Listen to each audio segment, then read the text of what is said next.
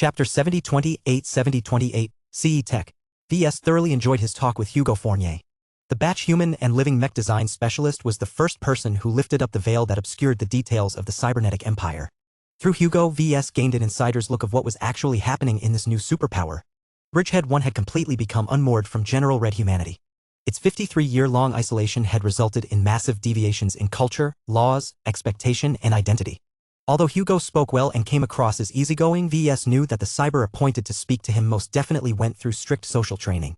Many big shots received this kind of training. They mastered it even, or else it would have been difficult for them to work their way up the hierarchy. As a former space peasant and third-rater, VS never really blended in with the more sophisticated crowd. Fortunately, he never saw the need to go through social training himself. People sought him out because of his capabilities as a mech designer and spiritual engineer.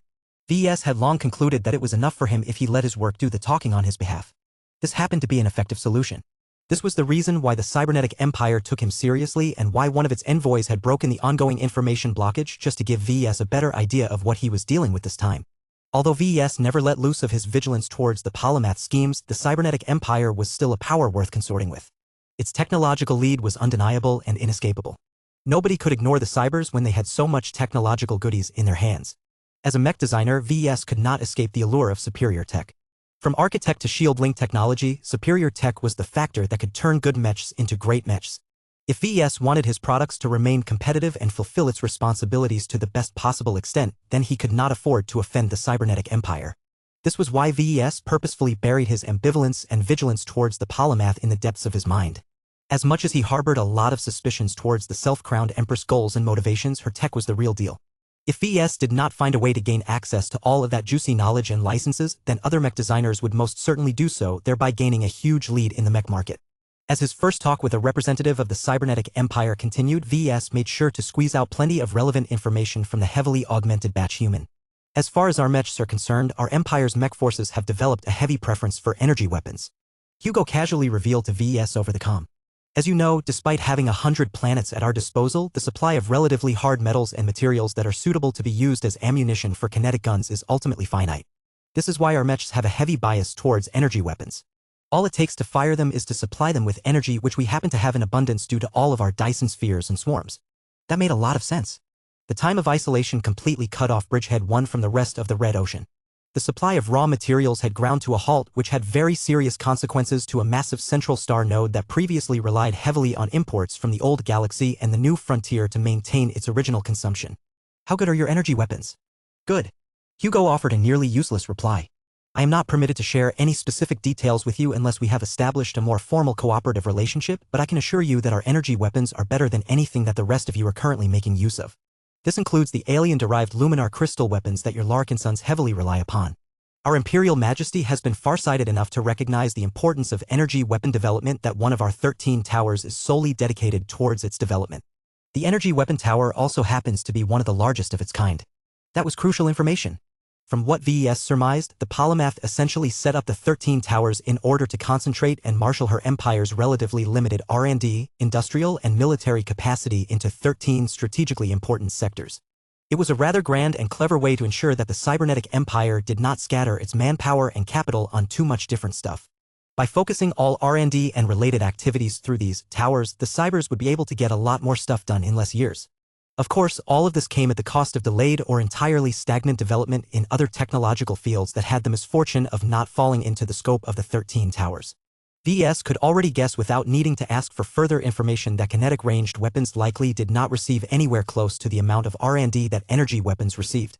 While kinetic weapons were not necessarily inferior, the fairly restricted environment of Bridgehead 1 imposed too many constraints on its development. VS could not claim to have figured out the polymath, but he could easily imagine a ruthless and highly rational star designer like her deciding that investing manpower and resources into developing better kinetic weapons was not efficient. We are proud of the performance of our energy weapons, Hugo said without ambiguity. The warfleets that we have sent to the Robarthan Pact will soon demonstrate their offensive capabilities in full view of the rest of Red humanity.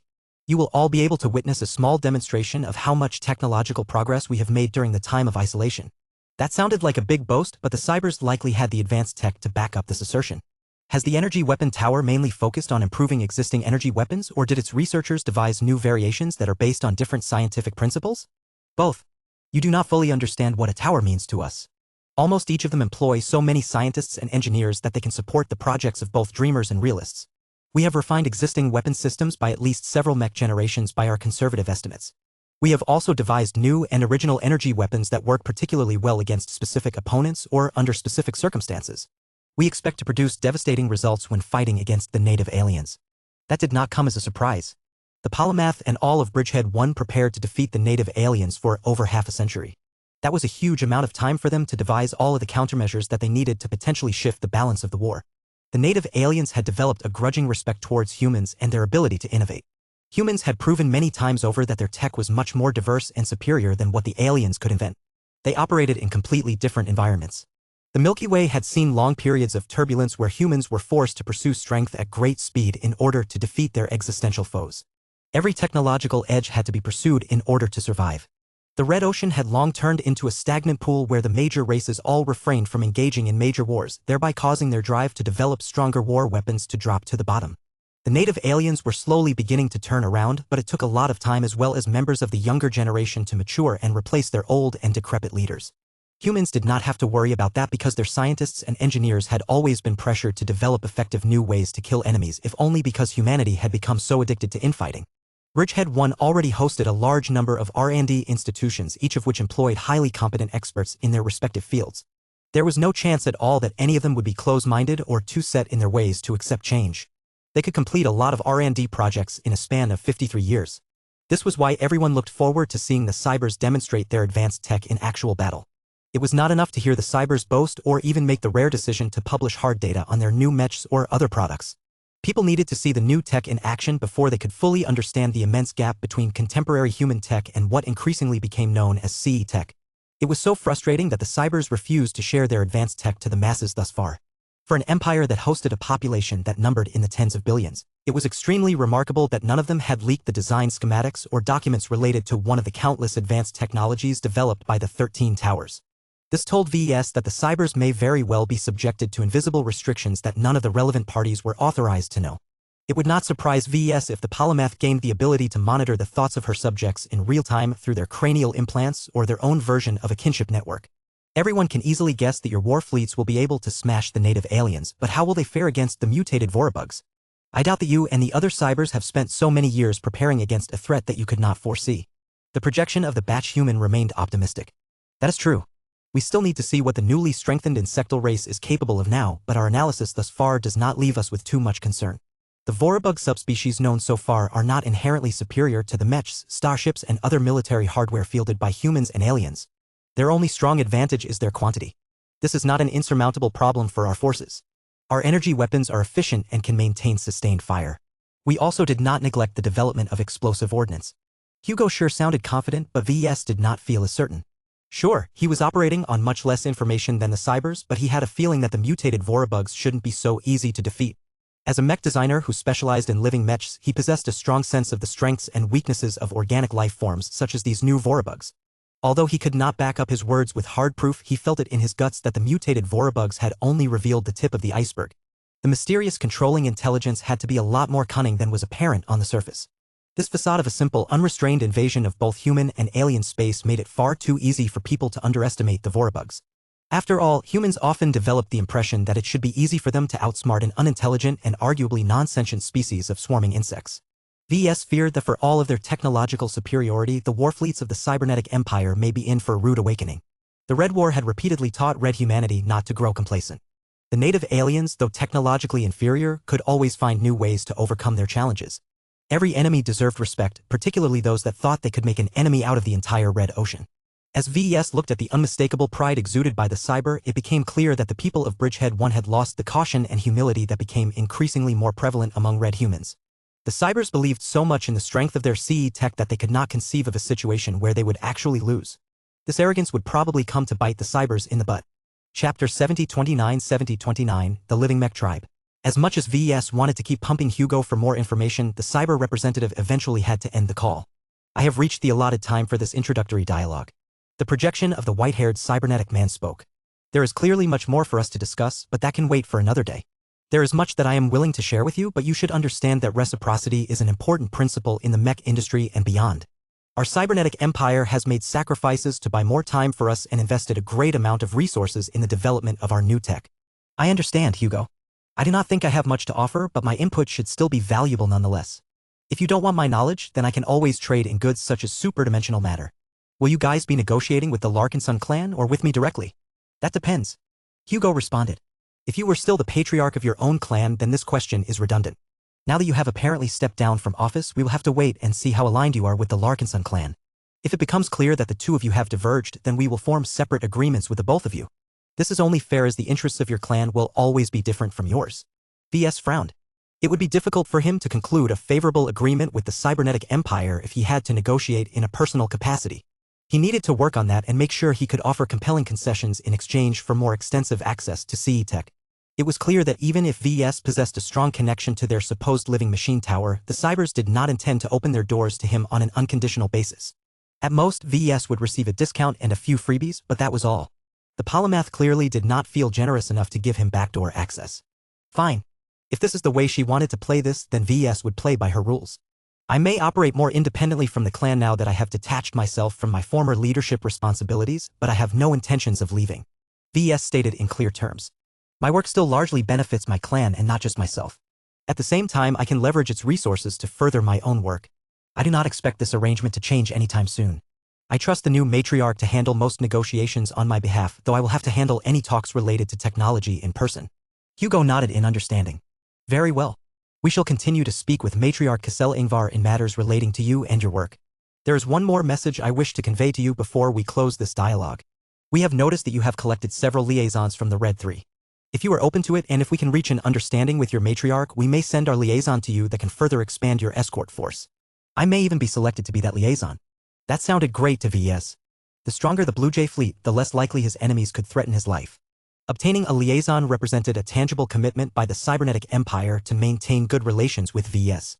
It also made it easier for him to negotiate expedient trades and propose further cooperation with the Cybers. In addition, the liaison would most certainly bring over at least one carrier or warship that could defend herself against most threats. The Meshers and the Fleeters may not welcome the Cybers, but VS had no qualms about adding another powerful asset to his increasingly more mixed escort fleet.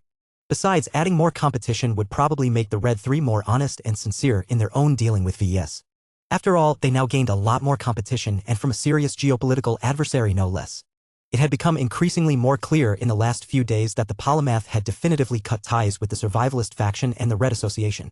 The cybernetic empire's actions abundantly demonstrated a profound distrust and refusal to let the Red 3 retake control over the enormous wealth and power concentrated in Bridgehead 1.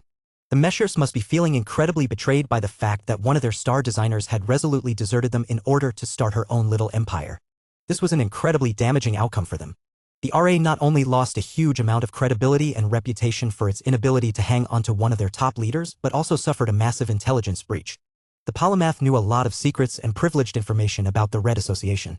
She also understood a lot of exclusive technological secrets that the Meshers hoarded like greedy hamsters. It would be too much to ask her to erase all of that precious knowledge from her mind. The importance of this intelligence advantage could not be overstated. She possessed a deep understanding of the Red Association's strengths and weaknesses. She knew exactly how its leading figures thought and how they would respond to different phenomena. This meant that she knew exactly how to undermine and dismantle the Red Association when it came down to it. The cybernetic empire may have already come out of the greater space-time bubble with a plan to break apart the Meshers. Oh well. This was none of V's business. He may be close to the Meshers, but he never pretended to be a part of them.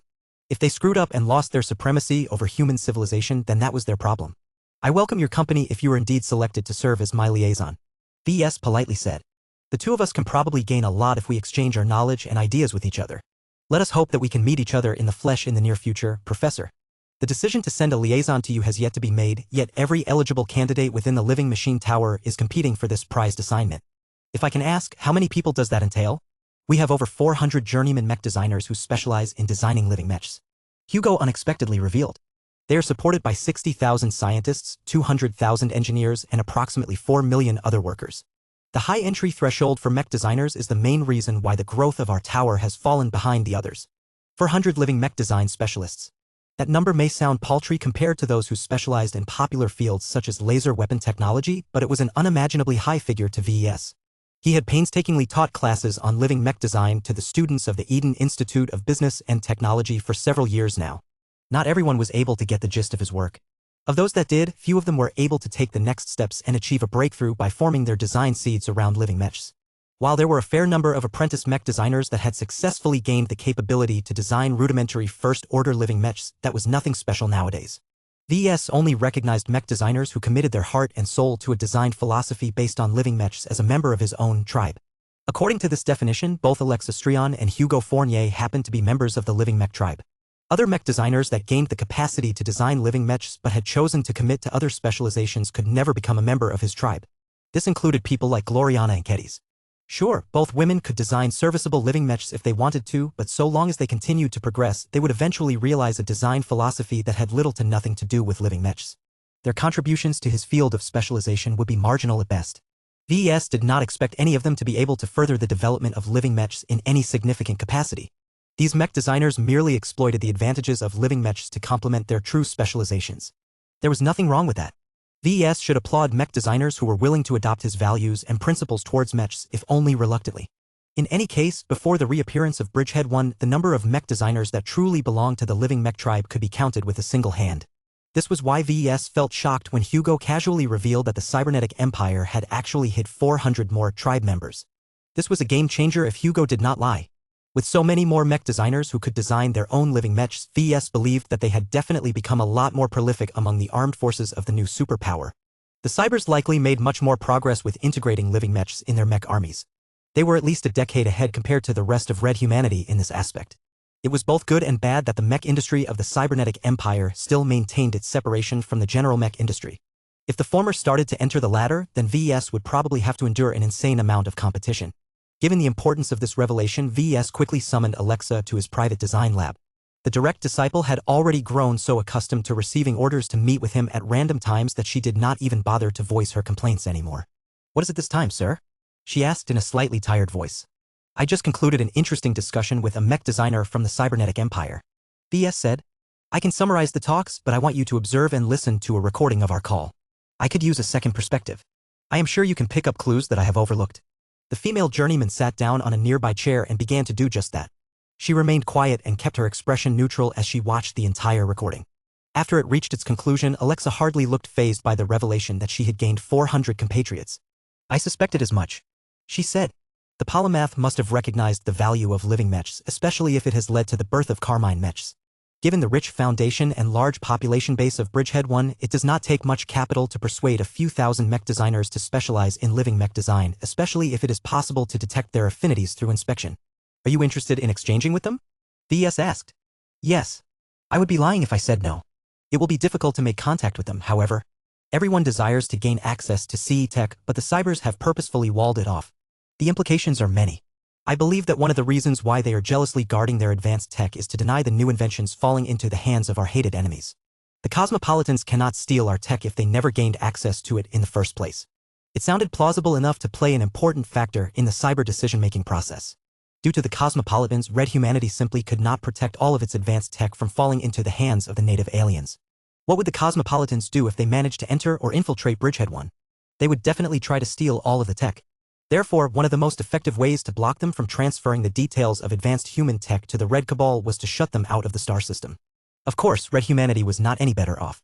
VS already envisioned that he would have to bargain with the Cybers in order to gain limited access to CE tech. Oh well, it was better than nothing. The rise of the cybernetic empire was a net positive to Red humanity. Sure, they encouraged the division between the major powers, but their strength was sorely needed to keep the aliens, both intelligent and insectal, at bay. Chapter 70 30-70-30 Ambiguous Strength. Do you feel pressured by the revelation that you have gained a lot of rivals? No. Alexa responded with a smile. I am confident in my own work.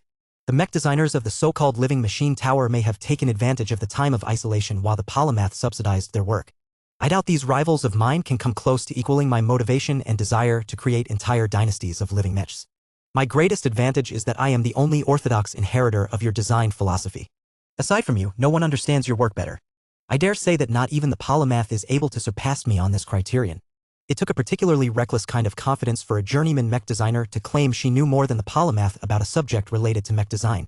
VS did not expect Alexa to be the kind of woman who was willing to make such an outrageous claim. So what have you picked up about Hugo during my first dialogue with him? He asked his insightful protege. Well, the first conclusion that I have drawn is that the cybers have chosen well. The Empire has likely performed an analysis on the 400 mech designers and determined that Mr. Fournier is the most predisposed to respect and admire you. Once his superiors chose him to represent the cybernetic empire, they trained him so that he would know exactly what to say to gain a favorable impression from you. It is abundantly clear to me that Hugo led the conversation from beginning to end as easily as a master musician played his most familiar instrument. Wow. VS already had a feeling that the cyber representative manipulated him throughout the entire dialogue, but Alexa, as a knowledgeable bystander, clearly understood more. Did you pick up any other clues? Yes, plenty, sir. I also suspect that Hugo was receiving instructions from one or multiple analysts. I can spot multiple instances where he has shifted the conversation in a different direction than he initially expected. He must have received secret orders to steer the conversation in specific directions. VS began to scowl after hearing that. He had the feeling that the cybers had played him like a fiddle without being aware of what was taking place. Even if the cybers did not harbor any ill intent towards VS and the Larkinson clan, becoming aware of their deliberate manipulation still left a foul taste in his mouth. The good news is that the cybernetic empire places a high value in establishing a relationship with you. Becoming enemies with you is not in their interest. Alexa added. VS let out a frustrated breath. That is indeed good to hear, but I don't want to be reduced to a puppet on their strings.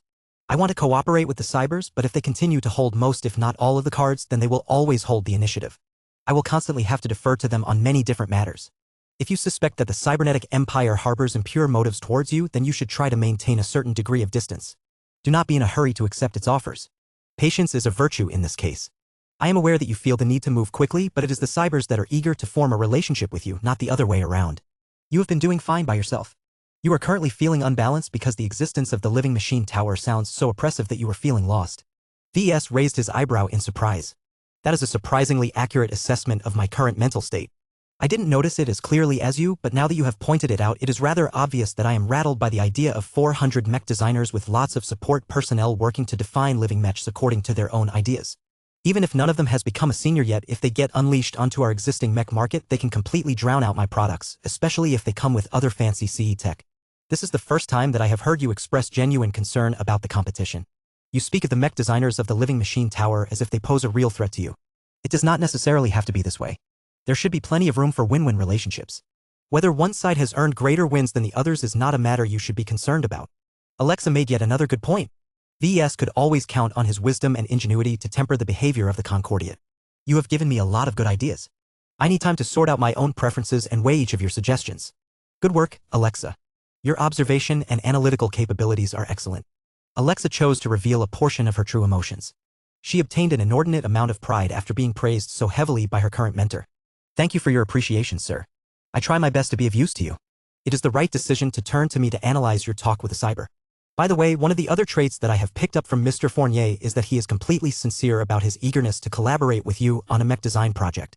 Many other mech designers of the living machine tower may have shared the same goal at the start, but some of them may have diverged since that time. VS and Alexa continued to talk and speculate about Hugo Fournier, the living machine tower, and the cybernetic empire. Their exchange was quite fruitful as Alexa paid attention to a lot of subtle details that VS largely overlooked. The only issue was that a single conversation with a single journeyman mech designer only supplied them with a limited amount of information. If they wanted to know more about the empire that they wanted to cooperate with, they needed to talk to more citizens of the cybernetic empire or visit Bridgehead 1 in person. I don't expect to see quick progress in either of these areas. VS concluded. The cybers are deliberately acting mysteriously.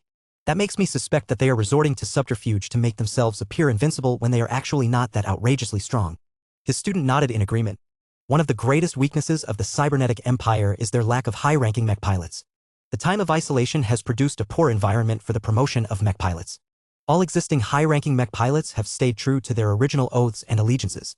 If there were any breakthroughs, then those pilots should still be expert pilots or maybe junior ace pilots if we are being optimistic. None of them should be anywhere close to becoming a god pilot unless they are just as talented as the chosen human. Then there is the first flame. VS snorted. That old fossil is a stubborn traditionalist who has failed to adapt to a rapidly changing society. He is arguably the strongest god pilot in the Red Ocean before the Fist of Defiance has received his super-dimensional upgrade. Now he has completely been left behind. I haven't had any pleasant experiences with him, but from what I can surmise, he has lost interest in mortal matters. He is like an older phase whale in that sense. His sights are largely set at the top. This is probably why he still hasn't exited from the center of a star despite the fact that Bridgehead 1 has already reconnected to the rest of the Red Ocean. His overall conclusion was that the first flame was unlikely to lend his strength to the polymath and her empire unless they faced a civilization-ending threat. He was more interested in absorbing energy and accumulating strength than engaging in kingdom building. To the first flame, it didn't matter if the Red 2 or the cybernetic empire managed to reign over red humanity so long as they remained human.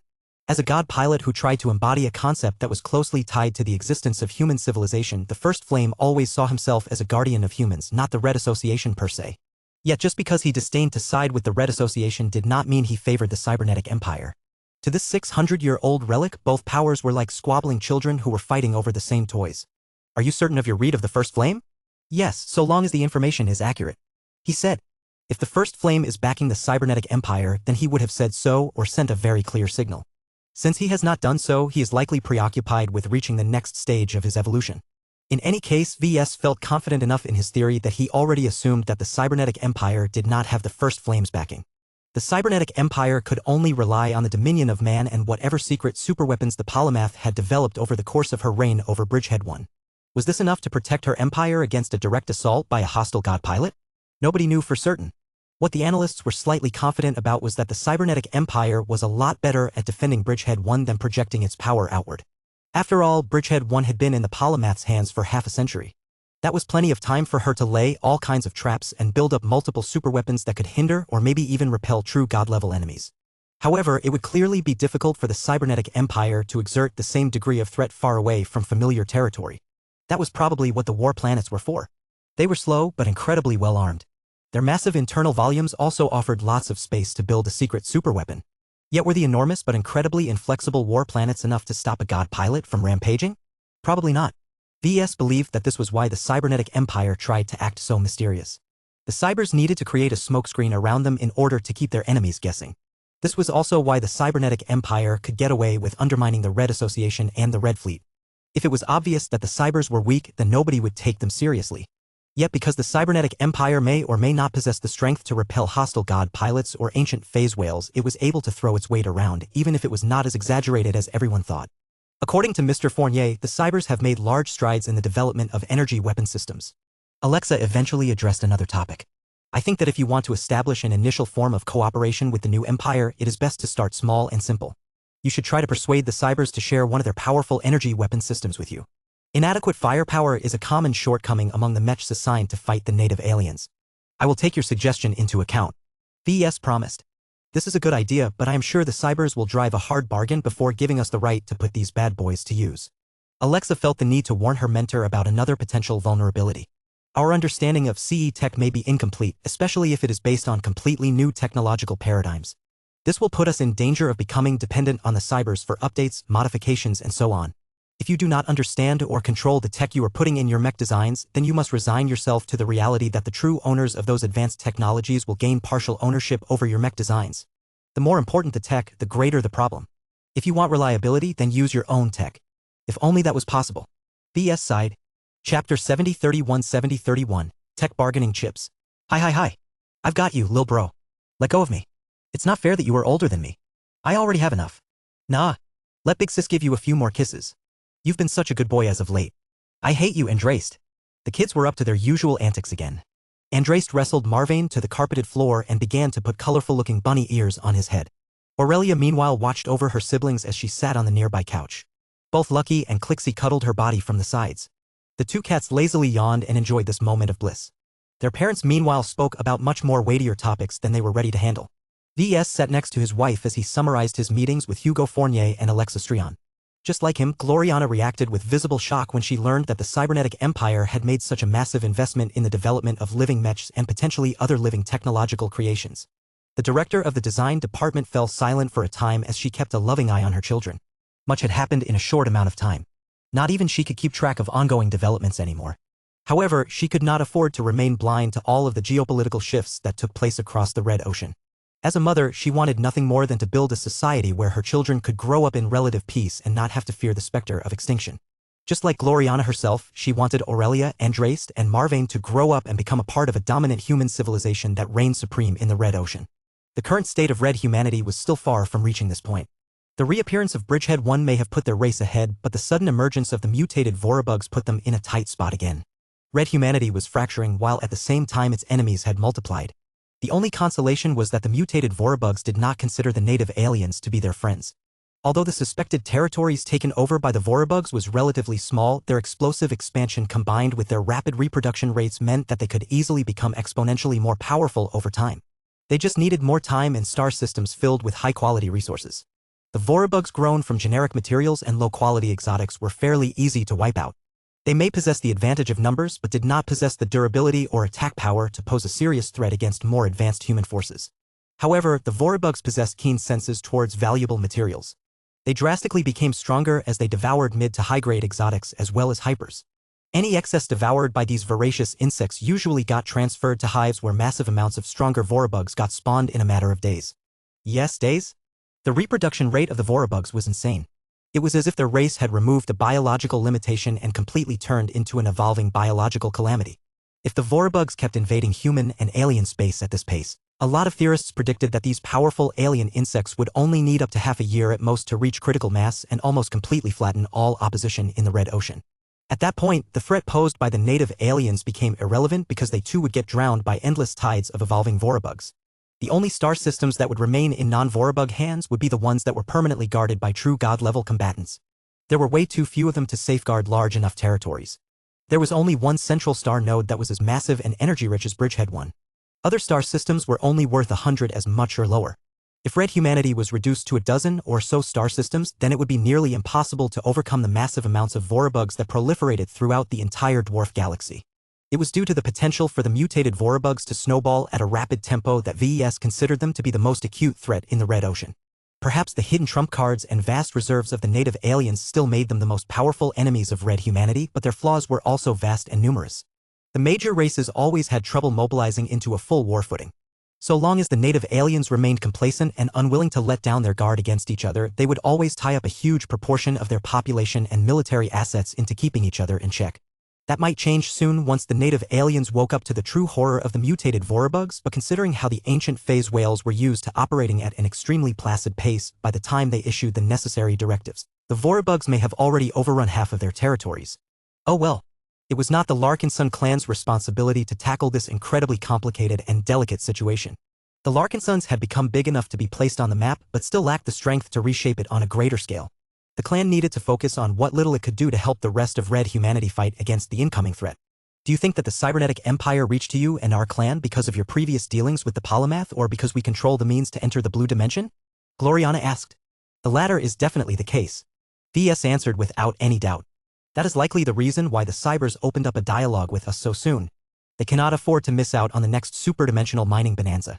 However, I think that the existence of the living machine tower has turned me into a critically important mech designer to the cybernetic empire. I am the pioneer of living mechs, and I am still ahead of the likes of Hugo and his peers. We share at least one common goal, and that is to turn living mechs into a permanent fixture of the mech industry and mech market. The living machine tower suffered from a massive handicap compared to the other 13 towers due to the absence of support from the Red Kingdom. While that probably made the LMT a lot purer and less prone to internal squabbles, it was difficult for its members to achieve anything of scale. The fastest way to unlock the living machine tower and enable it to recruit tens of thousands if not hundreds of thousands of mech designers was for VES to realize his design philosophy. When VES realized this shared interest, he knew that he could potentially milk a lot of benefits from the cybernetic empire. The Cybers would be happy to facilitate him if that meant that he could advance to the rank of master mech designer sooner rather than later. Gloriana began to realize this as well. The polymath clearly recognizes the value of living mechs and living warships. This is why there are 13 towers instead of 12 towers. Everything you have described to me so far makes me think that it is a strategic imperative for them to cooperate with you. Even if they have managed to train enough living mech design specialists to get rid of their dependence on you, it is still much more efficient to let you take the lead. VS grinned. That gives me leverage. I bet I can ask for a lot of interesting technologies in exchange for my assistance and cooperation. What do you think? The cybernetic empire has technologies in abundance, so it should be open to such an exchange. That said, do not expect the Cybers to offer their most powerful and cutting-edge high technologies. We are not yet qualified to conduct such exchanges unless we are willing to trade our existing stock of high-grade superdimensional matter. While the Cybers definitely stockpiled a lot of advanced technologies, trading them away once pretty much meant that it would be difficult to repeat the same trade in the future. Technology theft was far too prevalent in human society. If one group managed to acquire a set of trade secrets, then other groups would eventually learn them as well. Unless there were special limitations such as controlling the supply of destroyer particles or making it difficult for an individual to master the relevant knowledge, other parties would soon make use of their own local variants of the same tech. All of this meant that the cybernetic empire only possessed a limited war chest. Perhaps the Polymath and the 13 Towers were constantly working to develop new innovations, especially after learning about the importance of superdimensional matter. This would give them more chips to trade with other parties, but even then, the cybernetic empire could quickly give away all of its tech if it did not control the expenditures of the new stun grenades. VS could not ask for hundreds of technological secrets. He also knew he could not ask for knowledge about the truly grand and impressive stuff. I think we should draft a wish list of what kind of tech we want to add to our clan. He said. The tech should be revolutionary enough to promise a lot of power, but not strong enough to demand far too much in return. This was not an easy balance to maintain, but VS was sure that people could manage to work with these limitations. What's at the top of your list?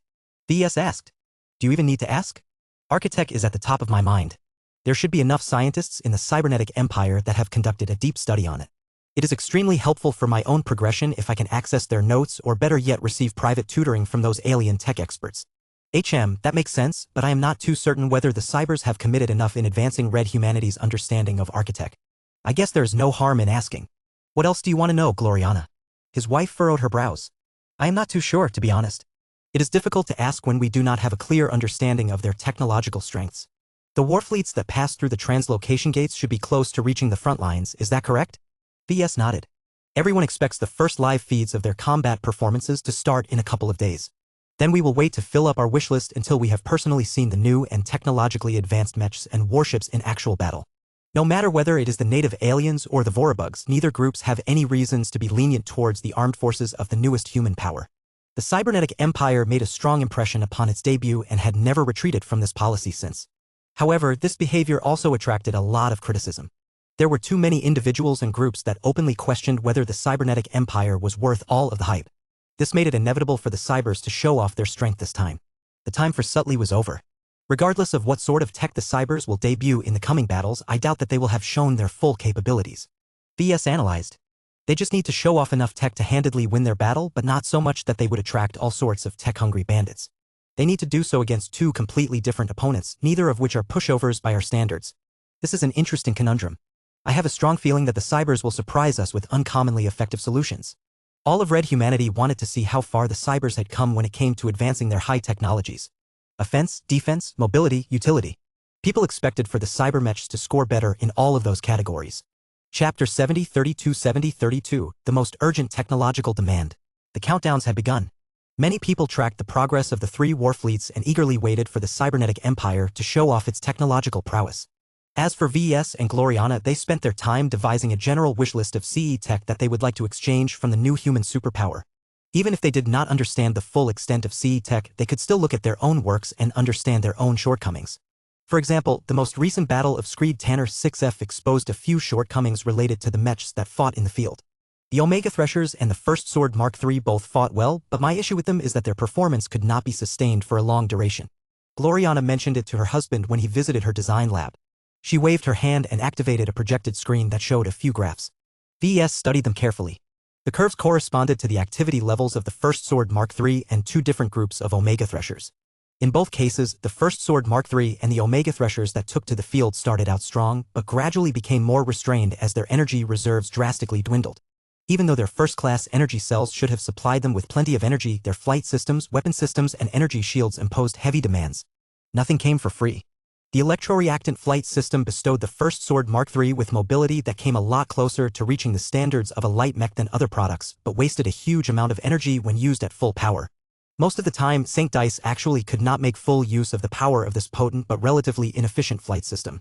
The longer a battle dragged on, the more she rationed the full use of it for fear of draining her machine too soon. It also did not help that her earlier abuse of the transphasic flight system had damaged its internal components, but that was a story for another day. Actually, Kedis had the option of designing a non-sword Fey version of the First Sword Mark III. VS mentioned. The original proposal for the Ace Swordsman mech would have kept everything simple in order to strengthen its basic foundation to the extreme. I distinctly remember that it incorporated much more dense energy cells that were especially developed by an RA master mech designer that specializes in this field. Unfortunately, when we opted to proceed with the Sword Fey version, we needed to make a sacrifice in order to make room for other relevant specializations. Gloriana nodded. I understand. Without the help of that master, you could only make do with energy cells that are more common and easy to obtain through the Red Association's internal market. That has led to the unfortunate result that the First Sword Mark III is constantly staving off hunger while she is engaged in battle, as can be seen on this activity graph. The Omega Threshers are doing pretty badly as well. VS noted. There is a clear difference between the original Omega Threshers who fought in the field and the modified Omega Threshers that linked themselves to the power systems of our warships. The former had to lower their firing rates and exercise more trigger discipline, while the latter could keep pulling the trigger without any concerns about overheating or running out of energy. In other words, the bunker mechs pretty much showed the most ideal state for an Omega Thresher. The first-class multi-purpose mechs armed with numerous potent Omega laser cannons would love to fire those devastating energy weapons as often as their cooldown cycles allowed. Yet because of the limitations of their self-contained energy reserves, the Omega Threshers that fought in the field had to fight with greater restraint, especially if they were under attack. Their shield links did not help matters either, as its usage significantly increased their overall energy consumption in order to keep them active and restore the depletion of the energy shields. The energy links did not actually alleviate their condition all too much because each of the mechs needed the energy themselves. The Saint Commander chose to deploy the Omega Threshers forward and out of energy link distance from the Premier Fleet and Blue Jay Fleet.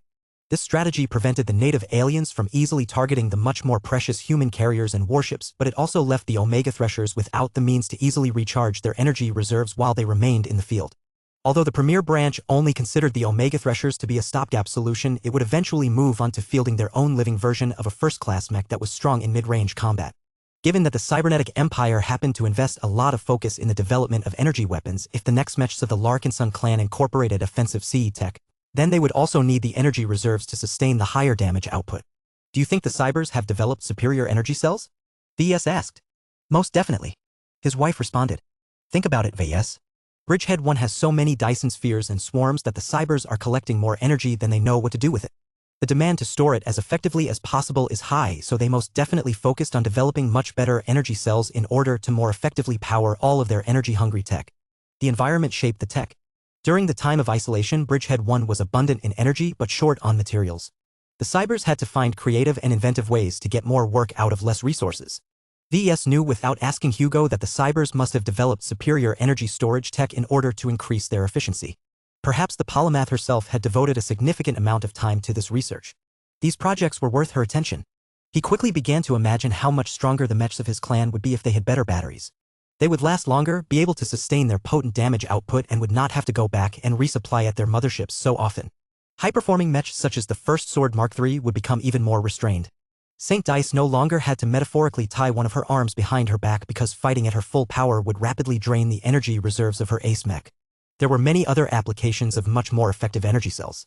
From stronger infantry war gear to longer-lasting stealth shuttles, many aspects of the Larkinson clan would become stronger if it made use of CE Tech energy cells. You are completely right about this, Gloriana, he said with a serious expression. This should be our highest priority request. Its importance exceeds that of superior flight systems, energy shields, shield-breaking weapons, and etc. The applications of superior energy cells are too numerous. Every mech can benefit from any improvements in this area. It would be great if the Cybers have also developed superior second-class energy cells. The expeditionary fleet can also benefit greatly from fielding mechs with stronger battery lives. Even if this crucial CE tech would not remain exclusive to the Cybernetic Empire for long, it would still benefit the Larkinsons if they directly obtained it from the source.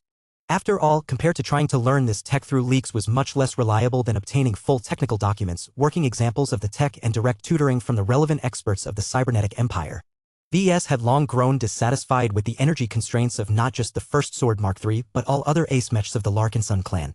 The only ace mech with acceptable energy endurance was the Minerva Mark II, but that was mainly because the ace command mech was not armed with exaggeratingly powerful flight systems or energy weapons. Even so, superior energy cells greatly affected her overall combat performance because other mechs served as her weapons. The longer mechs such as the Omega Thresher lasted in the field, the more freely Cassel Ingvar could use them to pummel their enemies. The Dark Zephyr Mark III did not possess too many energy sinks either, but the Ace Skirmisher mech also had much less capacity to accommodate energy cells. This meant that Saint Tusa frequently had to show restraint and curb the speed and maneuverability of his ace mech for fear of running out of juice in the middle of the battlefield. In fact, the Dark Zephyr Mark III was due for a minor upgrade. Ever since his last upgrade, the Larkinsons gained access to better tech and materials. Gloriana had already started to prepare for the much-anticipated superdimensional conversion of the Dark Zephyr Mark III. Unfortunately, her work was greatly hindered by the inability to combine superdimensional tech with architect. This was why she decided to voice her second request. I need help in devising a solution to stably integrate superdimensional alloys in Architect. She said. Before you say anything, I know that the cybernetic empire likely does not have any prior exposure to superdimensional matter, so how could they possibly know how to combine a new technological field with an obscure alien tech base? However, I have much more faith in the ability of the CE to solve the significant technological challenge than the RA and RF. Why do you think so, honey? Motivation. Gloriana stated the key point. The RA and the RF are not that interested in Architect. They recognize the benefits of this alien tech, but it is exactly because it is weird and difficult to learn that they think that the costs outweigh the benefits. Even if they have assigned a number of researchers to the problem that I have mentioned, their abilities are not too great and they are not receiving much support from their superiors. And you think it will be different for the CE? Gloriana nodded with a grin. The RA and the RF already have access to superdimensional matter. The CE does not. Before the opening of the third portal to the blue dimension, the cybers must be desperate to acquire any scrap of high-grade superdimensional matter. We merely need to offer modest quantities of armor and weapon-grade superdimensional matter to incentivize the cybers to put their formidable R&D capabilities to use on this problem. I bet that if we offer as much high-grade superdimensional matter to construct a full superdimensional mech, we can even convince the polymath to use her precious time to solve this problem on our behalf. That sounded outrageous. Do you know how much value you are giving away with such a trade? I know very well, VS. Gloriana seriously said. Giving away this much high-grade superdimensional matter will mean that one Larkinson expert mech or ace mech will not undergo superdimensional conversion in the short term. However, I will still try to persuade the Sync commander to negotiate this deal. Architect is too important to our clan. All of the high-ranking mechs of the latest generation are Archimechs. That is not exactly correct. She conceded the point. The only notable exception to this rule is the First Sword Mark III, but she will suffer for this shortcoming in the future. If we leave out the absurd durability and damage resistance of her superdimensional armor system, her ability to tolerate damage in depth is inferior to that of the Dark Zephyr Mark III. If we want to raise the survival rates of our high-ranking mech pilots, then we need to be able to offer the best possible protection for their machines. VS furrowed his brows. He did not object to the assertion that Architect had become an indispensable advantage to the Larkinson clan, but he did not agree with her terrible trade proposal. There had to be a better way for her to get what she wanted. He suddenly recalled that he had his own ways of gaining the cooperation of a star designer. Wait, Gloriana. Before you go off to the new matriarch in order to share your proposal with her, hear me out for a minute. You just need the help of a star designer to solve a difficult technological problem in a short amount of time, right? That is correct. She confirmed. Only a star designer can solve this problem quickly and perfectly. Does it have to be the polymath? Why don't we try and approach one of the other star designers? Chapter 70-33-70-33, High-Level Technological Assistance. Gloriana shook her head in disappointment. If you still have 2 opportunities to ask for a minor favor from a star designer, we could have used them earlier and persuaded Kedis to turn the First Sword Mark III into an Archimech. Resources are meant to be used, VS. I thought you understood that considering that you have been making a lot more decisions as of late that prioritized our short-term interests over our long-term ones. VS shook his head. That may be true, but that doesn't mean we should use up everything right away. Kedis has more reasons to object to your inclusion in her mech design project. Besides, it is a bad habit to run to a star designer in order to solve our most challenging problems. It may take 2 years for you and your research associates to figure out how to combine Architect with superdimensional tech, but the lessons and insights you will learn on the way will expand and enrich your problem-solving skills. That is incredibly valuable to your long-term development as a mech designer. We cannot wait that long. His wife said with a scowl. I am aware that we are currently designing the Riot Mark III with an archemedal interior that is clad with a superdimensional alloy armor system, but this is not a genuine solution in my eyes. Out of all of our current and future high-ranking mechs, the Riot Mark III is most prone to enduring heavy damage during combat. The absence of superdimensional reinforcement in the internals will cause the machine to collapse too easily once he has suffered a single armor breach. She admittedly raised a good point. VS did not think the solution was perfect either, but it was the best they could come up with given their current limitations. Just as with the First Sword Mark III, VS hoped that the Riot Mark III would be able to rely on her energy defenses and superdimensional shell to prevent incoming attacks from penetrating any deeper. However, as soon as a greater phase lord armed with a Saint Piercer or another dangerous superdimensional weapon managed to punch through all of these tough shells, the internals would not fare well as their ability to cope with damage fell far behind. Granted, this was nothing special. Pretty much every other mech including high-ranking ones possessed this common weakness. The issue was that the Red War and the new war against the mutated Vorabugs drastically increased the number of deployments of any frontline military force. These days, many mechs fought in more battles in a month than they had in decades in the past. The heightened frequency of combat encounters combined with fatigue and inadequate repairs drastically increased the probability of mechs suffering an armor breach. This was also the instance where these machines were most prone to falling in battle. Their survival rates were much better if they were still relatively fresh. In short, strengthening the internals of a mech drastically increased its fault tolerance and longevity, especially during wartime.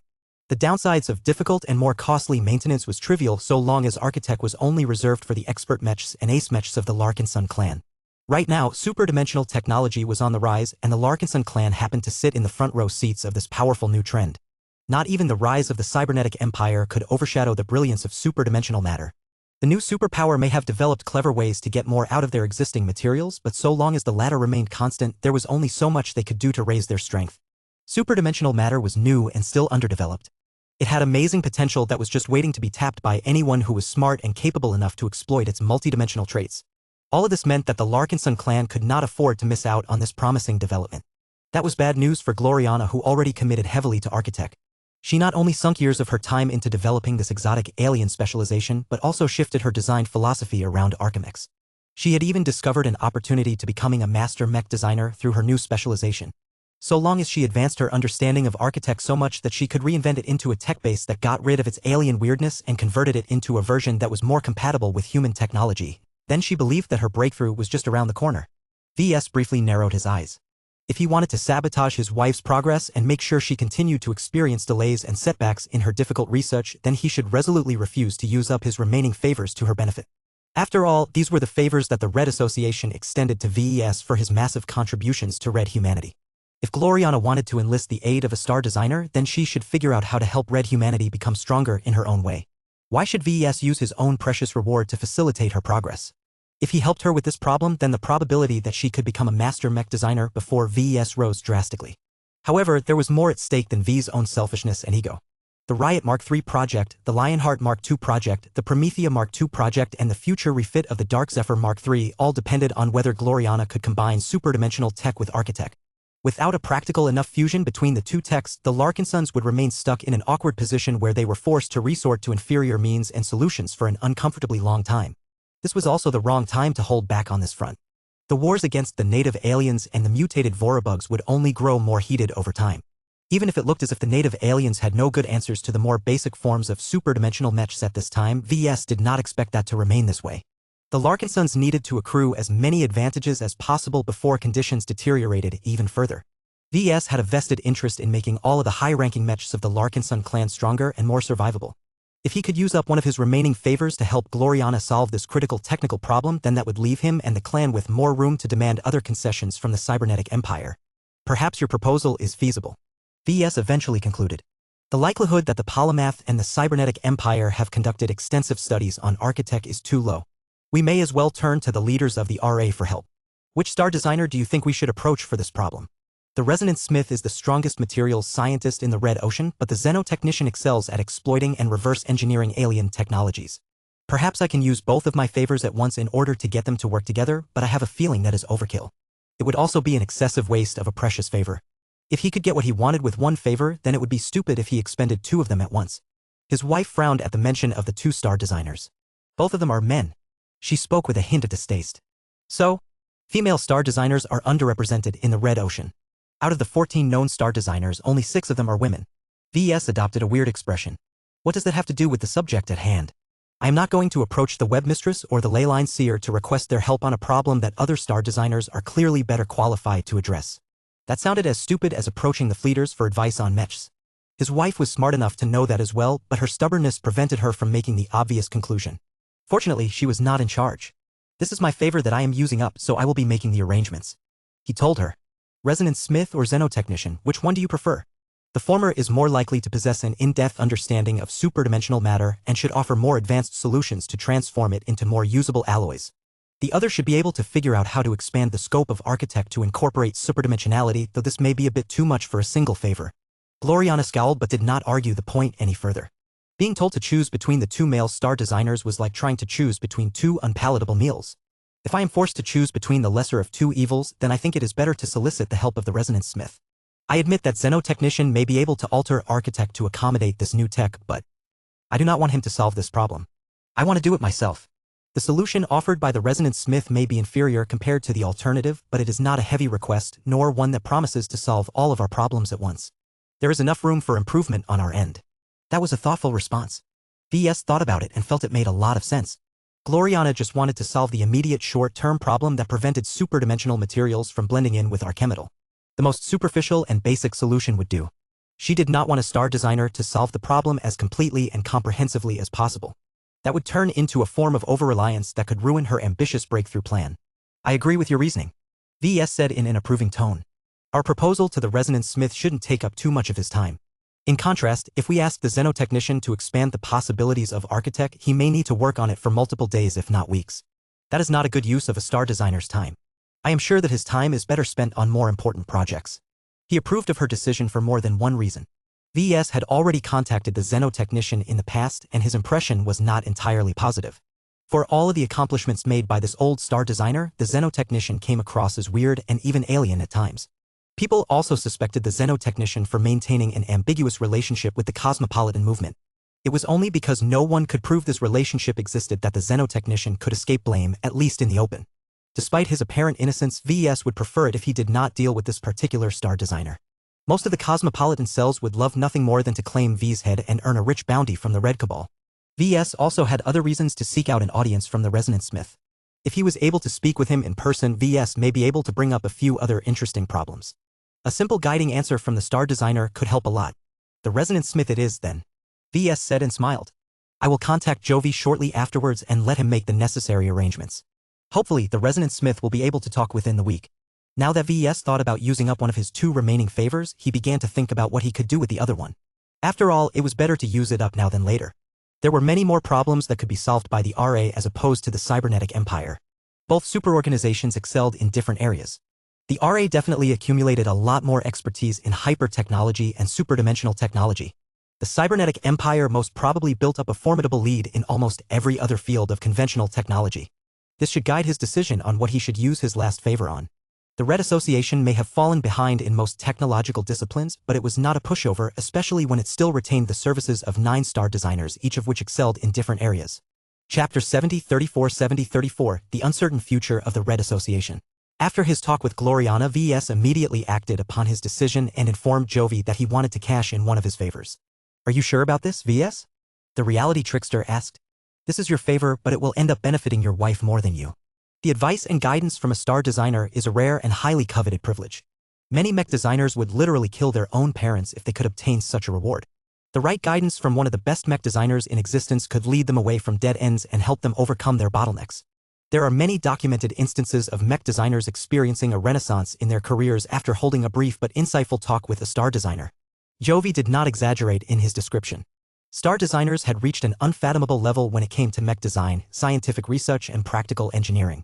They were for all intents and purposes the gods of the mech designer profession. Mortal mech designers, including most seniors and masters, were so much further behind that they could always gain useful pointers from a simple talk. However, VS had already made up his mind on the matter. His wife clearly needed assistance more than him. The continued inability to combine archtech with superdimensional technology was also holding back the development of all Larkinson high-ranking mechs. I have already considered all of the arguments, he said. You do not need to dissuade me from making this choice. Just arrange a virtual meeting if possible, okay? I am not opposed to meeting the resonance smith in person, but I think we can save ourselves a lot of time if we keep it virtual.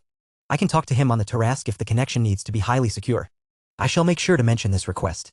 Do note that every star designer has their own individual quirks and preferences. Some insist on holding meetings with others in person. Others are more tolerant to holding sensitive talks over the galactic net. From what I know, the resonance smith is rather mistrustful of the galactic net, but he is also one of the most open-minded star designers. He has to be in order to become a leader of the Unbound Humanity faction. The mention of that faction caused VS to chuckle. I guess what is unfolding across human space is a dream come true to him. Red humanity is becoming increasingly less bound by the overly restrictive rules imposed by the Meshers and the Fleeters. The cybernetic empire has explicitly rejected the rule of the Red 3 and has amassed over 10,000 warships despite the restrictions set by the RF warship quota program. The examples set by the Terran Alliance, the Rebarthan Pact, and most notably the Cybernetic Empire will encourage other states to take back their sovereignty exactly as the Unbound Humanity faction has aspired. Jovi's expression worsened. Most Meshers were opposed to the extreme ideology of the Unbounders. Only the members of the Dissolution faction were worse within the association. Currently, life had become awkward for survivalists such as Jovi. One of their great leaders had left the Red Association in order to start her own empire. That was already bad enough, but it became worse when she actively worked to undermine her old organization. Fortunately, the survivalist faction could still count on the support of the Fist of Defiance and the Xenotechnician. Their prestige was no less than the polymath and was more than enough to keep the faction under control. That did not stop Meshers and particularly the survivalists from wondering whether the Unbounders had a good point. Were most Meshers wrong about the need to keep the space peasants under their thumb? Was it truly better to give people the rights that had been withheld for centuries? Such debates became more and more frequent within the halls of the Red Association. This was also why Jovi did not dare to issue any strongly worded statements about this contentious matter. Once you or your wife has met with the resonance smith, you only have a single favor left. Have you decided how to use this remaining benefit, or do you prefer to keep it in reserve? I have thought about that, but our need for technical support is too great. VS responded. I am plagued by a number of troublesome problems. None of them are as acute as the issue with Architect, but I can still gain a lot if I can obtain the advance of a star designer. Which esteemed star designer would you like to meet? VS spent a bit of time on filling Jovi in on his plan. The choice of tech that he wanted to improve in the short term dictated the choice of star designer. Jovi listened and eventually smiled. I am optimistic about your proposal and choices. A star designer does not wish to be troubled by trivial matters. Your ideas are worth considering at the highest level. I will attempt to arrange another meeting. How urgent is this business of yours? Not that much, to be honest. VS admitted. Gloriana's case is more urgent. Any delays on her part will significantly impact our clan. My demands are not that urgent, so I do not mind if my turn comes later. That is good to know. This will make it much easier to arrange a meeting, either virtual or in the flesh. They spent a few more minutes talking about the necessary rules and precautions when it came to speaking with the star designer. Every star designer bears a great burden. Jovi mentioned. Aside from the polymath, each of them is short on time. They have an excellent capacity to invent new technologies, refine existing ones, and produce great works as long as they have abundant access to resources. However, doing any of that takes time. Star designers do not look kindly on people who waste their time. I know. I can promise you that my ideas will not be wasteful to anyone. Now that VS had concluded the most important business, he relaxed his posture and began to explore Jovi's views on other matters. The Red Association has suffered a lot of blows as of late. Aside from strengthening your control over the Red Ocean Union, have you guys done anything to reverse the decline? Jovi sighed. He did not bother to hide his weakness in front of a close friend like VS. We have indeed fallen into a pessimistic situation. We do not have the luxury to think about reversing the decline when we should still focus on stopping the bleeding. We do have a number of ambitious plans in the works, but none of them are close to completion. I think we must still monitor the cybernetic empire and the first-rate colonial superstates further before we can formulate a proper strategy. Are you guys hoping to restore the Red Association and the Red Fleet to their positions as hegemons of Red humanity? This was an important question. Jovi sighed again. I do not think it is appropriate for the Red Association to govern human territories like the Mech Trade Association had done during the Age of Mechs. I am personally of the opinion that Red humanity is ready to undertake greater responsibilities. While I do not necessarily agree with the Unbounders, now that multiple states have begun to claw back their rights, it is impossible to bring them back to the old status quo. Are you saying that you don't want to go back to the good old days of the Big Two? Not precisely. Jovi said with a frown. The Age of Dawn is not the Age of Mechs. Those that try too hard to make it this way will only see themselves crash into a Titan shield. Our association needs to adapt with the times. During the previous age, we provided security, stability, and restraint to a traumatized race. These days, humans do not want to remain coddled. They want to grow up and undertake more mature responsibilities. They want to cast off the taboos that we have set for them in favor of making their own rules. That sounds a lot like children growing up to the point where they are ready to leave their parents and live by themselves. VS remarked. That is a good metaphor, I suppose. It does not entirely apply to this situation, as many states used to be old and powerful star nations or star empires. The Big Two had forced them all to regress into their immature states. Now that we have entered a new age, those that have always resented our control over them seek to shed our patronizing treatment of them and regain full control over their own destiny. Do you approve? Perhaps. It is not a simple matter, VS. I admire the Terrans, the Rebarthans, and even the Cybers for having the guts to maintain separation from the superorganization that has the greatest number of god pilots and star designers at its disposal. Then I began to think about the future of the Red Association. What did you come up with, Jovi? Fault lines within the association have grown worse. I can no longer contact a number of my old classmates, and relations between the factions are continuing to deteriorate. The intelligence debacles related to the Red Split and the unveiling of the cybernetic empire has put too many people on edge, both ours and that of the people. The polymath has also proven that it is possible to effectively leave the Red Association and build your own little empire. Her success will embolden many other individuals, though not all of them are bona fide freedom warriors. VS instantly thought of a god pilot who had always been out of whack with the rest of his exalted kind. The huntsman has become increasingly more estranged with the Red Association, right? Are you afraid that he will soon be next? Jovi simply nodded. That is correct. It is no secret that the huntsman is devoting much more attention to the development of his hunting association. He only needs to cease his ambiguous stance and make his preferences clear in order to clarify his new status as a leader of a powerful association. What he left unspoken was that the departure of the huntsman may spark a trend among the remaining god pilots and star designers. If they all began to declare independence and rule over different fiefs, then red humanities would continue to splinter in a time where unity was needed the most. Just as Jovi was about to elaborate his concerns, both of them suddenly paused as they received emergency notifications. "It's time," VS whispered. "It is," Jovi confirmed. "The warfleets of the cybernetic empire are finally ready to showcase their power." The warfleets had reached their target destinations and had waited long enough to be able to strike at the same time. In two different star systems, two formidable warfleets stood ready to challenge the armed forces of the native aliens.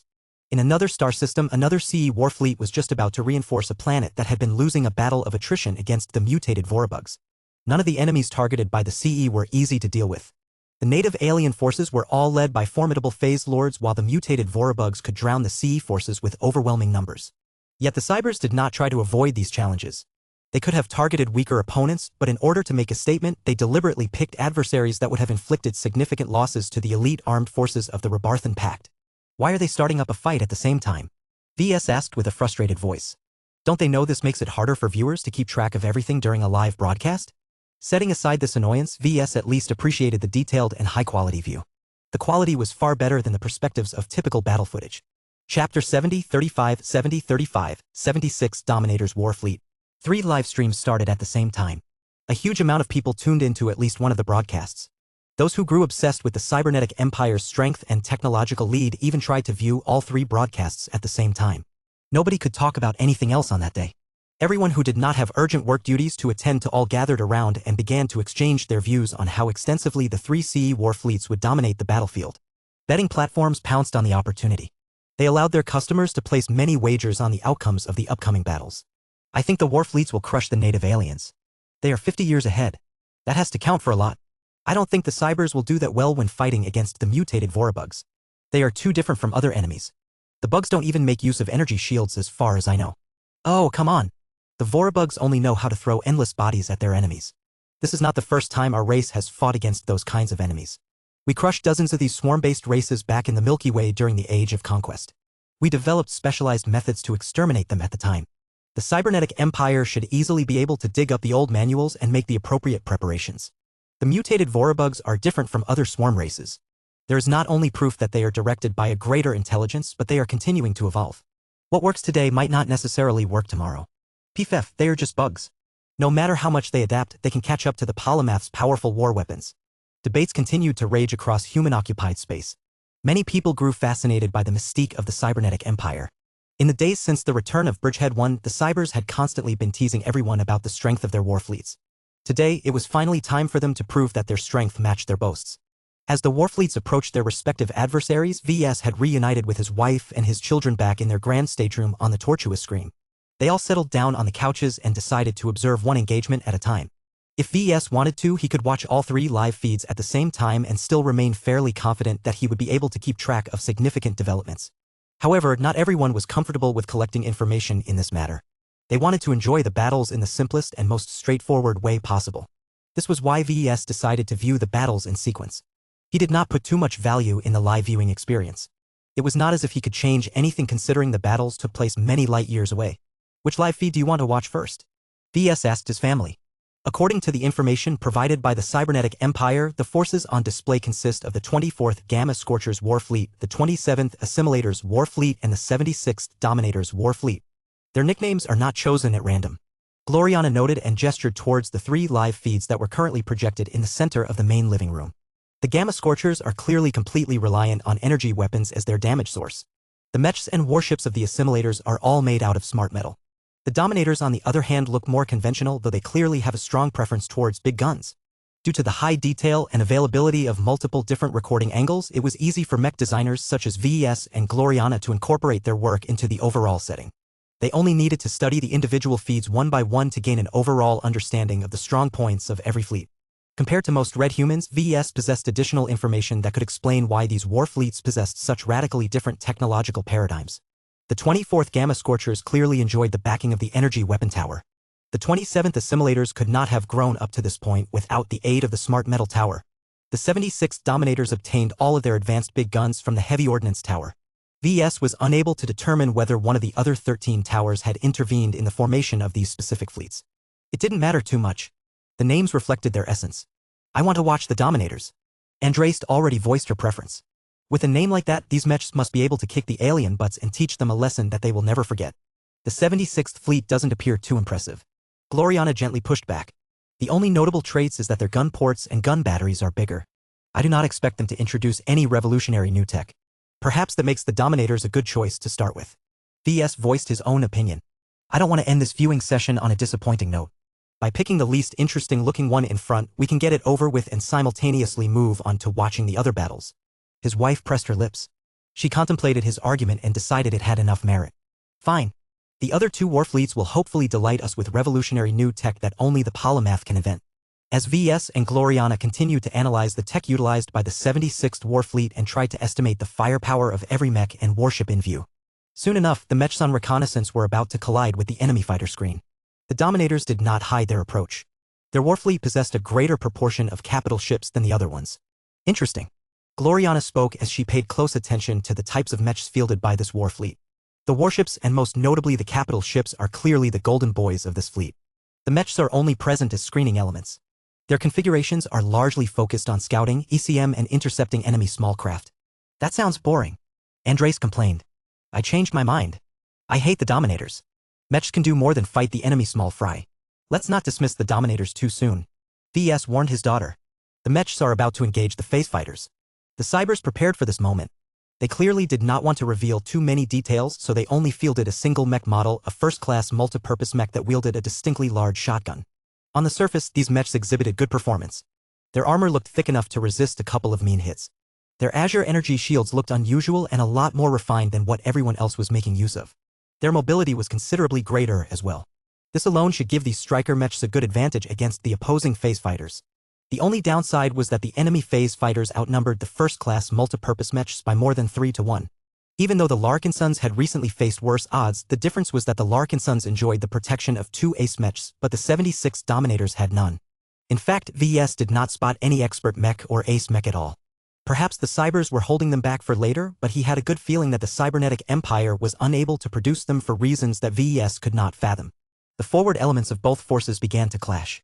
The phase fighters struck the first blow by launching transphasic missiles at long range. Each of them carried a notable amount of missiles, and their pilots or their field commander evidently chose to launch them right away. Whether this was the right decision or not became pretty clear when the CE mechs responded in unison. First, they formed active shield links with each other. VS could not tell whether the Cybers had improved shield link tech, but it appeared they did not introduce anything groundbreaking. That, or they were deliberately limiting the performance of their shield links in order to appear weaker on this front. Whatever the case, the active shield links provided plenty of assurance to the outnumbered first-class multipurpose mechs. As the potent transphasic missiles were able to strike their targets, the mechs quickly responded by lifting their shotguns and firing them in the right direction. Thousands of explosions lit up the darkness of space. The power and penetration of those small missiles were so good that even first-class mechs would get worse off if they came close enough. Yet the shotguns launched small pellets that spread out just enough to intercept every enemy missile. The phase fighter pilots must have felt surprised at how easily the humans repelled this attack, but they still committed to launching attack runs. Yet when the alien strike craft attempted to grind the mechs to death, the CE mechs simply tried to keep up with the phase fighters before using their shotguns to spray flechettes in their general directions. The mechs shouldn't have been able to land every shot. The enemy phase fighter pilots had grown accustomed to fighting against human mechs and learned how to evade attacks more effectively than before. However, all of this became useless when the flechettes actually homed in on the dancing phase fighters and struck their Azure energy shields. What? Are those missiles? VS gasped. Gloriana activated another projection and froze the instant those flechettes were in flight. When the female mech designer zoomed in far enough, she noted that the flechettes did not contain any propulsion or other systems that could explain why they homed in as soon as they flew somewhat close to energy strike craft. These flechettes are special, she said with a puzzled frown on her face. The data from the live feeds is not complete enough in my opinion, but from what I can observe, the flechettes are attracted by the phase fighters, or more specifically their Azure energy shields. When the flechettes are launched towards phase fighters that have lost their shielding, the homing effect disappears. Interesting. Fortunately for every human viewer, the cybernetic empire started to display a portion of technical data during the live feed. Phase attractor rounds are shotgun rounds that are specialized in taking down enemy phase fighters. VS read the description. Phase attractor rounds come in both transphasic and non-transphasic versions, but the former is very rare as the latter can already do the job. Your theory is right, Gloriana. The shotgun projectiles can indeed home in on energy shields without needing to resort to finicky tech. Due to these attraction characteristics, way more flechettes ended up hitting their targets than usual. Enemy phase fighters lost their most potent form of protection. Once their airframes got exposed, it was trivial for the first-class multipurpose mechs to take them down. In this way, the first-class multipurpose mechs of the cybernetic empire just showed that it relied on non-transphasic weapons to completely roll over the enemy's phase fighters. This small victory enabled the mechs to conduct more thorough and aggressive anomalies. The Dominator warships could freely advance towards the enemy mech and troop concentrations. The native aliens must probably be wondering how to counter the absurdly effective shotguns wielded by the mechs, but these were hardly the trump cards of this warship-oriented fleet. After reaching a certain distance, the Dominator warships brought their massive cannons to bear against the distant enemy warships. The range was still a bit too far for most cannons, but with the help of the scouting data from the forward mechs, the human warships were able to calculate their firing solutions a lot more confidently than normal. The warships are attacking. Wait, they're launching missiles. Instead of opening fire with their big guns, they chose to launch missiles instead. The data showed that they were all transphasic missiles, which meant that the cybers had just expended a serious amount of phase water. Was it worth it? VS and the others soon received their answers when they saw the effects of their warheads. The native aliens made a valiant attempt at shooting down the incoming missiles, but the CE munitions were fast and also agile enough to evade lots of intercepting fire. When multiple missiles converged on different targets, strange explosions took place that shocked VS and other viewers. This was because the Azure energy shields that should have been able to resist explosive attacks of this magnitude briefly became inactive. The enemy energy shields have been disrupted. The aliens are likely trying their best to reset their shield generators, but there is still a delay. This delay was crucial as the CE warships simultaneously opened fire with their predominantly kinetic cannons. Each of them launched explosive shells that flew as fast as Gauss rounds and slipped through the temporary gaps in the enemy defenses. As soon as they impacted the exposed hulls, the shells detonated. Hull plating got ruptured. Turrets became damaged or got blown away. Multiple compartments became exposed to the vacuum of space. This was just the opening salvo of the warships of the 76th Dominator Warfleet, but already its tech had put the enemy forces at a severe disadvantage. Chapter 7036 Dynapulse Disruptor Missile. The 76th Dominator's Warfleet dominated their opponents. The 53 years' worth of preparation and technological development paid off as the cybers proved that they possessed the tools to effectively counter the defenses that the native aliens relied upon to stay in the fight. It was surprising to many viewers how the ordnance used by the CE mechs and warships immediately shut down any attempts of the enemy to make a comeback. The Dominators did not appear to rely on any other notable gimmicks to produce these devastating results. Their performance was definitely higher than normal, but this was not reason enough for them to be able to inflict serious losses against the native aliens while incurring little damage in return. These mechs and warships are not alive. VS concluded with certainty. There is also not that much hyper-technology in them. Much of their power comes from regular exotics and phase water. What is notable is that their phase water content is not high, but outperforms anything we currently have. This was what 2 mech generations worth of progress looked like. The cybernetic empire had to do the best they could with limited amounts of exotics and phase water at their disposal. There is also another factor that is affecting their performance. Gloriana mentioned. Have you noticed how the mechs and warships are so well controlled? Their responsiveness is higher than average and their targeting is excellent. What have you guessed, honey? I think that the extensive cybernetics allows the crew members to interface with any compatible equipment. This allows them to control their stations much better and more extensively than normal. I think that they also leverage the power of AIs at the same time, but I cannot verify that from an outsider's perspective. VS could see why his wife came up with those guesses. The performance of the mechs and warships were a bit too smooth and optimal. As VS continued to ponder over the subject, the Dominators continued to dominate their opponents. So far, the CE Warfleet only lost a few dozen mechs. Many more machines remain spotless due to their superior energy shields and the added insurance provided by their active shield links. None of the warships incurred significant damage despite the best efforts of the enemy vessels. This was mainly because the CE vessels produced results too quickly. Each time they targeted an enemy warship, they first launched a salvo of what the annotation in the live feed described as Dynapulse disruptor missiles that inflicted low material damage but possessed exceptionally strong spatial disruptive effects against all manner of transphasic energy defenses. The Polymath apparently developed the initial version of the Dynapulse in person to give her forces a relatively cost-effective way to bypass the ubiquitous transphasic energy defenses of the enemy. Subsequent uses of the Dynapulse disruptor missiles revealed that the pulsed spatial disruption effect was exceptionally strong. Their effects were similar to the space suppressor modules that had become ubiquitous in melee mechs. The difference between the two was that the Dynapulse concentrated all of its power in a single potent pulse effect. This successfully enabled the transphasic warheads to banish any nearby energy shielding, but only for as long as the spatial disruption weakened, which only amounted to a few seconds most of the time. A few seconds sounded like nothing. It was an exceedingly short window of opportunity for most humans. If mechs happened to be nearby, then they may be able to slip through the temporary gaps produced by the dynapulses, but only if it was fast enough and already built up a head start. It was much more practical to use this temporary gap in the defenses to slip in attacks, which was exactly what the Dominators were doing. The warships timed their attacks perfectly.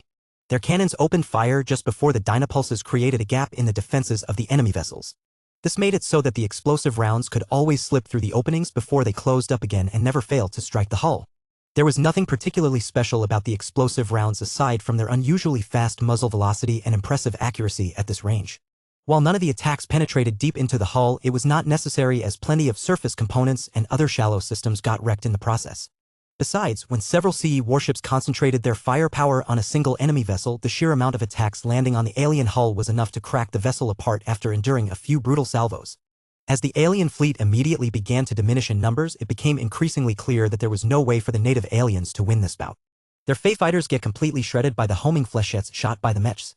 Their warships were unable to tank a lot of damage with the help of their segmented multi-layered Azure energy shields because the Dynapulse disruptor missiles exploited all of their weaknesses. If nothing else happened, this alien fleet was doomed to fall despite the fact that it outnumbered the 76 Dominators. Yet the native aliens could field more than phase fighters and warships. The alien leaders clearly thought that since the Dominators did not bring their own high-ranking mechs, they would become easy pickings. That was not what happened at all. The CE mechs and warships seemingly came from a different era. They employed refined and optimized ordnance that the heavy ordnance tower had spent multiple decades on iterating. Perhaps the native aliens might still be able to fend off the Dynapulse Mark I or whatever, but became completely helpless when they had to defend against the Dynapulse Mark 15. VS and every other experienced engineer could detect 100 different ways the Dynapulse had been improved upon over the years. This was not an experimental product. It was a mature product that could breach open the defenses of damn near any alien warship so long as enough warheads detonated in the same place at the right times. Oh boy, Gloriana said. The Cybers have made the native aliens truly angry now. Their phase lords finally feel compelled to take action. The enemy phase lords previously disdained to take action when they saw that a human fleet sought to attack their mortal minions. Yet now that the humans deployed several unexpectedly powerful new tech, the phase lords realized quite quickly that they needed to take action in person if they wanted to prevent their forces from collapsing. A total of 2 greater phase lords and 15 lesser phase lords simultaneously took action. This was a formidable number of phase lords. The Larkinsons managed to defeat a similar force by relying on a superdimensional ace mech, but the 76 Dominators likely did not bring any champions to this fight. What did they intend to rely upon to kill or deter all of these phase lords? The greater phase lords and several lesser phase lords are equipped with Saint Piercers and incomplete Saint armors. VS observed. The ones with good equipment are leading the charge while the ones without this benefit are hanging back in order to use their spatial abilities to disrupt the Dominators. Already, the more erudite-focused phase lords began to constrict and destabilize the fabric of space across a wide area. Multiple Dominator vessels began to slow down as their super drives were no longer able to maintain their warp travel states. Whether the CE vessels could secretly overcome this interference remained unclear, but for now they behaved similar to any other contemporary human warship. This meant that they lost much of their mobility advantage. The incoming phase lords would definitely be able to catch up to the CE vessels. Without the protection of ace mechs, most human fleets had no way of repelling so many powerful phase lords. Yet this time may be different. As the enemy phase lords continued to close in, the CE mechs conspicuously maintained their distance, making it clear that they did not intend to play any part in what was to come. Instead, the warships all started to launch missiles at the leading greater phase lords. They are unleashing the same Dynapulse disruptor missiles as before. The native aliens attempted to crush the missiles mid-flight by squeezing it with the fabric of space, but the missiles appeared to be strangely resistant against these effects. They flew unerringly through twisted and folded space until they accurately converged onto the 2 phase lords. So many missiles detonated against the energy defenses of the 2 native gods that part of their enlarged bodies became obscured by all of the explosions. The warships of the 76 Dominator warfleet had already primed their gun batteries. Each of them soundlessly boomed as they propelled a completely different kind of projectile towards their target than before. Unlike the regular explosive shells that had inflicted effective damage to the hulls of enemy warships on the cheap, these ones were clearly a lot more expensive and high-end. They soared through space at an even faster speed and slipped through the gaps in the spatial barriers with unerring accuracy. Once they struck the bodies of the greater phase lords from various angles, several things happened at once. The rounds that collided against the alien-grade superdimensional raiment actually fractured while only leaving scratches behind. They broke apart far too easily. The rounds aren't transphasic? However, the raiments worn by the enemy phase lords did not cover their entire true bodies, so the rounds that managed to slip through the gaps and strike open flesh actually managed to penetrate past the skin and into the flesh. They did not go past that, but this was already a respectable result for a non-transphasic round. Yet that was just the beginning. At first, the greater phase lords ignored the fractured metal that had lodged into their flesh. Yet they soon regretted it as they began to experience a lot of pain from the injured parts of their true body. When they turned their heads to look down at their wounds, they found to their horror that the flesh and other body tissue surrounding their wounds had begun to blacken and weaken. The rounds are toxic to phase lords somehow. Gloriana gasped in surprise. According to the annotations of the live feed, the new rounds are actually corrupting and breaking down the phase water that sustains the transformed flesh of these phase lords. VS widened his eyes in shock and also a little fear. Phase water had become an essential component to sustain the life of every phase lord. If a new weapon was capable of corrupting phase water into another substance that did not possess the same properties, then it could easily drain the strength of a phase lord and cripple parts of his body. These polybite phase corruptor rounds are another invention from the polymath. VS noted without too much surprise as the live feed essentially advertised the latest product demonstrated by the Dominators. They are made from processing high-grade and mid-grade exotics in a special way that allows the finished product to gain a necrotizing effect against phase leader body tissue. The production cost is fairly expensive, but the greatest advantage is that its production does not use up any phase water. This was a critical advantage that should make the polybite rounds a lot more accessible to more human forces. At this time, the warships of the 76th Dominator war fleet started to get serious. They split up into multiple squadrons and began to circle around the greater phase lords. They used the now classic combo of dynapulses to briefly open gaps in the spatial barriers before slipping polybites to hurt the native gods. While the greater phase lords were still able to cope with the damage due to their larger bodies and much higher phase water content, the lesser phase lords had it much worse. Their spatial barriers were significantly weaker, so it took fewer dynapulse disruptor missiles to create a gap in their defenses. They also lacked saint armors and so could not defend themselves as effectively against the poisonous rounds. The polybites also inflicted much more severe damage to their true bodies, as losing dozens of liters of phase water represented a much more severe injury for the lesser phase lords. In a mirror to the Battle of Screed Tanner 6F, the lesser phase lords lost their nerves first. The polybite appeared to be especially designed to inflict great pain on these arrogant native gods. That, combined with losing any feel or control for their injured parts of their bodies, caused them to grow so spooked that some of them proactively used their own blades to cut off their necrotized flesh before the toxins could spread any further. After suffering these heavy blows, the lesser phase lords no longer had any desire to challenge the strange new human war fleet anymore. They all backed away in order to get out of range from the astoundingly effective new missiles and kinetic rounds. This of course left the two greater phase lords without the support they expected. Eventually, the pair of alien leaders made the sensible choice and chose to retreat. Many human viewers became disappointed when they saw that the Dominators did not employ any other miracle weapons in an attempt to kill the retreating phase lords, but they had already delivered a stellar result as far as everyone was concerned. For the first time since the start of the Red War, a fleet of mortal mechs and warships managed to defeat a superior force of alien phase fighters, warships, and phase lords without relying on gods and magic. The fleeters must already be salivating at the technological breakthroughs on display.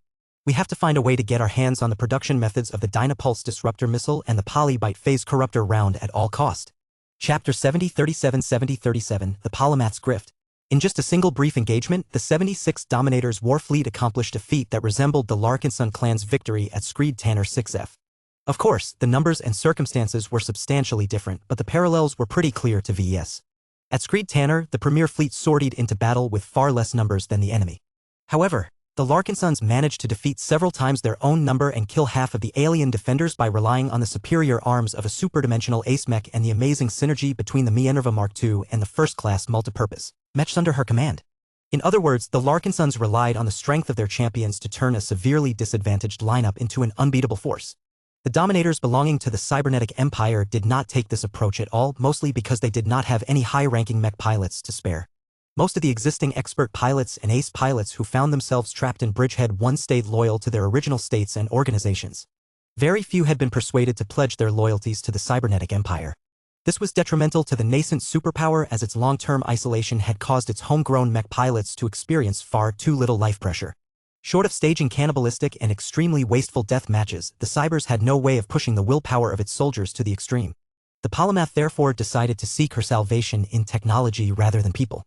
If the latter proved unreliable, then the former might provide her with a solution. Her hard work paid off. With 53 years at her disposal, she was able to invent quite a few counters to the most common combat solutions employed by the native aliens. In this short-lasting encounter, the Dominators won against sizable force of native alien fleets led by over a dozen phase lords. Even if none of them were particularly powerful or noteworthy, they were still difficult if not impossible to defeat by a fleet of mechs and warships that lacked its own champions. Yet the Cybers managed to do it. For the first time since the start of the Red War, the mundane cannons and missile launchers of dozens of warships effectively managed to easily dismantle enemy hulls and repel all of the phase lords.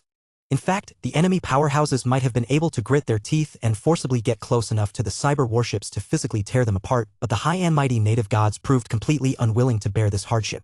When faced with a completely new and different kind of human force, the native aliens grew fearful of what other surprises the Dominators had in store. Combined with the large amount of pain and injury inflicted by the poisonous projectiles launched by the cyber warships, the alien phase lords ultimately decided to cut their losses and withdraw. This was the most prudent decision they could have made. VS and most people had already guessed that the Dominators likely held a much more deadly arsenal in reserve. It was impossible for the Polymath and her cybers to spend half a century on developing just a handful of special munitions. In this way, the cowardice shown by the enemy phase lords happened to save them from even worse fates. The only real damage they suffered was the loss of face. As for the phase fighters and warships that got shot down by the humans, those casualties meant little to the native gods who had access to almost an entire dwarf galaxy's worth of manpower and resources. The native aliens could easily replenish those losses given how much territory they still held. The phase lords were much more difficult to replace as it took a long time for new ones to emerge and even longer for them to grow in power. Damn cowards. VS cursed. They already thought about retreating as soon as they experienced actual pain for the first time in many years. The Dominators could have shown off much better toys if these pathetic phase lords possessed an actual spine and possessed courage comparable to that of a valiant expert pilot. That is not who they are. Gloriana mentioned. Phase lords, and especially those of the erudite persuasion, are more often than not members of the politician, statesman, and patriarch class of their respective societies. Even if they come from a military hierarchy, their actual combat experience is limited. Martial phase lords are better in this regard, but true warriors such as the Arena Lord of Yaguasa are the exception rather than the rule. This was the problem of making champions out of the top echelon of society rather than the bottom. The latter all experienced an uncountable amount of hardships before they managed to struggle their way to martial supremacy. High-ranking mech pilots understood the value of force and knew how to maximize every part of their strength. The former had lucked into their power due to the randomness of their birth. Once they were lucky enough to survive the most dangerous transformation event at the start, the alien phase lords no longer became susceptible to mortal weaknesses and constraints. Be that as it may, leaders still have to hold themselves to a higher standard. VS said with a frown. It is really unacceptable for them to retreat at such an early stage. At least the Protector of Karnak and the Endless Stomach mustered up their courage and sought to challenge the first full superdimensional ace mech they had encountered on the battlefield. The two greater phase lords saw one of their own getting butchered by a superdimensional blade, but that did not stop them from doing their duty. You cannot compare them to the greater phase lords that fought against the Dominators. VS. The Protector of Karnak is a Jureg who is a diehard loyalist of the Red Cabal. He has also received an abundant amount of rewards for his loyal service, from superior phase water organs to a full superdimensional armor that covers his entire exoskeleton. In contrast, both the lesser and greater phase lords that fought against the Dominators were clearly inferior. That was a fair point. The Dominators clearly did their research and picked an opponent that was unlikely to produce too many complications. It was clear that new weapons shown today were very effective against the phase lords like the ones that showed up in past battles. However, the Red War was evolving and so were its participants. Red humanity had slowly begun to roll out superdimensional mechs, while the native aliens did likewise by cladding their own phase lords in increasingly better and more comprehensive superdimensional armor. Without an abundant supply of superdimensional matter of their own, the cybernetic empire needed to scramble to develop effective counters against superdimensional weapons and armaments. Even so, that did not take away the stellar performance of the special munitions on display. Both VS and Gloriana rewound the footage and observed the Dynapulse Disruptor missile and the Polybyte Phase Corruptor round in action. Since the Cybers were responsible for broadcasting the live feeds, they helpfully provided annotations that contained a large amount of descriptions and technical data. While the information was not even close enough for people to produce their own versions of the two munition types, it still provided them with plenty of details to determine whether they were good fits for their own armed forces. What do you think, Gloriana? This live feed is clearly a sales pitch. Gloriana responded. It does not seem like it on the surface, but it is abundantly clear to those in power that the Cybernetic Empress is trying to sell them her solutions. If my suspicions are correct, the Cybernetic Empire will not license out its Dynapulse and Polybyte. It is much more profitable and advantageous for the Cybers to produce their special munitions in-house and sell them to all of the major powers at a high profit margin. That sounds incredibly plausible. The Polymath can even expand on this grift. She can sell outdated versions of the Dynapulse and Polybyte for slightly more competitive prices, but jack up the costs for the more modern and effective versions. This solves several problems at once. First, every human power will become dependent on the continued existence of the cybernetic empire. No one will dare to attack it openly because their supply of anti-phase Lord munitions might get cut off as a response. Second, the cybernetic empire can quickly solve its resource deficit by accepting payment in the form of raw materials. This scheme possessed clear colonial overtones. The cybernetic empire played the role of an old and established industrial power, while the other states that held vast territories had little choice but to mine and ship a large proportion of their resources to Bridgehead 1 instead of using them to fuel their own factories. If this pattern persisted long enough, then the cybernetic empire would eventually grow powerful enough to reduce all of the other human powers to its vassals. It did not matter whether they pledged their allegiance to the cybernetic empress or not. The de facto reality was that the other states and organizations remained heavily dependent on superior cyber tech and manufactured goods. How typical. VS always suspected that the polymath was up to no good. He felt relieved now that he understood the scheme that she had concocted. It was not really underhanded when the cybernetic empire published so much information in the open. This was clearly an open conspiracy where the polymath invited everyone to play her game because there was no better option available. The cybernetic empire's monopoly on Dynapulses and Polybytes will not last forever. Gloriana told her husband. Once these munitions fall into other people's hands, there will be plenty of researchers and developers looking to reverse engineer them and develop their own versions of the same tech. You're right, Gloriana, but the cybernetic empire still enjoys a massive head start in this field. It will take at least a year or longer for others to be able to come out with their own versions. By that time, the cybernetic empire has already made a killing from its monopoly. The differences in quality and performance will also remain substantial for a time. The rest of US can solve these challenges faster if we put a star designer, or better yet multiple star designers, in charge of these operations. His wife asserted. VS did not agree with her, though. That may be true, but it will never happen. We are talking about the works of a highly respected star designer. I am quite sure that people of this status are personal friends and maybe even colleagues with each other. They will try to avoid stepping on each other's toes because they might need to ask others to collaborate with them in the future. There were very few star designers in existence, and each of them had risen up to become the ultimate masters in their specialization. The polymath happened to be a lot more special than others because she did not possess a particularly profound specialization. Yet what she lacked in specialization, she made up for it in generalization. Her knowledge base was so broad that she was practically the most comprehensive repository of knowledge in the Red Ocean. The polymath therefore played a vital role in the post-Great Severing Society of Red Humanity because she could adequately substitute for the many specialized star designers left behind in the Milky Way. It was for this reason and more that the star designers were inclined to treat the polymath leniently despite her acts of treason, rebellion, and subversion. VS inwardly sighed. He needed to hurry up and become a star designer as well. So long as he became a true god in his current profession, everyone else would be willing to overlook his many transgressions. People would do everything in their power to please him in order to benefit from his creations. Chapter 70-38 The Red Fleet's Salvation. The Dominators finished their battle the fastest among the three cyber war fleets. Their new tech spooked the native aliens and drove them away before they could put up a proper fight. That was regrettable, but the live footage still contained enough demonstrations of the new tech put to use. It was pretty clear to VES that the 76th Dominator's warfleet basically served as a vassal to the Heavy Ordnance Tower. In turn, the Heavy Ordnance Tower served as the polymath's designated managers, custodians, and maintainers of all of the new tech related to physical munitions. VES grew more and more certain that a polity as large as the cybernetic empire could never be truly united as the polymath desired. Instead of letting different factions emerge and cause chaos within her dominion, the polymath must have decided to create her own factions in the form of the 13 Towers. This way, every major faction of her empire would at least be centered around productive research and industrial activity. The cybers would be more inclined to compete against each other to earn more wealth, resources, talent, and most importantly, their sovereign's favor. Although there were definite downsides to making the 13 Towers so dominant in society, the polymath must have made a careful calculus that proved that the benefits were worth the price. What do you think about what you have seen and listened to our discussion, kids? VS suddenly asked. While they were just children, the three brats were also smart and precocious in their own ways. I don't like the Dominators. Andraste voiced her opinion first. They are boring. They clearly don't value their mechs because they are only there to protect their warships. It is all about heavy firepower for this fleet. While the big guns are powerful, there's no heroism behind their use. You don't even need people to man and control the guns. You just need to program the smart AIs to time the use of the new missiles and rounds and make sure they don't open fire at the wrong targets. That was a typical answer from a mech-obsessed child. Andraste's words proved to be quite insightful. She was right. The development of the Dynapulse and Polybyte made warships more relevant again. The enemy phase lords needed to take human warships a lot more seriously once the new munitions became more prevalent. However, the new munitions also lowered the importance of ace pilots and reduced Red humanity's dependence on their champions. This was good as there were simply too few ace pilots to cover every battlefield, but it was also bad because this development might cause their growth to slow down. High-ranking mech pilots had long cemented their position as humanity's best troubleshooters. They defeated the undefeatable and created miracles on the battlefield. Everyone had good reasons to believe that the ultimate way to end the Red War was to make their god pilots strong enough to force the entirety of the Red Cabal to surrender or die. The Red Fleet has no choice but to cooperate with the Cybernetic Empire. Aurelia made a more politically insightful remark. The RF has been one of the greatest losers of the Great Severing. It is cut off from the vast amount of warships left behind in the Milky Way.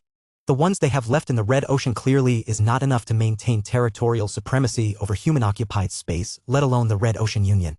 They also lack power players in the form of god pilots and star designers. The only source of hope they have is a living dreadnought in the form of the Dominion of Man, but she and her crew have long fallen into the palm of the polymath.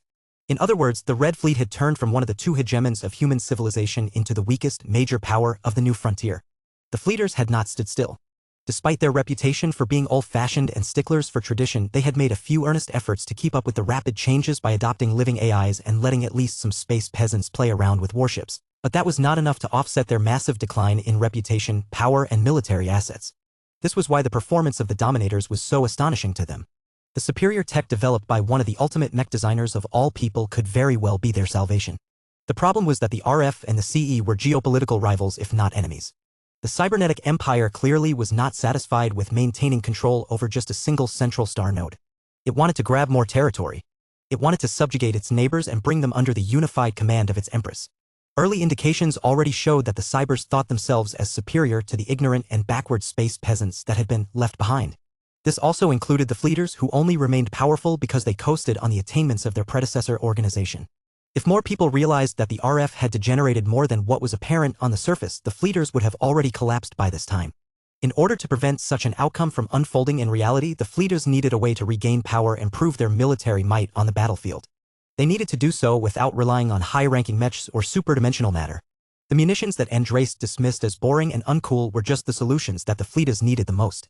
VS could already foresee the inevitable outcome between any secret negotiations between the two major powers. The Red Fleet would have to make a number of heavy concessions, such as not enforcing its rules upon the Cybernetic Empire and maybe outright abandoning its mandate on governing a united human civilization. In exchange, the Cybernetic Empire would be happy to supply the Fleeters with a greater share of the industrial output of special munitions. Perhaps the RF might even be able to acquire an exclusive monopoly on the heaviest battleship-grade munitions, but that would force it to surrender so many concessions in return. The Cybernetic Empire may even be able to take over the RF outright, which was the worst outcome for many people. VS reminded himself that he needed to talk with his RF liaison in order to find out whether the Fleeters even had a future in this new and changing dwarf galaxy. "What do you think, Marvin?" VS asked his youngest child. The child looked thoughtful even as he hugged his colorful lion plushie. If the dynapulses become so common that transphasic energy shields can no longer do their job of protecting warships, won't the native aliens switch to putting thick armor on their vessels like we do? This is not the weapon that we have that can counter energy shields. We have the Dark Zephyr and superdimensional mechs, and others have space suppressors and transphasic weapons. Both VS and Gloriana nodded in agreement. "You raised another good point, Marvin," VS said with an impressed voice. "Every invention provokes a reaction. It depends on how extensively the Cybers are willing to let their Dynapulse disruptor missiles proliferate, but even moderate availability will still put their shiny and expensive battleships at great risk. The alien naval doctrine of going light on armor and heavy on energy shields will probably die, as you have guessed." Gloriana did not look too optimistic towards this development. "This does not actually improve our chances of winning the Red War all that much. The native aliens control much of the Red Ocean. Their industries are abundant and still largely intact. They can easily redesign their warships and order the mass production of new armor-heavy warships that are less susceptible to space suppressors and the new Dynapulse disruptor missiles. I am sure that the Cybernetic Empire has developed special munitions that specialize in penetrating transphasic hull plating as well, but I agree with your point. It is a lot easier to disrupt the functionality of energy-based defenses than penetrate through meters worth of dense alloys." VS said. The native aliens would suffer for a few years as most of their warships were still biased towards energy shields rather than armor.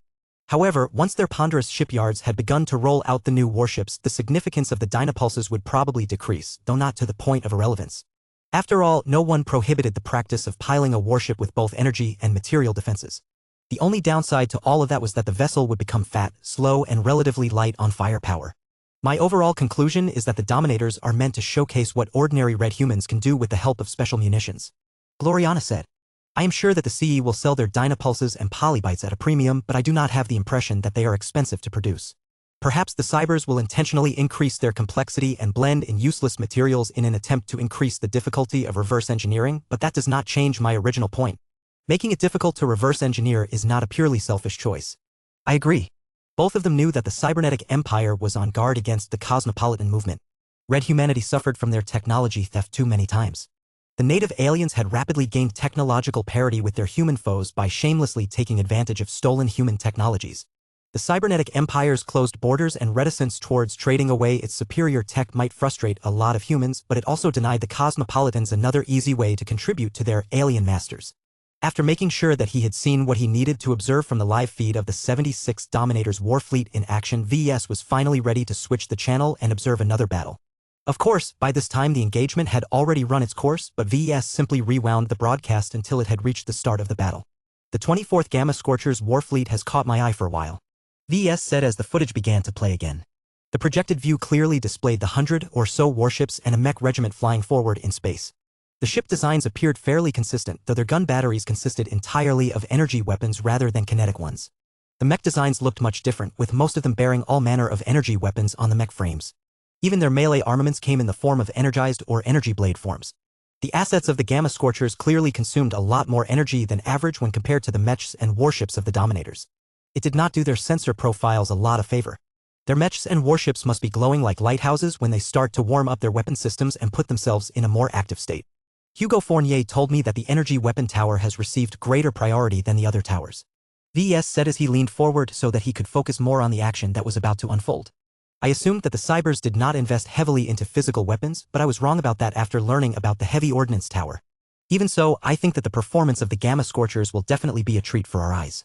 If this is the case, then I think that the tech demonstrated by the Gamma Scorchers will be more difficult to obtain by third parties. His wife warned him.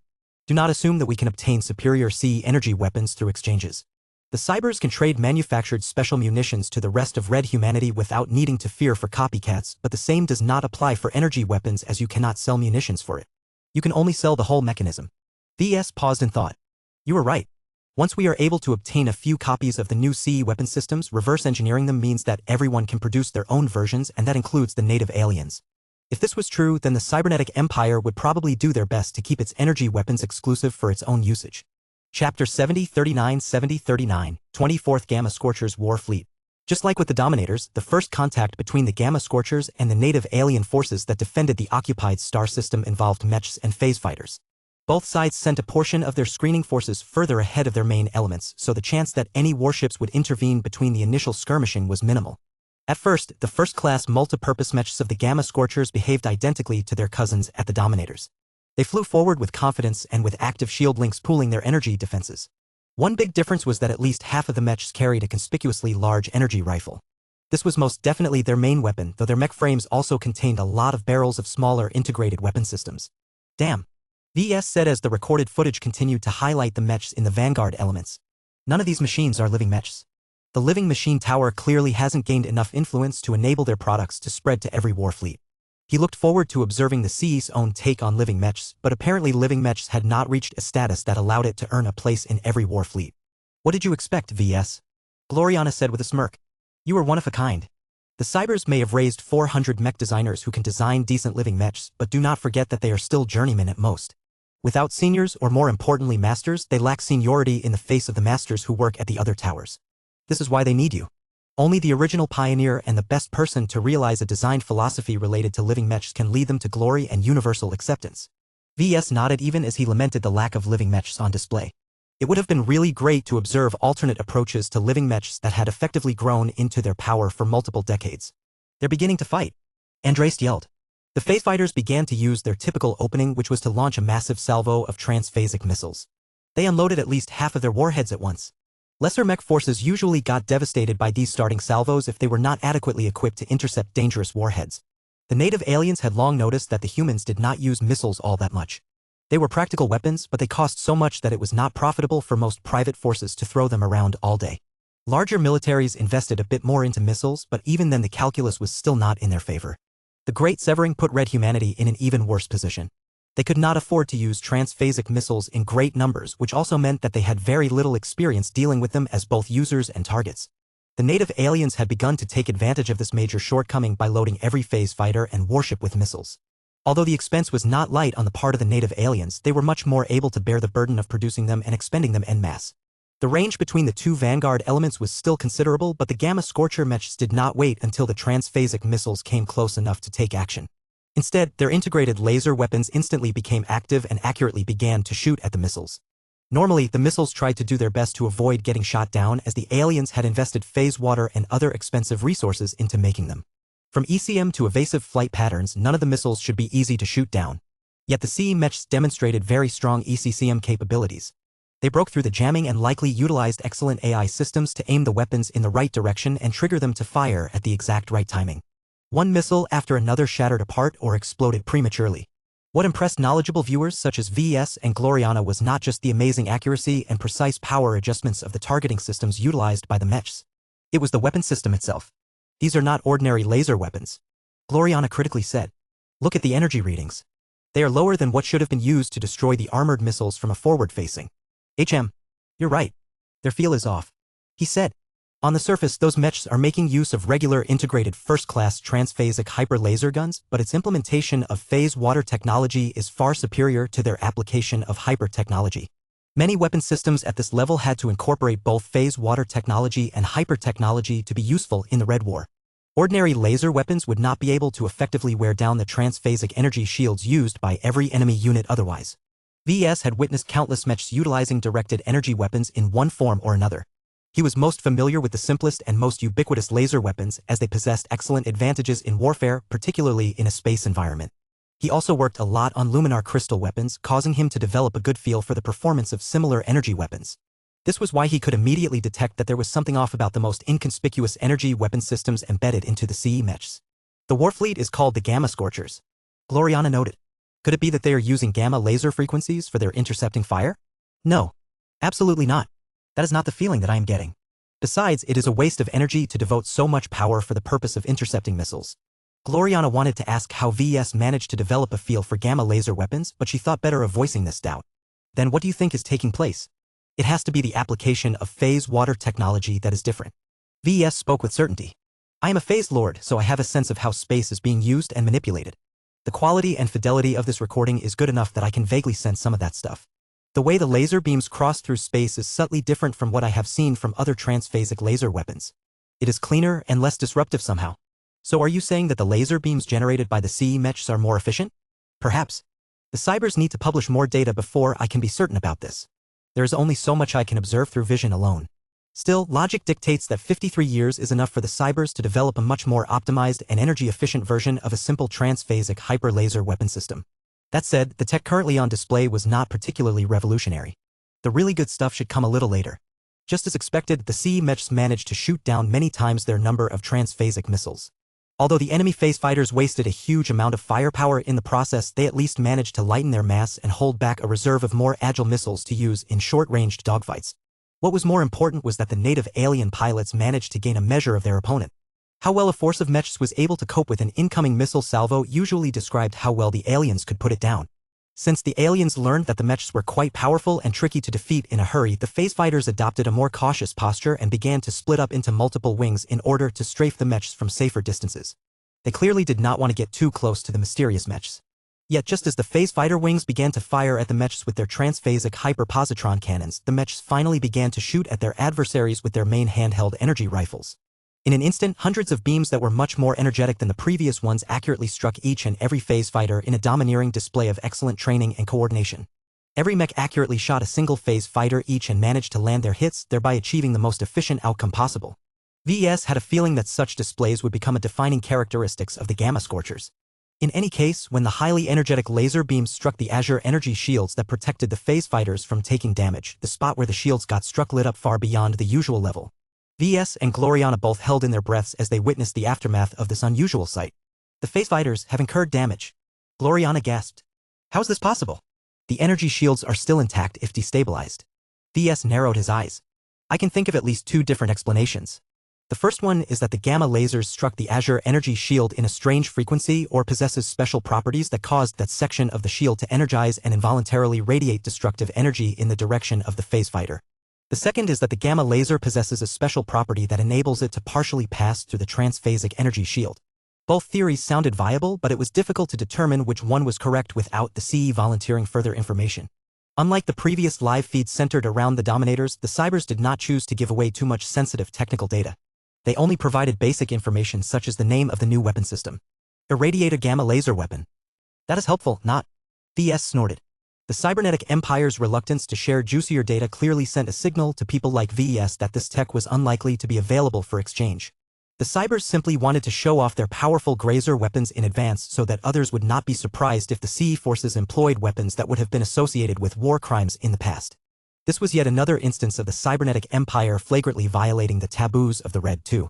Whatever was the case, the so-called irradiators proved to be effective at eroding the phase fighters regardless of their energy shielding.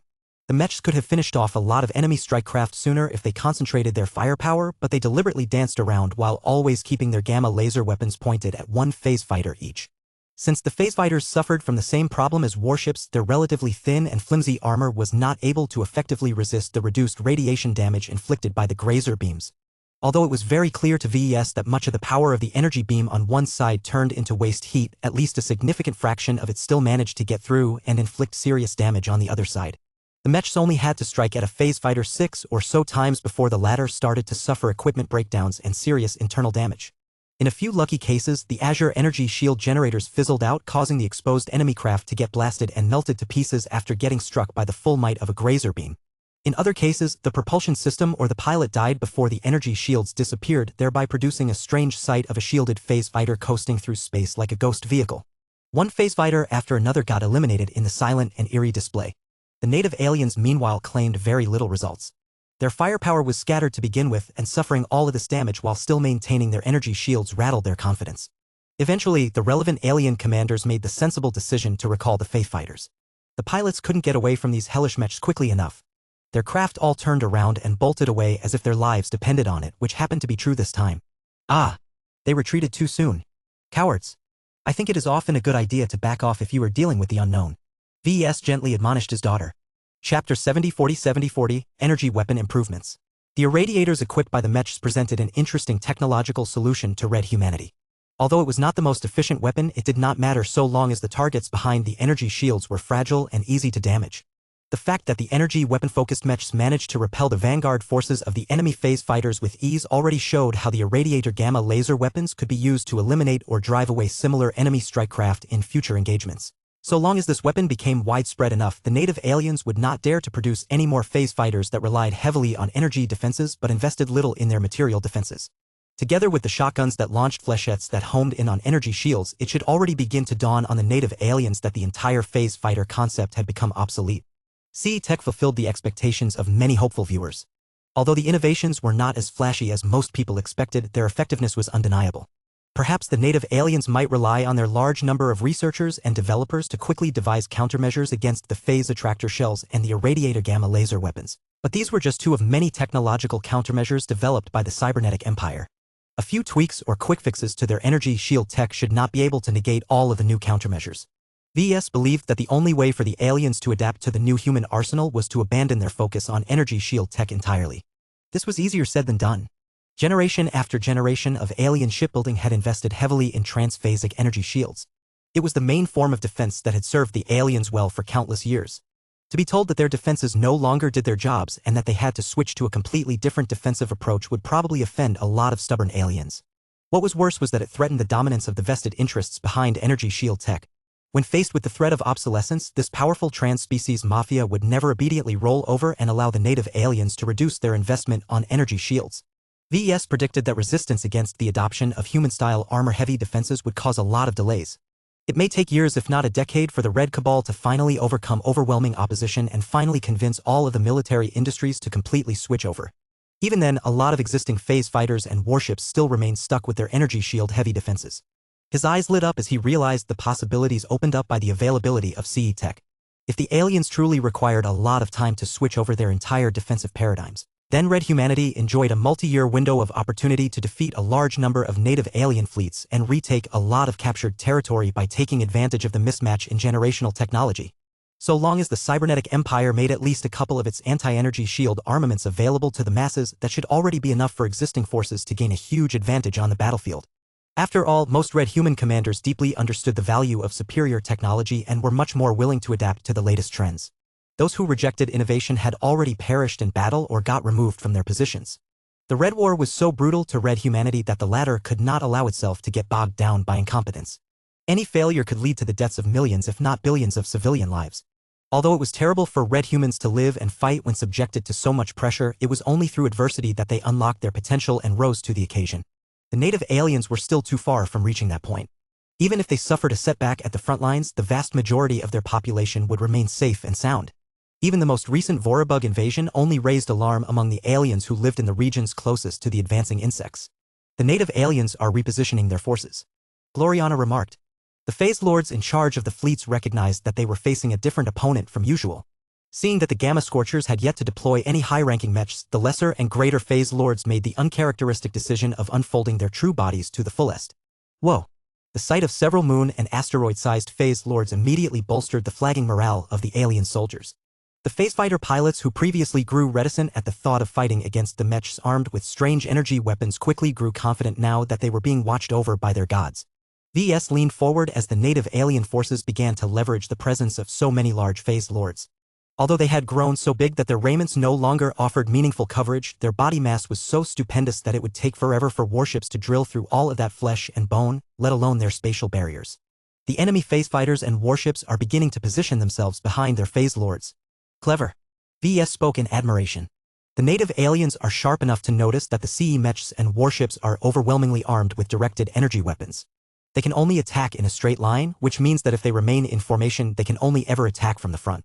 The Phase Lords can use their massive true bodies to serve as temporary walls that can block a lot of attacks. In the meantime, the Phase Fighters can get close enough to directly threaten the enemy warships, while the alien warships can opportunistically appear out of cover and go back into it when they need to give their energy shields time to restore. This put the Gamma Scorchers at a severe disadvantage. They could split up their fleet into multiple squadrons in order to counteract this strategy, but that made them vulnerable in different ways. Both sides began to shoot at each other as they maneuvered around the battlefield. The sea warships initially did not demonstrate any remarkable tech at this time. Their powerful transphasic hyper-grazer beam cannon batteries inflicted hefty damage, but the overall performance improvements were incremental rather than revolutionary. Although they inflicted a bit more damage onto the enemy spatial barriers than contemporary laser cannons of the same caliber, it was nothing to write home about. Without additional countermeasures such as sending in melee mechs to weaken the spatial barriers with the help of their space suppressors, it would take forever to undermine these tough energy defenses. What is going on? VS frowned. Shouldn't the Gamma Scorchers be unveiling their next big weapon already? They are letting the native aliens get uncomfortably close. The erudite Phase Lords have already begun to interdict and disrupt the CE forces with their spatial abilities. Many energy beams suddenly began to miss as the surrounding space became crooked and unstable. The human vessels also had trouble maintaining the right trajectories. In a few instances, a couple of mechs almost collided against each other. The alien warships had also begun to pummel the Azure energy shields of the CE warships. While VS could perceive plenty of clues that the CE version of Azure energy shields had clearly been improved and optimized over several decades, the performance boost was not remarkable enough to turn the battle around. VS did not think the commanding officers of the Gamma Scorchers war fleet were stupid, so it must have been a deliberate choice for them to give up their range advantage and let the enemy forces get close. So much bravado. Gloriana commented as she made a similar conclusion. The Gamma Scorchers are clearly armed with a large amount of long-ranged precision armaments, but they are readily throwing it away. Are they afraid that if they open fire in earnest, the native aliens will become so frightened that they will immediately initiate a retreat? That is the only explanation that makes sense. Whether it is true or not, the Cybers will have to present their answer soon, because if this continues, the Phase Lords will get close enough to physically kick or grasp the CE warships. VS had no doubt that the Gamma Scorchers knew exactly what they were doing. He refused to believe that the commanders in charge of this war fleet overestimated its capabilities.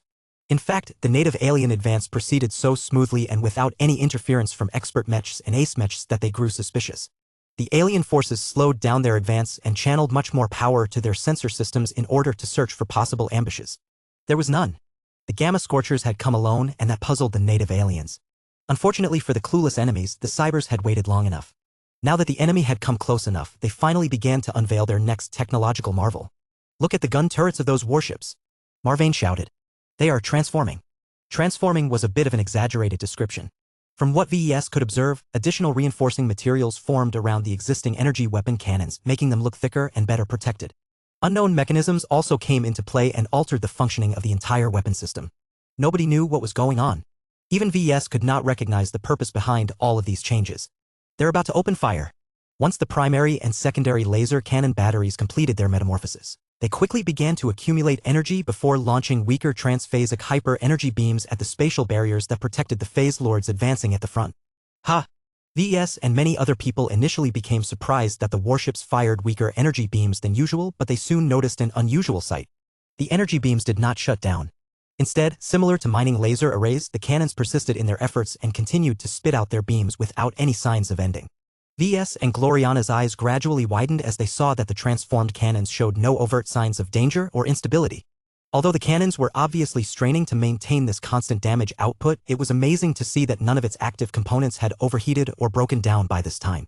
These laser cannons are expressly designed to keep this up for a longer duration. VS spoke in realization. The damage output is insane if they don't get shut down. Look at how the enemy is taking this latest move. The phase lords grew disconcerted. While the laser beams that struck their spatial barriers did not produce any dramatic results, the alien leaders still did not like to see their main form of protection getting drained at a constant and unceasing rate. They tried their best to speed up their forward motion, but their spatial barriers continued to weaken over time, especially when multiple warships directed all of their primary and secondary energy weapon batteries to wear down their energy defenses. This is a massive improvement in the field of laser weapons. VS said. Persistent energy beam weapons are nothing new, but it has never been done for normal warships at this scale. All of those transphasic hyper-laser cannon batteries have overcome one of the biggest problems that plague most directed energy weapons. The new tech enables them to inflict much higher damage in a much shorter timescale. Normal laser weapons tended to fire their energy beams for a very short interval before immediately shutting in order to prevent overheating and accelerated wear and tear. The cooldown cycle was often many times longer than the period when the weapon was inflicting actual damage, and that had long been the source of frustration of many people. Most laser weapon developers eventually accepted the status quo. Trying to lengthen the period when the beam weapon remained active often reduced its longevity at an accelerated rate. The benefits were not worth the costs. Evidently, the Gamma Scorchers thought differently. Their reinforced laser weapon systems were clearly able to bear the incredible strain of keeping their beam weapons active for almost a full minute. This had obvious consequences to the native aliens. The phase lords under fire had already begun to consider whether they should retreat. Then the Gamma Scorchers made their killer move. Their warships suddenly switched from targeting all of the phase lords evenly to concentrating all of their firepower to a single point of the spatial barrier of a single greater phase lord. This sudden concentration of firepower temporarily relieved a lot of phase lords but happened to cause extreme distress for the single remaining target. Chapter 7041-7041, Gamma Laser Beam Weapon Supremacy. When the combined damage output of dozens of warships including numerous capital ships focused on a single greater phase lord, the results were devastating. Not only had they aimed their weapons at the same phase lords, their energy beams also converged on a single spot of the enemy leader's spatial barrier. This exerted an insane amount of strain on the defensive barrier. Although the unstable spatial activity caused many beams to fly crooked, the advanced AIs and targeting systems of the CE warships rapidly compensated for the anomalous behavior and made sure the persistent energy beams remained on target. The enemy was unable to endure this constant damage intake. The effects of the transphasic hyper-laser beams were not that exaggerated at first, but when so many of them concentrated at a single point and remained active for many seconds, the dramatic concentration of partially phased energies produced an unknown compound effect that began to disrupt the energy barrier even further. This was the goal of the Gamma Scorchers. They not only tried to focus their fire to the best possible extent, but also concentrated so many energies at a single coordinate in order to generate a temporary anomaly. Whatever the Gamma Scorchers were doing, it was working. The concentration of phased energies warped the local space to the point where the spatial barrier fizzled out at least 50% sooner than VES and other people expected. This is impossible, Gloriana exclaimed. How can transphasic hyper-laser beam cannons produce this result so quickly? It does not make sense. She was quite familiar with how energy weapons worked, as did many senior mech designers who designing mechs armed with them before. Laser weapons had always been the most basic and low-end option available to mech designers. While they were efficient, precise, and effective at longer ranges, their damage output had always been one of their greatest letdowns. However, the Gamma Scorchers proved to everyone that they had underestimated the potential of the laser weapon system. By giving them the ability to launch persistent laser beams, they transformed the simple method of inflicting damage into an effective counter against phase lords. Although the demands were heavy, the transformed laser beam cannon batteries had truly succeeded in breaking the defenses of a champion without relying on a champion of their own.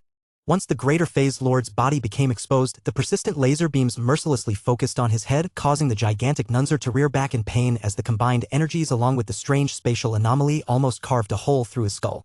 Fortunately, though slow, the Phase Lord succeeded in rearing back and allowing his chest to take the brunt of the damage. Though his flesh was getting torn into at a prodigious rate, the Nunzer Phase Lord finally folded his true body and shrunk in size just before he initiated an emergency blink. The injured Phase Lord disappeared from view before suddenly reappearing just behind one of the other Greater Phase Lords. The same thing was happening all over again. The laser cannons have not interrupted their fire once since they unleashed their initial persistent beams. The laser beam cannons continued to remain active with no signs of reaching critical condition. They only grew a little hotter, but not to the point where people grew concerned about whether they would begin to melt or anything. This was definitely not a normal result. VS guessed that the cybernetic empire also managed to develop much more effective heatsinks. The amount of waste energy being transferred away was so much higher than what was previously possible for a warship-grade weapon system of this size. At this point, the native aliens understood that they had fallen into a trap. They had come so close that the persistent energy beams could burn at them for a long time if they attempted to turn around and get out of range. The native alien leaders reluctantly concluded that the only way for them to survive this unfavorable circumstance was to bite the bullet and commit to their attack. They needed to get close enough to break apart the human fleet formation and crush the enemy warships with their superior physical might. To that end, the Greater Phase Lords all decided to move faster. They squeezed out all of the speed they could muster from their true bodies, though there was not much they could do to move any faster. The Gamma Scorchers weren't stupid enough to remain in place. They had already turned around and burned away, trying to traverse more distance in an attempt to prevent the enemy Phase Lords from closing in too soon. The warships accelerated faster this time, proving that they had previously been moving slower on purpose. The speed of the warships just happened to give the Phase Lords hope of catching up in time, but the latter would definitely lose a number of their own in the process. The alien native gods could still decide whether it was better for them to turn around and flee from this horrible human fleet.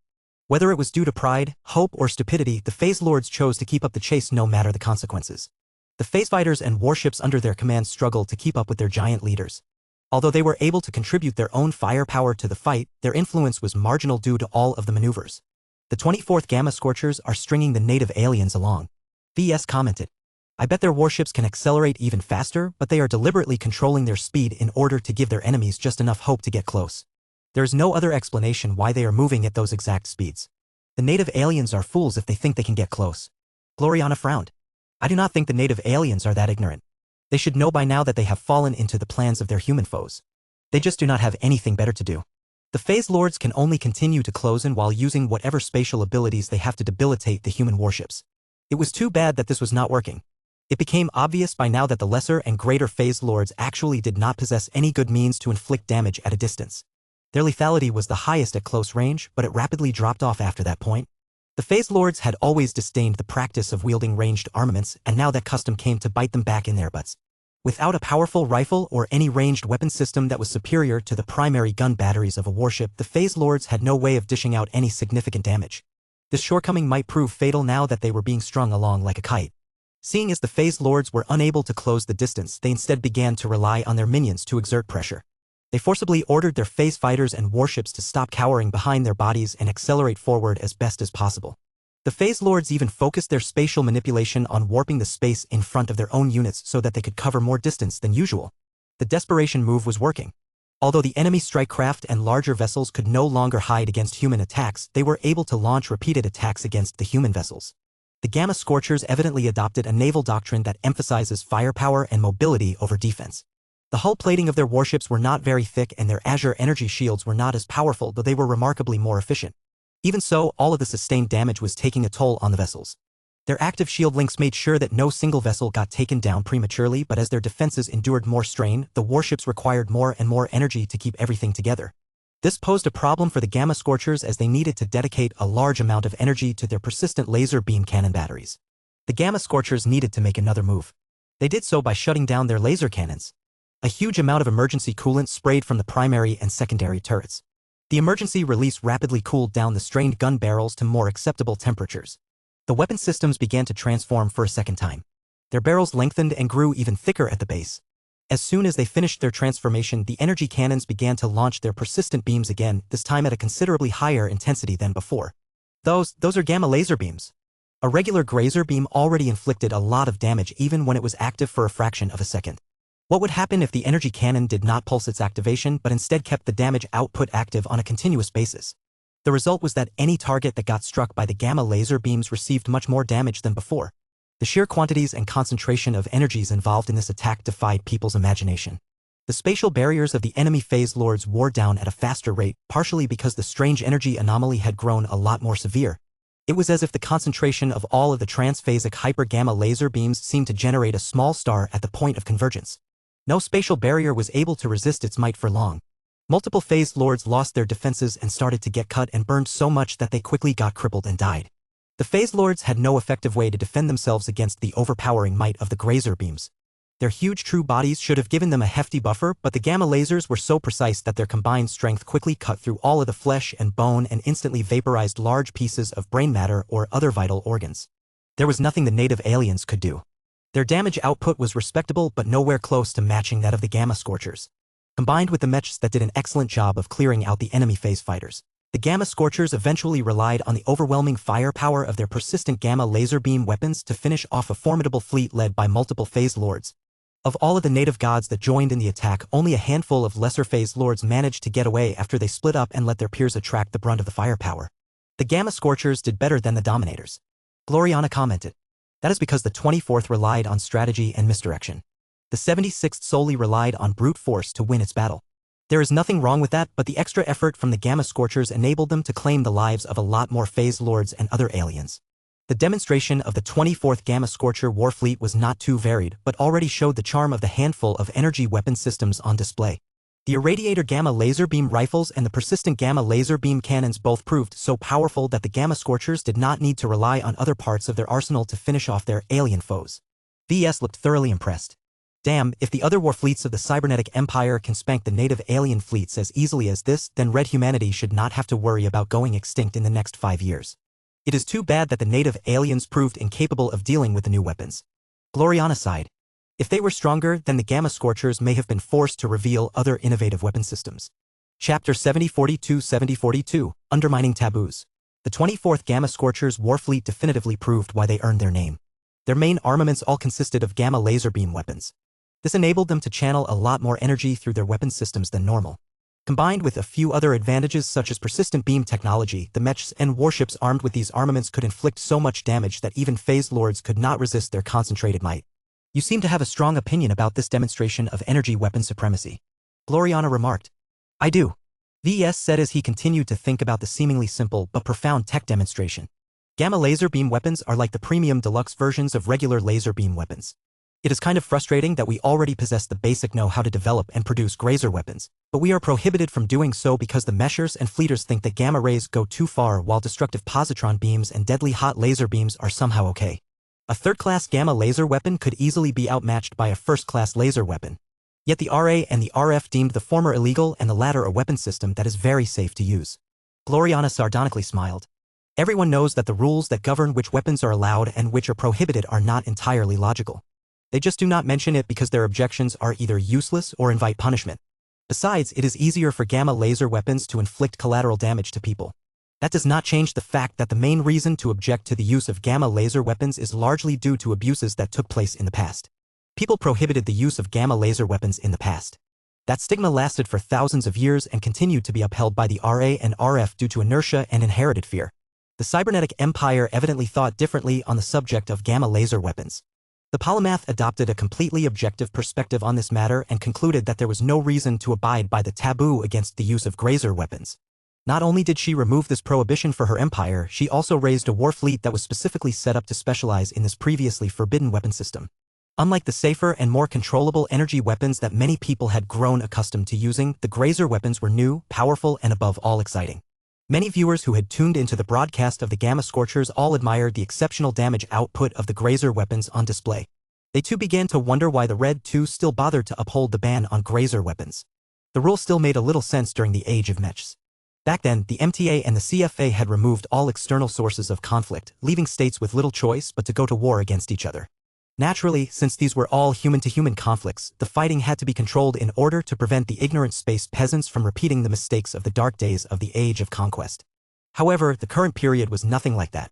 The Red War was a genuine war for survival to red humanity.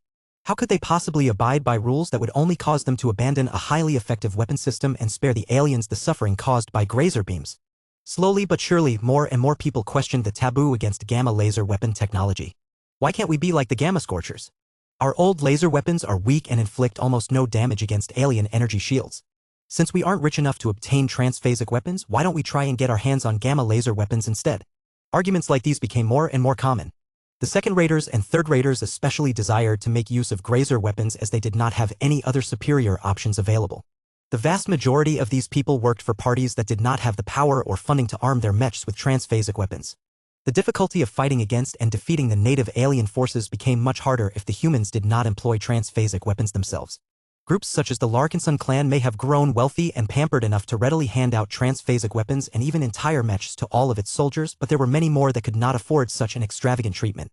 Most of the time, only the leaders or a small elite detachment received the privilege of utilizing transphasic weapons or mechs. It was not economical to extend this treatment to the rest of a mech force. In fact, it was much more common for these soldiers to rely on outnumbering the native aliens by 5 to 1, 10 to 1, or even 20 to 1 in order to overcome the vast disparity in tech and resources. This was not a sustainable approach. Soldiers were dying in droves and settlements kept getting wiped out by the native aliens just because of the lack of availability of phase water. Each of them looked at the performance of the gamma laser weapons freely utilized by the cybernetic empire and grew envious. Even if the non-transphasic version of grazer weapons would not be able to produce results as good as shown in the live feed, it should at least be a lot better than their bog-standard laser weapons, right? What a devious ploy. As expected of the polymath.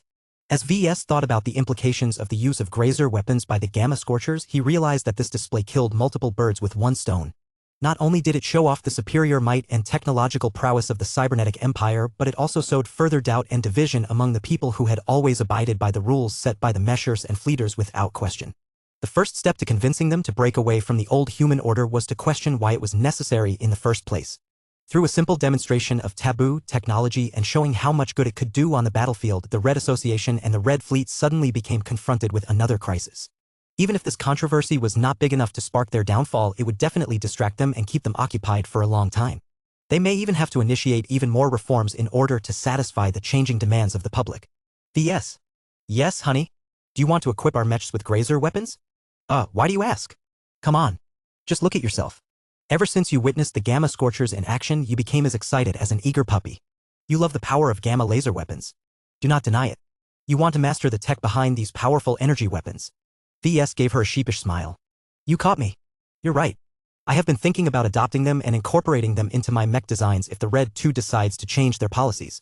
However, I am not sure whether it is practical to combine gamma laser technology with luminar crystal technology. I know it is possible, but I also know that it will produce a lot of new challenges and complications. I don't have the time or interest to solve all of these problems. You do not have to do everything yourself these days. Gloriana rolled her eyes. There are other mech designers and R&D personnel in our clan that can undertake this project. If we do not have the right people, then we can hire them. Luminar crystal technology is not that well known, but I am sure that there are plenty of energy weapon specialists that are willing to branch out into alien technology so long as they are given the right incentives. VS thought about it for a few seconds. You can start the prep work for this, but don't go on an immediate hiring spree. We should wait and see how the Red 2 react to this development. It might be that they will insist on restricting the use of gamma laser weapons. Why would they do that after this? Gloriana frowned. The meshers and the fleeters should know better than to issue a rule that will never be obeyed. The cybernetic empire's flagrant disregard for the taboos has already broken a dam. I am sure that the Terrans and the Rebarthans will roll out their own versions of grazer weapons as well. Since you have always desired our clan to become a sovereign power, there is no reason for us to abide by the pedantic taboos of the Red 2. VS stared at his wife. As expected, she even fell victim to the polymath's conspiracy. What you just said is not wrong, but you are missing the bigger picture. The Larkinson clan is only independent as so far the other major human powers allow it to be. They are tolerating us and indulging in our whims because we are useful to them and we have never violated their bottom line. If we start to do the latter, our relationships with them will not break right away, but they will become a lot more strained. Gloriana frowned deeper. I know you have a good relationship with the meshers. I do as well. However, there is no doubt that the Red Association is in decline. Even if there are many more star designers on its side than with the cybernetic empire, the fact remains that the polymath had many more years to complete her research than the others. Perhaps the meshers will be able to make a comeback after a decade or two, but who knows whether the star designers will still agree to remain part of the same club. You've noticed that? I have my own channels, VS. They may not be as extensive as yours, but there are still people who are willing to tell me certain things that take place behind the scenes. VS slightly narrowed his eyes after he heard that. He imagined that these contacts did not volunteer this information out of the goodness of their heart. The only way for Gloriana to obtain such information was to volunteer valuable intelligence in return. However, he had no reason to suspect that she was leaking secrets that were not meant to be divulged. After his latest deep discussion with her, he decided to give her the benefit of the doubt. It was not healthy for him to maintain his distrust towards his wife for so long. He actually felt much closer to her now that he had invited his wife to become the latest user of the Mech Designer system. If his wife had actually exposed the existence of the Mech Designer system to outsiders, then that was his fault for making an erroneous judgment. It is dangerous to make too many assumptions about star designers. VS vaguely said. They have transcended their mortality and transformed into energy-based life forms. They are still marked by the vestiges of their humanity, but they have acquired so much more that it is difficult to judge them by human standards. The polymath is already a confounding individual, and all of the other star designers are just as complex. None of them are simple figures. Whether the star designers decided to split up and go their own way had massive implications.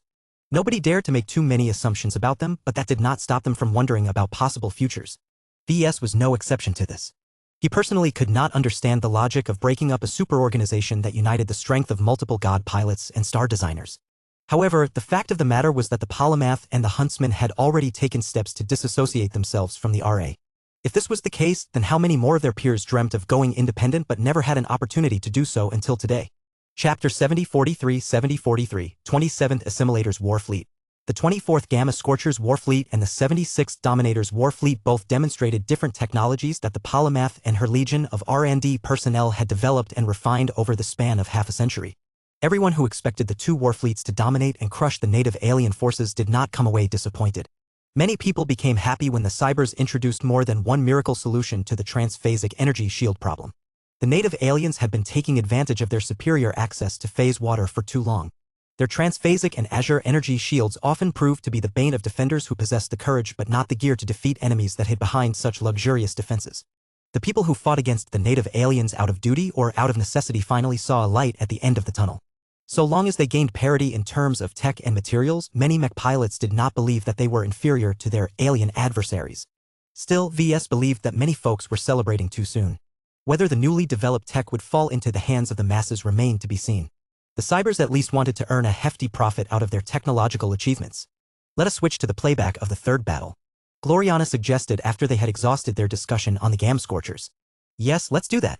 I have been saving the best for last. When VS and Gloriana switched the feed to the third battle, they expected to observe a very different kind of battle than the last two ones.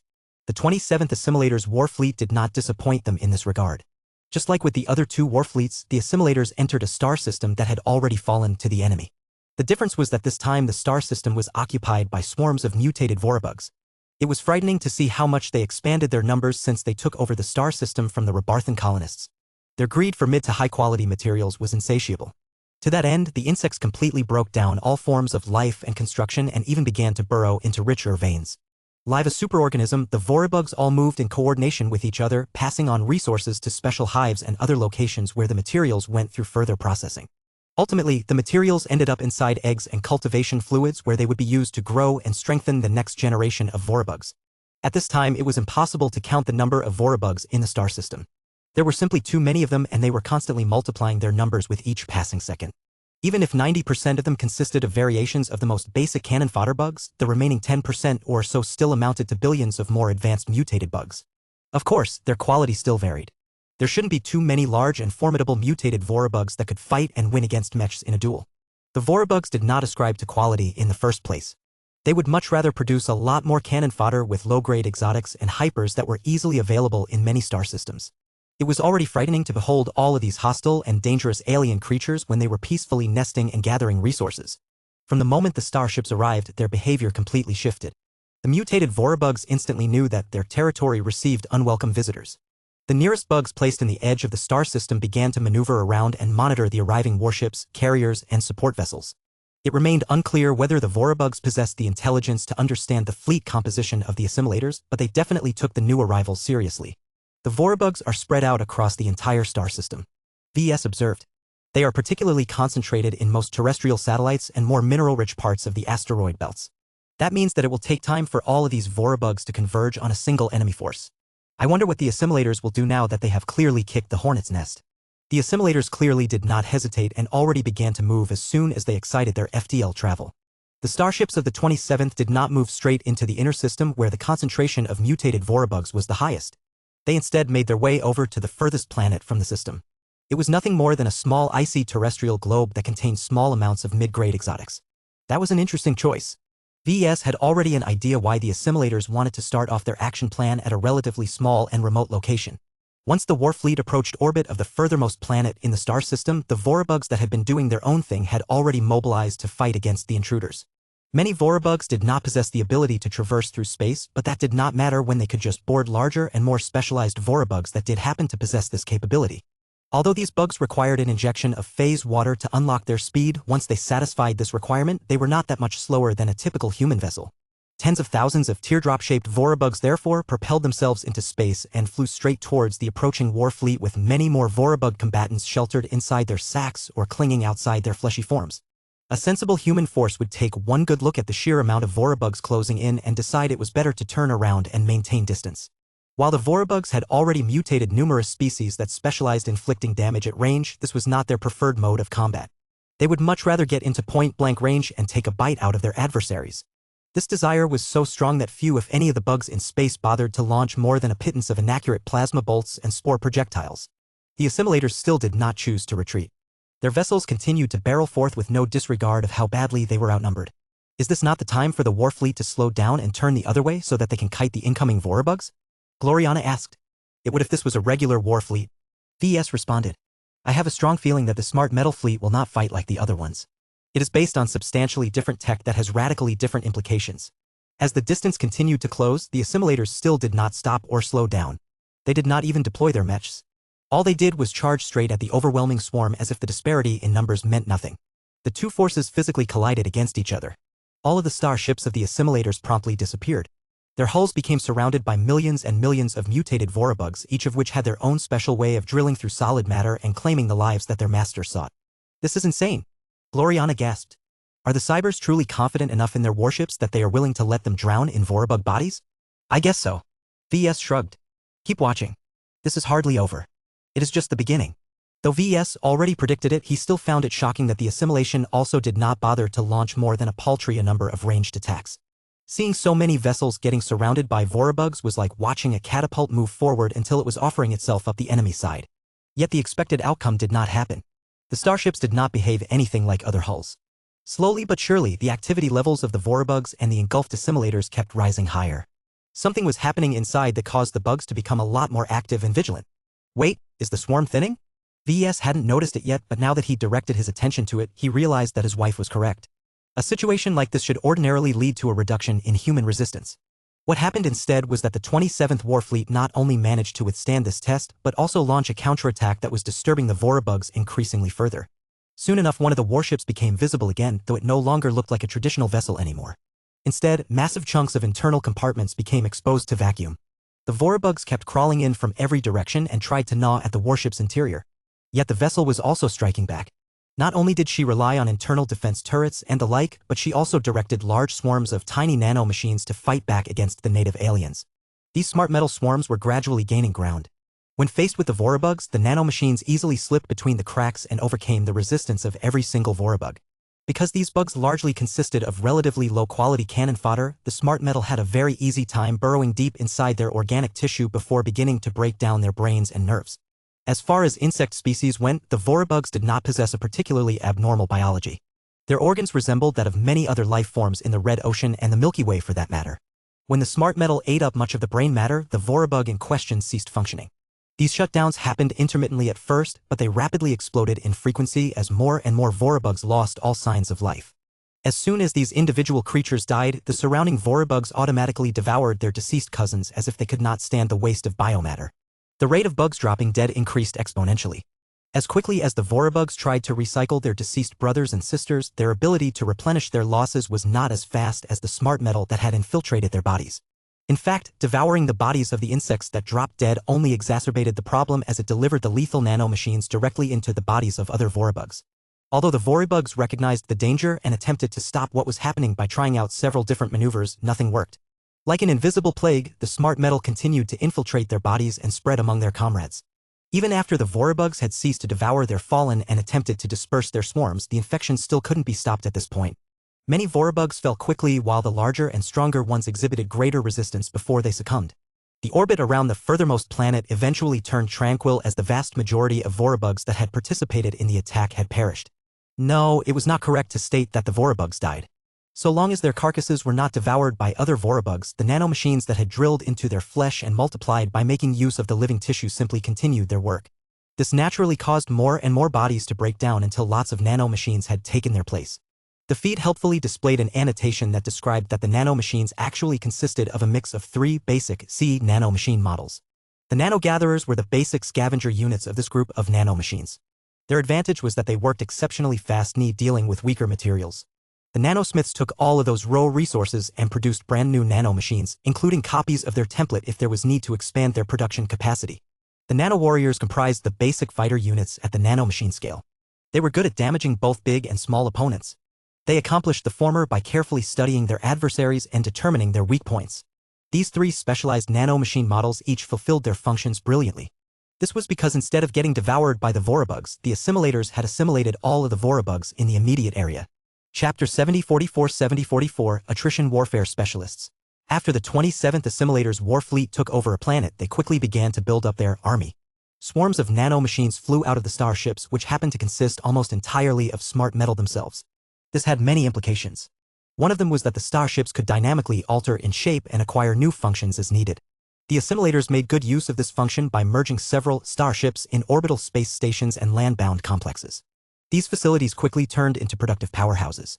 They centralized a lot of heavy industrial processes, thereby enabling them to obtain manufactured goods at reduced prices. The expansion continued even after the assimilators completely mastered the remote planet. Instead of consolidating their control over this corner of space, the assimilators chose to go aggressive. With the remote planet as a springboard, the 27th Assimilator war fleet split up into several detachments that either stayed behind to guard harvesting and production operations, or went on different missions to conquer the other planets in the star system. This part of the battle was not that easy to convey in an easily digestible manner. This was why the broadcast dragged on long after the other 2 war fleets had concluded their battles. Despite the passing hours, many viewers remained riveted by the sight of the assimilators in action. With the help of their warp drives or superdrives, they moved around as quickly as possible and invaded the planets and, if applicable, the moons that the Vorabugs had previously gained control over. The Vorabugs were not kind to the satellites they conquered. No matter their development, the mutated bugs had no interest in living in harmony with nature. The bugs mercilessly engaged in destructive mining practices because they deemed that to be the most effective way to sustain their invasion. Now that the red humans dared to invade a star system that had fallen under their control, the Vorabugs advanced their pace and engaged in even more destructive practices. They destroyed mountains and dried up lakes. They destroyed any terraforming that may have taken place in the past and made the environment unlivable for humans. They dug so deep and drained so many underground or veins that they triggered earthquakes, some of which were so violent that they ended up killing a fair amount of Vorabugs in the process. Why were the bugs behaving even more extreme than before? It was because they were actively changing their bug composition. The alien insects abruptly reduced the production of low-quality Vorabugs. It became clear that whatever intelligence they possessed must have noticed that their cannon fodder was far too susceptible to getting killed by nanomachines. The Vorabugs in the star system despised their low-quality Vorabugs so much that they even cannibalized over 70% of their own ranks.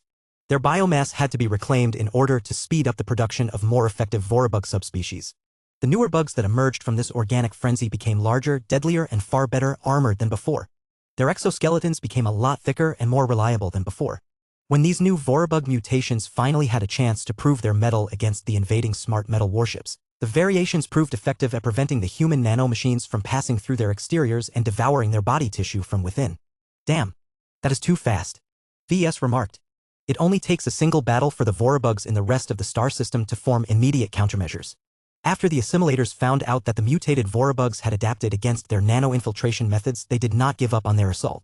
The Cybers instead resorted to more conventional means of warfare. Finally, they are putting real mechs and warships into action. Andraste celebrated the return of the spectacle. The 27th Assimilator's war fleet might possess the capability to take on any form due to its predominant smart metal composition, but if it needed to fight like a traditional war fleet, then it certainly possessed this capability. The smart metal warships dynamically altered their gun batteries to output searing gamma laser beams. The beams raked across the swarms of bugs, striking thousands if not tens of thousands of armored units at a time. Although the newly adapted Vorabugs were much more resistant against damage, the assimilators had already adjusted the power settings of their gamma laser cannon batteries to ensure that a single pass was enough to kill or condemn an armored Vorabug to death. The assimilators showed no qualms about utilizing the signature weapon system of the 24th Gamma Scorcher's war fleet. VS guessed that the assimilators possessed the capability to imitate a lot of other proprietary CE weapon systems. Although the Gamma laser weapons proved to be highly effective against organic targets, there were Vorabugs that did not fall so easily. These were the more elite types that relied on high-grade materials to grow stronger and much more resilient bodies. They were the closest equivalent to champions that the Vorabugs possessed.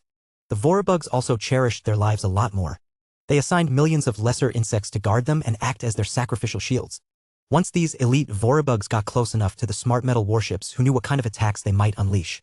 In order to stop these powerful but agile elite Vorabugs, the smart metal warships tried their best to sweep them away with their gamma laser beam salvos, but the elites had grown special adaptations that made them much more resistant against energy damage.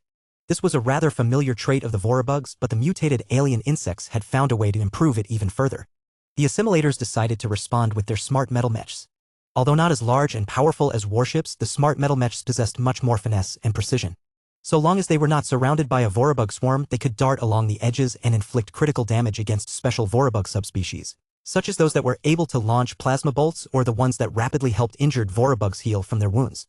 Now, many of these smart metal mechs fearlessly dove into the middle of the swarms, having altered their shapes until they resembled arrowheads in order to pierce through the bugs in the way.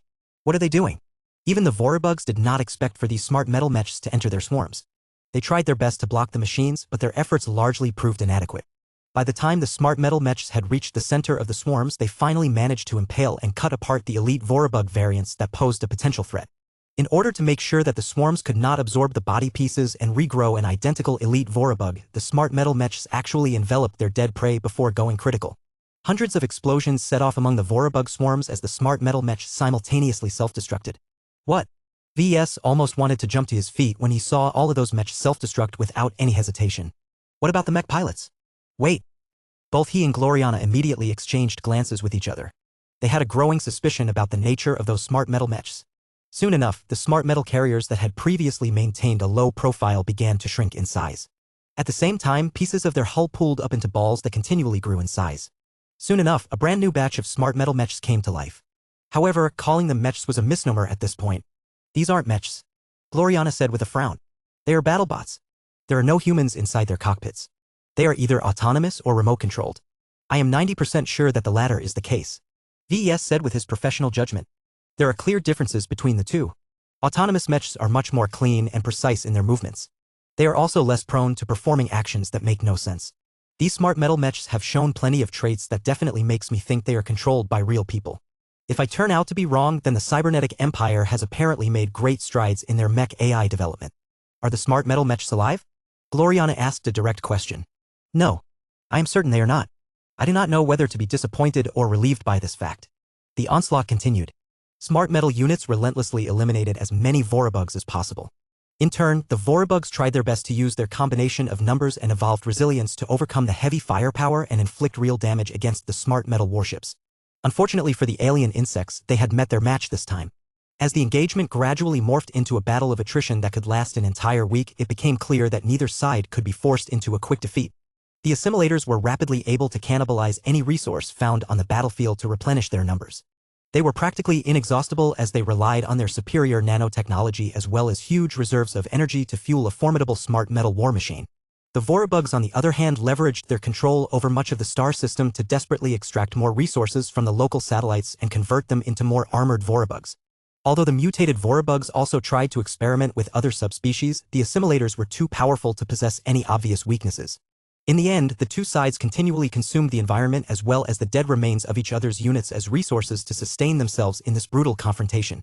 Many viewers who had become initially buoyed by the excellent performance of the Gamma Scorchers and the Dominators had grown increasingly more numb or horrified at what they saw on this battlefield. Was this what it was like to fight against a biological calamity like the mutated Vorabugs? It was terrible for the red humans to behold the enormous capacity for war-making demonstrated by the Vorabugs. This is a nightmare. Pardon? I cannot imagine how the Expeditionary Fleet or the Premier Fleet can make any progress on this kind of battlefield, VES said as he swept his hand towards the projection that had switched back to a live feed. As long as these Vorabugs have taken root in a star system, you have to fight against all of the planets, moons that support their organic war machine. This is a type of enemy that we have never planned against. None of our existing mech designs are suited for this mode of warfare. You are correct, VES. To see the assimilators put so much effort to engage in warfare at an industrial level is mind-boggling. If the cybers have to resort to such a costly method, then the mutated Vorabugs may pose a greater threat to us than the native aliens. This was not an exaggeration. While the Vorabugs may be defenseless against expert mechs, ace mechs, or god mechs, there were only so many of them and they could not possibly sustain their damage output for days or weeks on end. So long as the Vorabugs multiplied fast enough, they could sweep across the entire front lines and slip through hundreds of gaps in the defenses. The good news is that the 27th Assimilator's war fleet should not be unique. VS said, I have learned from Hugo that there is also a smart metal tower among the 13 towers. This signifies that the polymath has deemed smart metal technology important enough to develop many innovations in this field. What the assimilators have shown so far is probably the tip of the iceberg. Their real nanomachines has to be a lot more formidable than just the basic 3 models in use at the moment. Gloriana sensed an unusual amount of admiration from VS towards this tech. She glanced suspiciously at her husband. Are you coveting CE smart metal technology? I am. VS freely admitted. Why? Because as soon as I witnessed the performance of the assimilators, I knew I had found the perfect foundation for my polymetal mech design project. Chapter 7045 Uncontrollable Infestation. VS shut off the live broadcast. The battle between the assimilators and the mutated Vorabugs would probably drag on for weeks. VS had better things to do with his time than watch this titanic clash between two forces that specialized in battles of attrition. He had seen what he needed to see, and so did everyone else. Is this the future of warfare? Andreas asked with a disappointed expression. VS smiled and moved over to pick up his daughter. Not necessarily, Pumpkin. The cybers managed to demolish the native aliens because they had many years to develop and optimize the right weapons to defeat them.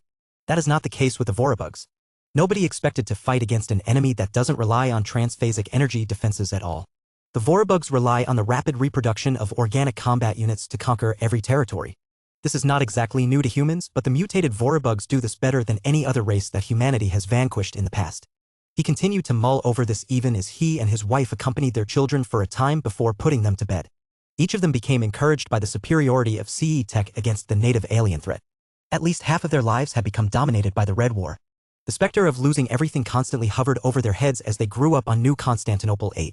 VS felt grateful to the polymath bringing hope to a society that had become accustomed to being on the losing side.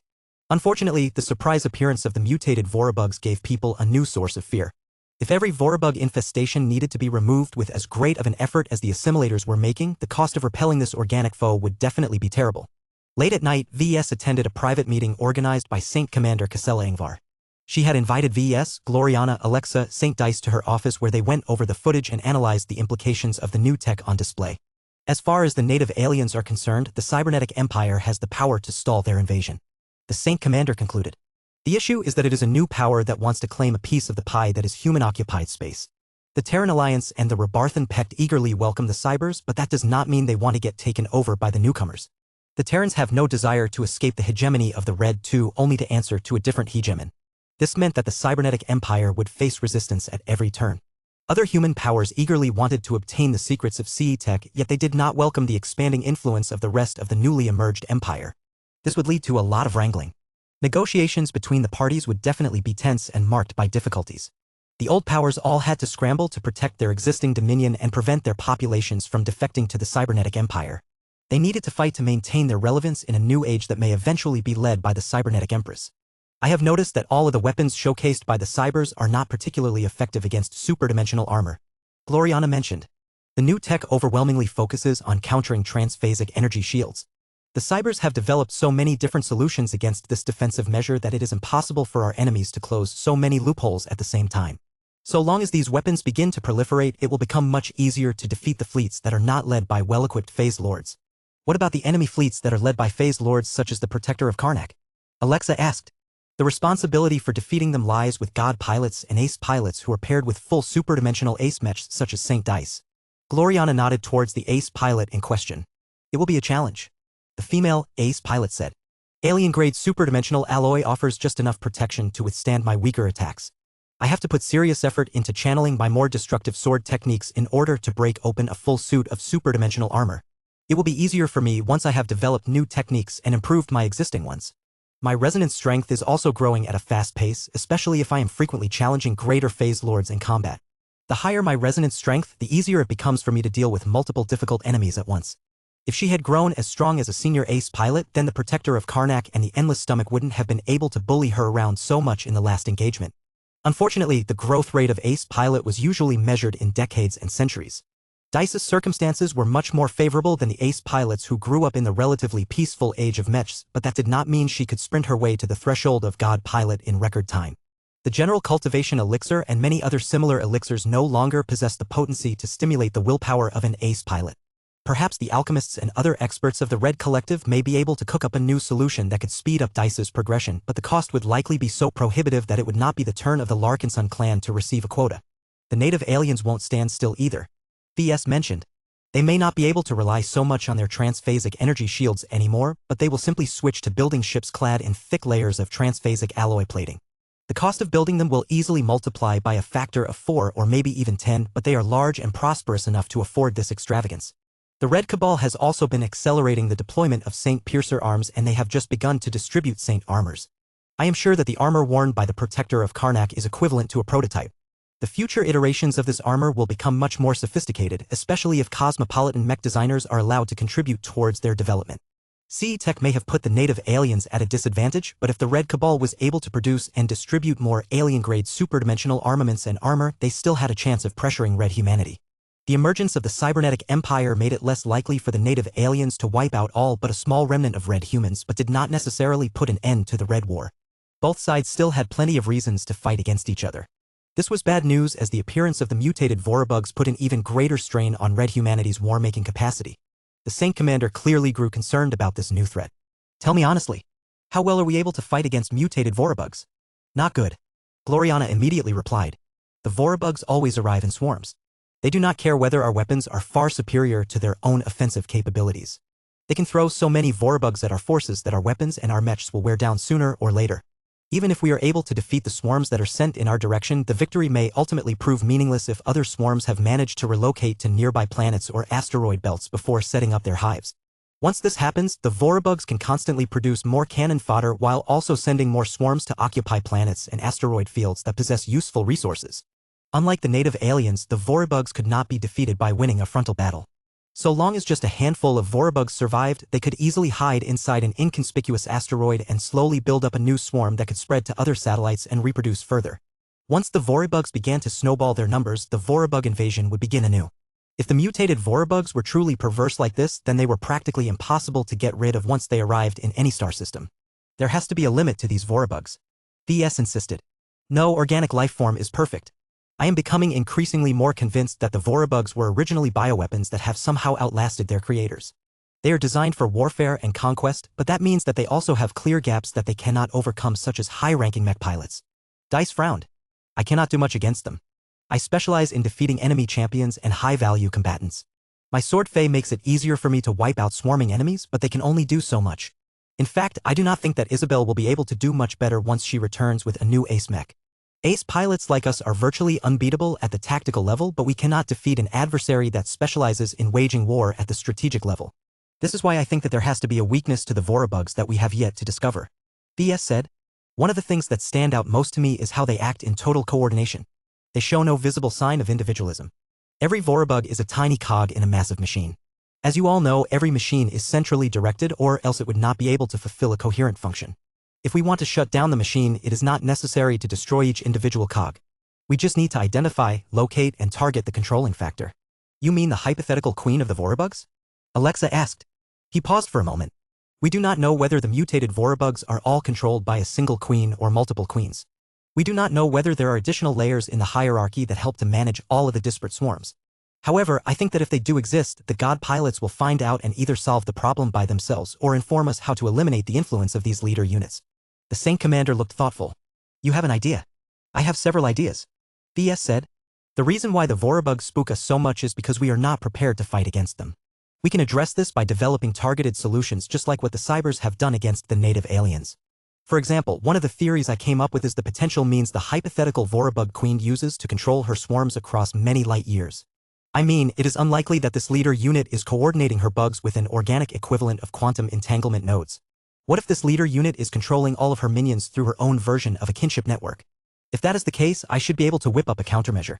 Is this why you feel the need to relocate to the Rebarthan Pact? Casella asked. Yes. It may be wishful thinking on my part, but I truly think I have a chance of offering material help in pushing back this threat. I won't know until I actually reach the new front and see the Vorabugs in person. Even if my hypothesis is wrong, I am sure that I can do other useful stuff such as designing a mech that targets a different weakness. I have done it before. I am confident I can do it again. Red humanity needed a miracle solution against the Vorabugs because all of its usual methods were clearly ineffective. The group talked a bit more about what they have witnessed and seen. They particularly focused on the new tech on display and what they would like to acquire for themselves if they had the option of exchanging these goodies from the cybernetic empire. Chapter 7046 Changing Geopolitical Landscape. The battles involving the three warfleets of the cybernetic empire shook human-occupied space. Many people already had a vague idea that the cybernetic empire took advantage of the time of isolation to develop superior technology and construct a large number of powerful mechs and warships. With a leader as smart and productive as the polymath in charge, Bridgehead 1 should have definitely made good use of the additional time that she managed to buy. Yet how good were her new warfleets, really? Nobody had a clear idea. This was why it became necessary to stage a demonstration. Until her forces tested their mettle in actual combat, few parties were willing to bet on the cybernetic empire. Now that the three warfleets had shown off completely different but equally effective combat capabilities, all of those doubts melted away. There were many more warfleets that possessed their own traits that had yet to showcase their strengths in combat, but it was not strictly necessary for them to show off their capabilities on an individual basis. Most people were willing to believe that these other fleets performed at least just as well as the three that had debuted in full view of the public. This caused many people to raise their evaluations of the cybernetic empire and treat it as a more serious threat, rival, or potential ally. The cybers had shown that their bites were just as strong as their barks. They no longer appeared presumptuous whenever they threw their weight around. The confidence of having much superior tech in reserve and many more military assets that had yet to commit themselves in battle granted their negotiators a lot of bargaining power. All negotiations between the cybernetic empire and other human powers started to tilt in the former's favor. It couldn't be helped. Everyone wanted a piece of that sweet CE tech. Multiple states also urgently requested military reinforcements. Their core territories were on the verge of collapse and the existing defenders had increasingly run out of mechs, warships, or supplies to hold HTE line. What made these negotiations all the more frustrating for the different states and organizations was that the cybernetic empire was not in a hurry to take action. The polymath ignored all of the appeals to her conscience and morality. She maintained her silence while restraining her negotiators from offering her empire's services for free. It appeared that the cybernetic empress had inherited the time-tested Mesher tradition of never engaging in a transaction at a loss. Many parties grew upset at the heavy demands imposed by the cybers, but what could they do? They were literally in a crisis and urgently needed help. The good news was that the Red Split enabled the Red 2 to free up a lot of combat assets. Perhaps the Meshers and the Fleeters still felt sour at the defiance of the Terrans and the Rebarthans, but that did not change the reality that the Red 2 no longer had to spread out their forces far and wide anymore. The warfleets and smaller detachments of the RA and the RF that had previously contributed to the defense of the Terran Alliance and the Rebarthan Pact decisively retreated from the places where they were not welcome anymore and retrenched themselves in the Red Ocean Union. The loose colonial alliance suddenly gained a lot more cohesion as the Meshers and the Fleeters suddenly became a lot more attentive to the demands of the states that had been struggling to hold the line. The reinforcements to the first-rate, second-rate, and even third-rate states significantly stalled the advance of the native aliens that had been assigned to this front. What was even more significant was the transfer of multiple god pilots and dreadnoughts. These top-level combat assets suddenly became a lot more prevalent than before now that they no longer needed to burden themselves with covering the lengthy Terran and Rebarthan fronts. The improving conditions at the Red Ocean Union even granted them enough breathing room to retreat from the front in order to obtain much-needed upgrades, assist in secret groundbreaking experiments, or even engage in clandestine operations that more often than not took place deep behind enemy lines. Hey, unlucky bastard. VS smirked when he heard the latest news from Deviut. The Colonial Federation of Deviut had suffered enormous damage during the Red Tide offensive so far. The native aliens continually battered the capital star system to the point where half of it already turned into ruin. During the most desperate moments of the ongoing struggle for the Deviut system, Saint General Ark Larkinson abruptly proposed that if he took over the Larkinson clan, he would apply for it to join the cybernetic empire. Such a campaign promise had massive implications, especially when made by a prominent figure such as Ark. It was already bad enough that he lost the election. What was worse was that the Red 2 had finally ceased their neglect of the Krakatoa Middle Zone and began to offer real military aid to its states. The Colonial Federation of Deviut was finally able to catch its breath. Together with the increased presence of god pilots and dreadnoughts of the nearby border regions, Deviut had become very much aware that they owed the Red 2 a lot.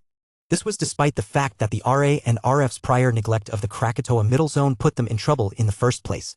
Whatever the Devutans and their government might think, the reality was that they had become a lot more dependent on the protection of the Red 2.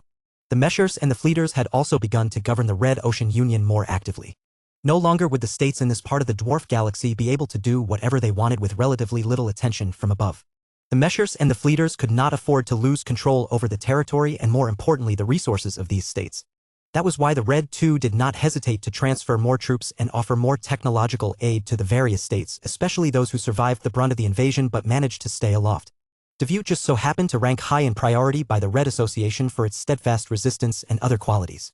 With Dviut and the RA cozying up to each other, the status of a military commander who openly proposed to defect to the cybernetic empire therefore became a lot more awkward. While Dviut would never seek to spoil any relationship with the cybernetic empire, it was impossible for its government and major players to do anything that would make the Meshers upset.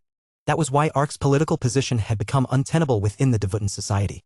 He's become a pariah, though he has not completely fallen out of favor. Gavin Newman reported to VS. It is undeniable that Ark has made massive contributions to the war effort. He is one of the reasons why the Dviut system still remains in human hands. That means a lot to the Dvutans, so he is still able to maintain his position without suffering official sanction. However, as long as the Meshers begin to increase their influence in the state, voices that are openly in favor of siding with the cybernetic empire will continue to become more marginalized. So what does that mean for the clan? The impact to our clan is not too great, but the story may be different for the Dviut branch. For a long time, its influence was growing in Dviut. There was even talk of granting it control over multiple territories that have been raised by the native aliens. Those ideas are not mentioned anymore. Ark and his Woborn have fought hard and made many sacrifices to defend the capital and the heart of the Dvutan state, yet all they get in return is a pat on the back and the normal rewards that conform to the letter of their contracts. Ark has lost any hope of squeezing the Larkinson clan into the same level of status as the pioneers who founded Dviut. He could have taken over as the president of the state in the best-case scenario. That would have been a massive political achievement. Even if Dviut was a mere second-rate state, this success in the political arena still meant a lot to a clan that previously had no significant territory to count upon in its short and mostly nomadic existence. By essentially taking over the colonial federation of Dviut, Ark would have completed the first steps to turning the Larkinson clan into a territorial power, one that was not necessarily bound to a single second-rate state. It was very much possible for the Larkinson clan to repeat the same plan in a small first-rate state. If he became the patriarch of the Larkinson clan, he would have been able to gain control over the Premier Fleet, which was already powerful despite still needing to build up its numbers. Instead of letting the Premier Fleet roam around wherever it was needed, Ark would have leveraged its strength to offer protection to first-rate states in exchange for territorial concessions. If this happened, then the Larkinson clan would definitely be able to gain a permanent foothold in the upper zones as well. Alas, Ark's plan went bust at the first step as he failed to become the patriarch. Other changes such as the realignment of major powers undermined his plan even further. VS was not sad to see Ark's political ambitions getting ruined. His ideas about owning territory may have just become a lot more viable now that the cybernetic empire had arrived to strengthen Red humanity, but he still disagreed with the principle of the matter. So the Red Ocean Union is becoming a lot stronger due to the Red Two's retrenchment. VS thoughtfully said. How are the Terrans and the Rebarthans doing? Well, the native aliens have not made any major shifts to their current strategy, but there are signs that they may be looking to increase their focus on the Rebarthan Pact. If the native aliens want to weaken our race the most, then hitting the Rebarthan when they are down is the best choice. The Rebarthan Pact is currently being threatened by the Vorabugs. If the native aliens push harder, they can more easily collapse the defenses of vulnerable Rebarthan star systems and raid everything of value before the Vorabugs come and ruin the rest. What about the Terran Alliance?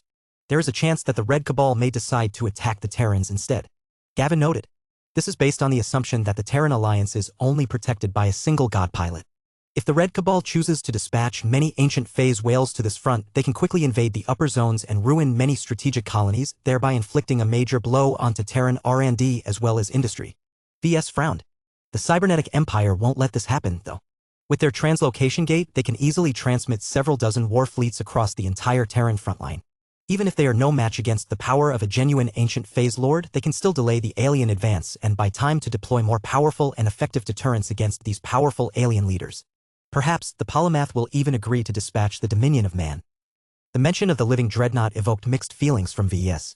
He was the reason why the former CFA and RF dreadnought underwent a profound transformation and eventually became alive. VS had risked his own life and fought against one of the most powerful lightning tribulations that could descend upon the Red Ocean. He even provoked a powerful extragalactic god king for his troubles. All of this effort and sacrifice had given him a strong sense of ownership towards the Dominion of Man. To see this godship fall into the hands of the polymath who thoroughly treated the living vessel like her own crown jewel was maddening to say the least. VS feared that if he ever came into contact with the Dominion of Man again, his heart might break when the living ship and her crew had forgotten all about his contributions. After all, it had been over half a century since his involvement with the dreadnought.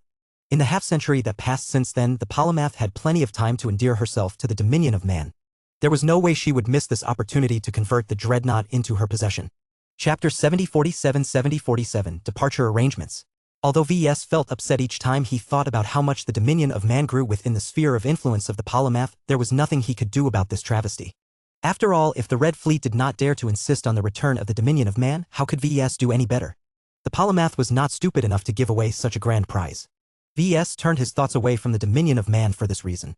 Nothing productive could come from continuing to obsess over the state of the living dreadnought.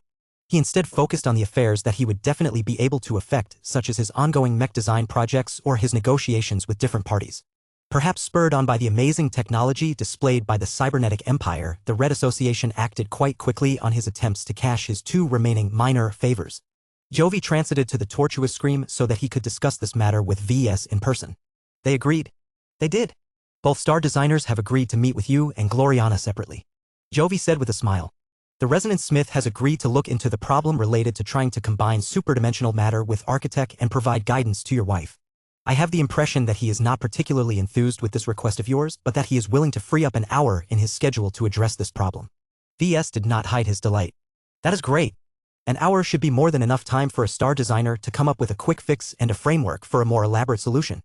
I don't dare to ask anything more than that, though extras are always welcome. What about my second request? The webmistress has responded more eagerly to your request.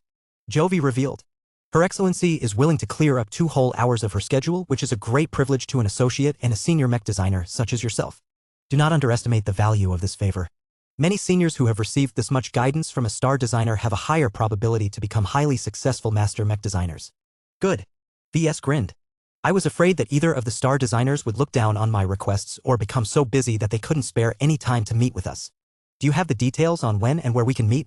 I do. First, the star designers prefer to meet with the 2 of you in person. Remote consultations are inappropriate and an insult to their status. You are not immobile or trapped in a single location. Since you can move to them, then you should make the effort to do so. The good news is that both of them happen to be located at the Yernstall Central Star Node for the coming weeks. They are there because they are needed to handle the fallout of all of the recent events. How long will they stay in Yernstall? I cannot say, VS. I advise you and your immediate family to move to the Blue Jay fleet and set off to Yernstall as soon as possible. If the 2 star designers have completed their obligations, they will not wait for you to arrive. They are needed in many other locations. That was understandable. VS knew that he had to stop dragging his feet. He had been wavering in his decision to separate from the premier fleet that he had spent a significant amount of time and effort in raising. It was nice to have a powerful first-class force at his command. Yet the premier fleet ultimately served the Larkinson clan except for VS in person. As VS continued to climb his way up in society, there were times when the Larkinson clan shackled him and prevented him from pursuing promising opportunities. Now that he had stepped down from his high position, he became a lot more free than before. He just needed to take this important step in order to turn this separation into reality. I will talk with my wife and the Sync Commander about our departure. VS affirmed. I already thought about traveling to the Rebarthan Pact. It is not a big deal for us to go on a small detour. Yernstall also has a lot of stuff that I need to purchase now that I am separating from the premier branch. Good. For the best results, I advise you to leave no later than 3 days from now on. Make sure you have said your goodbyes and made the appropriate arrangements on how you can continue to do your work for the Larkinson clan even as you are far away from the rest of your clansmen. Jovi advised. That was indeed a big issue. When VS did what he said and approached this contentious topic with Casella and Gloriana, both of them frowned. The design department is the heart of our clan. I do not agree with your proposal to let you take all of the mech designers away with you. The Sync Commander stated the obvious. It would be best if we can keep our best mech designers and the people responsible for designing both our mass-produced models and our high-ranking mechs close at hand. It is also necessary for them to regularly remain in close proximity to the mech pilots they serve. If they start separating from us, they are more likely to grow out of touch. Gloriana frowned. I cannot lead the design department from a distance. I can certainly try, but I do not think the results will be good. I cannot in good conscience insist on maintaining my post as its director when I am physically removed from my subordinates. You can opt to stay with us. Casella offered an alternative. You do not have to accompany your husband as he gallivates around the new frontier with his Blue Jay fleet. Unacceptable. I will not let VS go away without supervision. Besides, he still needs to raise our children with me. Our work is important, but our family is important as well. That left Casella in a difficult position. The matriarch needed to respect the wishes of the founder of the clan as well as the woman who was chiefly responsible for designing all of the high-ranking mechs, which also happened to include her own Minerva Mark II. Yet she also had to think about the interests of the clan. It truly was a bad idea to let the design department follow VS around while he remained separated from the rest of the clan. As the former patriarch of the Larkinson clan, VES understood that his decision to depart had put his successor in an uncomfortable dilemma. Seeing that she was genuinely unable to figure out a satisfactory resolution, he decided to give her a bit of assistance. "We can have the design department follow my wife and I on a temporary basis," he proposed. "While they settle in the design labs of the Tarask, I will spend my MTA merits for the Red Association to open up a portion of its advanced library and to offer tutoring on different high technologies that are normally inaccessible to regular mech designers. That way, they can treat this as a learning excursion and enrich their knowledge. They will return to the Premier Fleet or another branch of our clan with a much better foundation than before." That sounded a lot more palatable to Casella. She looked thoughtful as she weighed the pros and cons. "I can agree to this arrangement so long as the design department does not remain separated from the main branches of our clan for too long," the new matriarch eventually said. "It would be best if you returned to us after you were done." "Will you return?" VS shrugged. "I am not too certain. There is a lot of stuff that I want to do, and the Red Ocean is still a big place. However, I am very interested in participating in a deep strike expedition. Now that the cybernetic empire has successfully developed the translocation gate and used it to deploy 3 separate war fleets, I think the deep strike plan can finally commence despite all of the upheaval." The Saint Commander nodded. "I have been considering this matter as well. For now, the cybernetic empire has not made any announcements in relation to the deep strike plan. It has also avoided any mention of letting third parties make use of its highly coveted translocation gate. We also need to take the time to prepare for a deep strike into the hinterland of alien space. We need to target the right region that holds great strategic value but is not well protected to the point our fleet will become demolished if we dare to venture far away from any form of friendly support." The amount of concerns related to a possible deep strike expedition was immense. The Larkinsons could not afford to go through the translocation gate and arrive thousands of light years away without collecting at least basic data on the local territories and their holders. Going in blind was a good way to bump into the wrong opponents that could make the Larkinsons bleed if ill-prepared. The only person present who was not that eager to embark on a deep strike expedition was Gloriana, but she knew that it was useless to protest. Her husband was a junkie for adventure and novelty, while the Saint Commander was an ace pilot who needed to challenge herself in order to prove herself worthy to become a god pilot. When these two highly influential Larkinsons both set their minds on a course of action, they were virtually unstoppable. In any case, now that VES proposed a more palatable solution, the 3 Larkinsons quickly agreed on how to deal with the temporary separation. "By the way, the clansmen that we sent off to EdNet training are due to return soon," Casella mentioned. "The mech designers such as Juliet Stamaros and Sarah Voikin will likely be sent to you, while the remainder such as Quinn Listverl and Calabast Arnlend should arrive at the Premier Fleet." VS smiled. "Those are names that I haven't heard in a while. Those fellows have practically missed half a lifetime's worth of events while they were peacefully stuffing their heads with knowledge over a span of 20 subjective years. That means that they will come out of their EdNet training as changed individuals." Gloriana warned him in order to temper his expectations. "I have read articles about the profound changes that people go through after undergoing accelerated learning. Just as the cybers have come out completely differently after spending 53 years in isolation from the rest of the galaxy, you should expect our friends and comrades to undergo major shifts as well. Much of that is for the better, as they are undoubtedly much more effective at their vocations than before. However, there will always be a sense of separation. It is almost impossible to heal this divide. This is why Kedis would not dream of going through this herself." VS sighed. "I am not ignorant of the negative consequences of this, but it is ultimately worth it for all of those old buddies of ours. The sacrifices they have made has ensured their continued relevance for our clan in the difficult times to come. I cannot wait for our clan and I to make use of their services." The return of numerous loyal Larkinsons who all became qualified first-class mech designers happened at the right time. As soon as they came back and settled in, VS intended to embark on the design of numerous first-class multipurpose mechs for the Larkinson clan. It would be much faster and more convenient for him if he was able to work on these projects alongside other Larkinson mech designers who knew what they were doing. Chapter 7048 C Tech Choices. VS and many Larkinsons became busy after deciding to take the design department away with him on his journey to Yernstal and beyond. A lot of mech designers were completely caught off guard by the announcement. Not all of them were comfortable with this move. They had spent a lot of effort settling into the Premier Fleet, but now they and any families that they might have needed to transfer to the Blue Jay Fleet and settle anew. It was only after VS announced the benefits he was willing to offer he managed to placate most of the mech designers. Being able to gain access to exclusive tech and learn how to incorporate them into their own work was a valuable benefit. As much as the Larkinson clan tried to provide its mech designers with the best learning resources, there was only so much publicly available libraries could offer them. Only by accessing a more elaborate repository of knowledge would the Larkinson mech designers be able to enrich their capabilities and distinguish their design philosophies further. Visiting Yernstal also gave them an opportunity to go shopping at one of the most developed star systems in human-occupied space. While Bridgehead 1 recently overtook it by an enormous margin, it was still a nice place to acquire high-tech goodies and luxury products that were difficult to acquire elsewhere. Of course, not everyone would transfer to the Blue Jay fleet to work under VS and Gloriana. There were enough assistant mech designers who rejected the offer to go on a long field trip and decided to stay with the premier fleet for whatever reason. VS actually approved of their decision as they would be able to keep at least a part of the design department connected to the users of its products. This decision would inevitably split the design department and create greater security and coordination issues, but VS did not consider that to be a big deal. It helped that it was not his turn to solve this problem.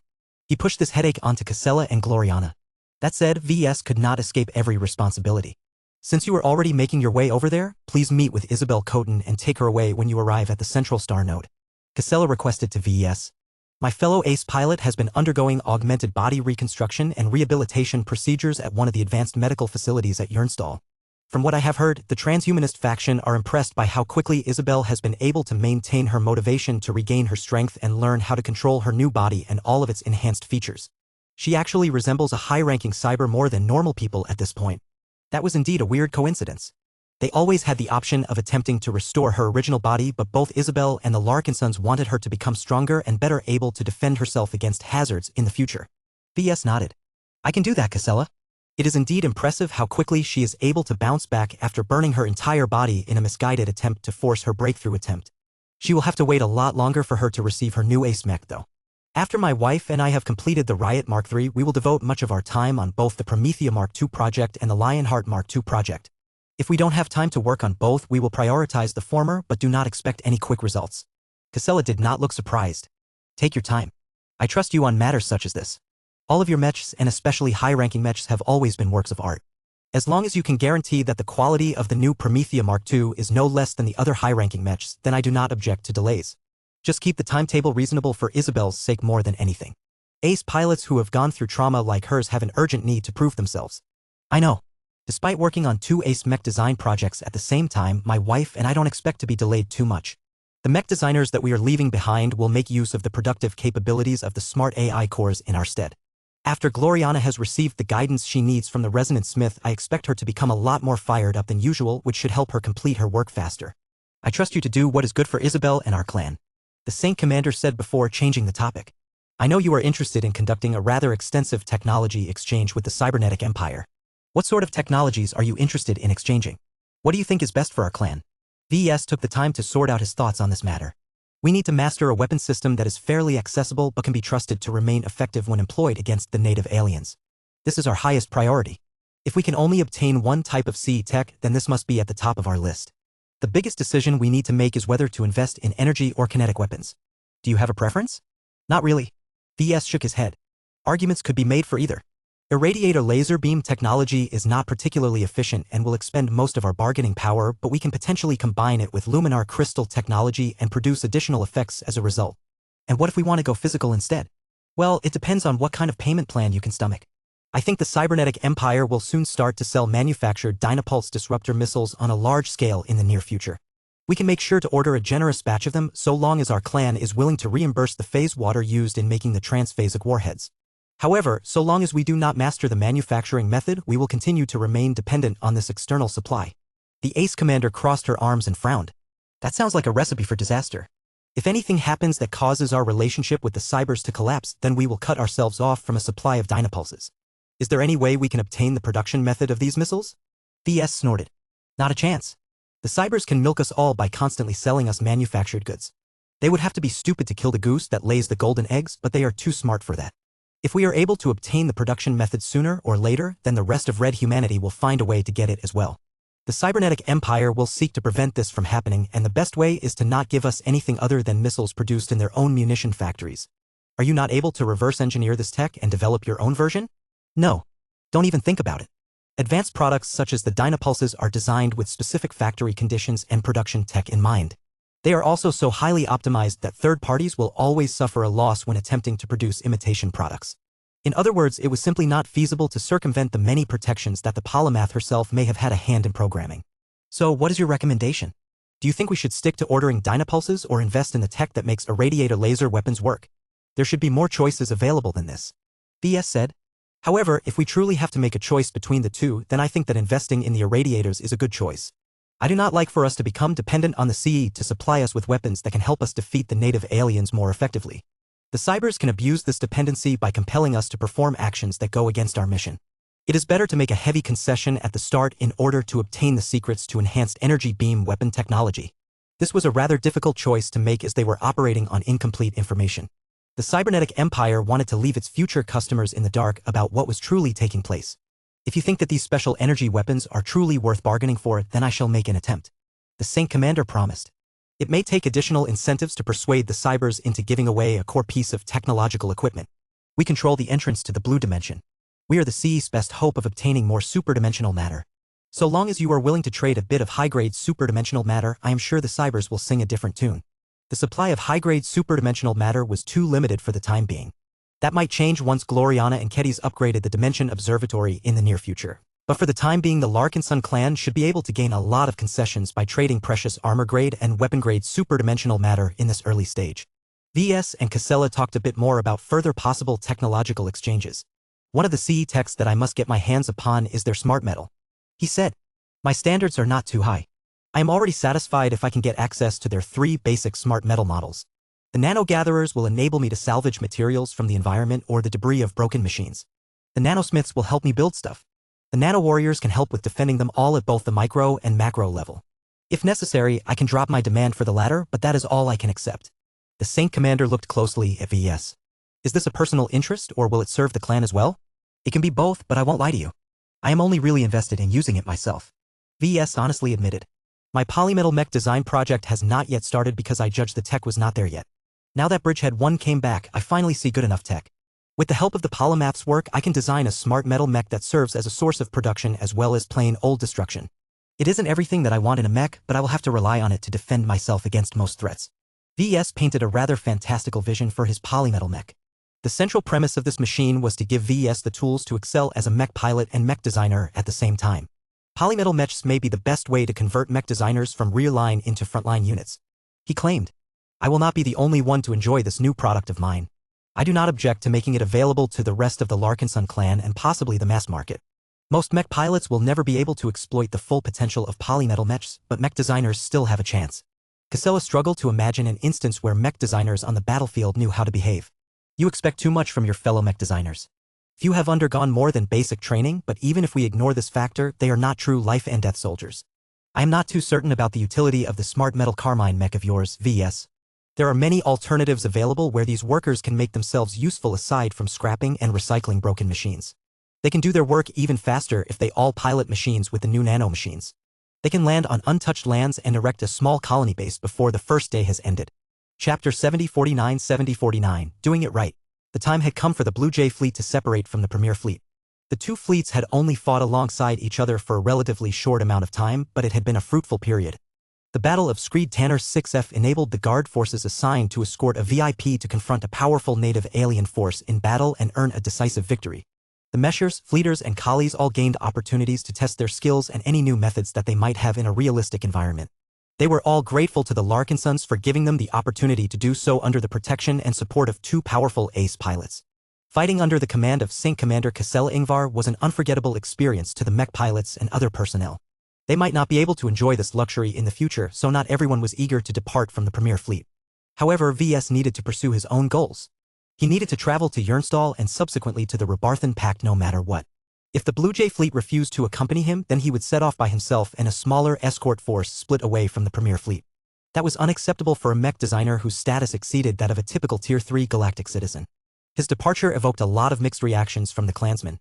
The members of the Premier Fleet were sorry to see him go.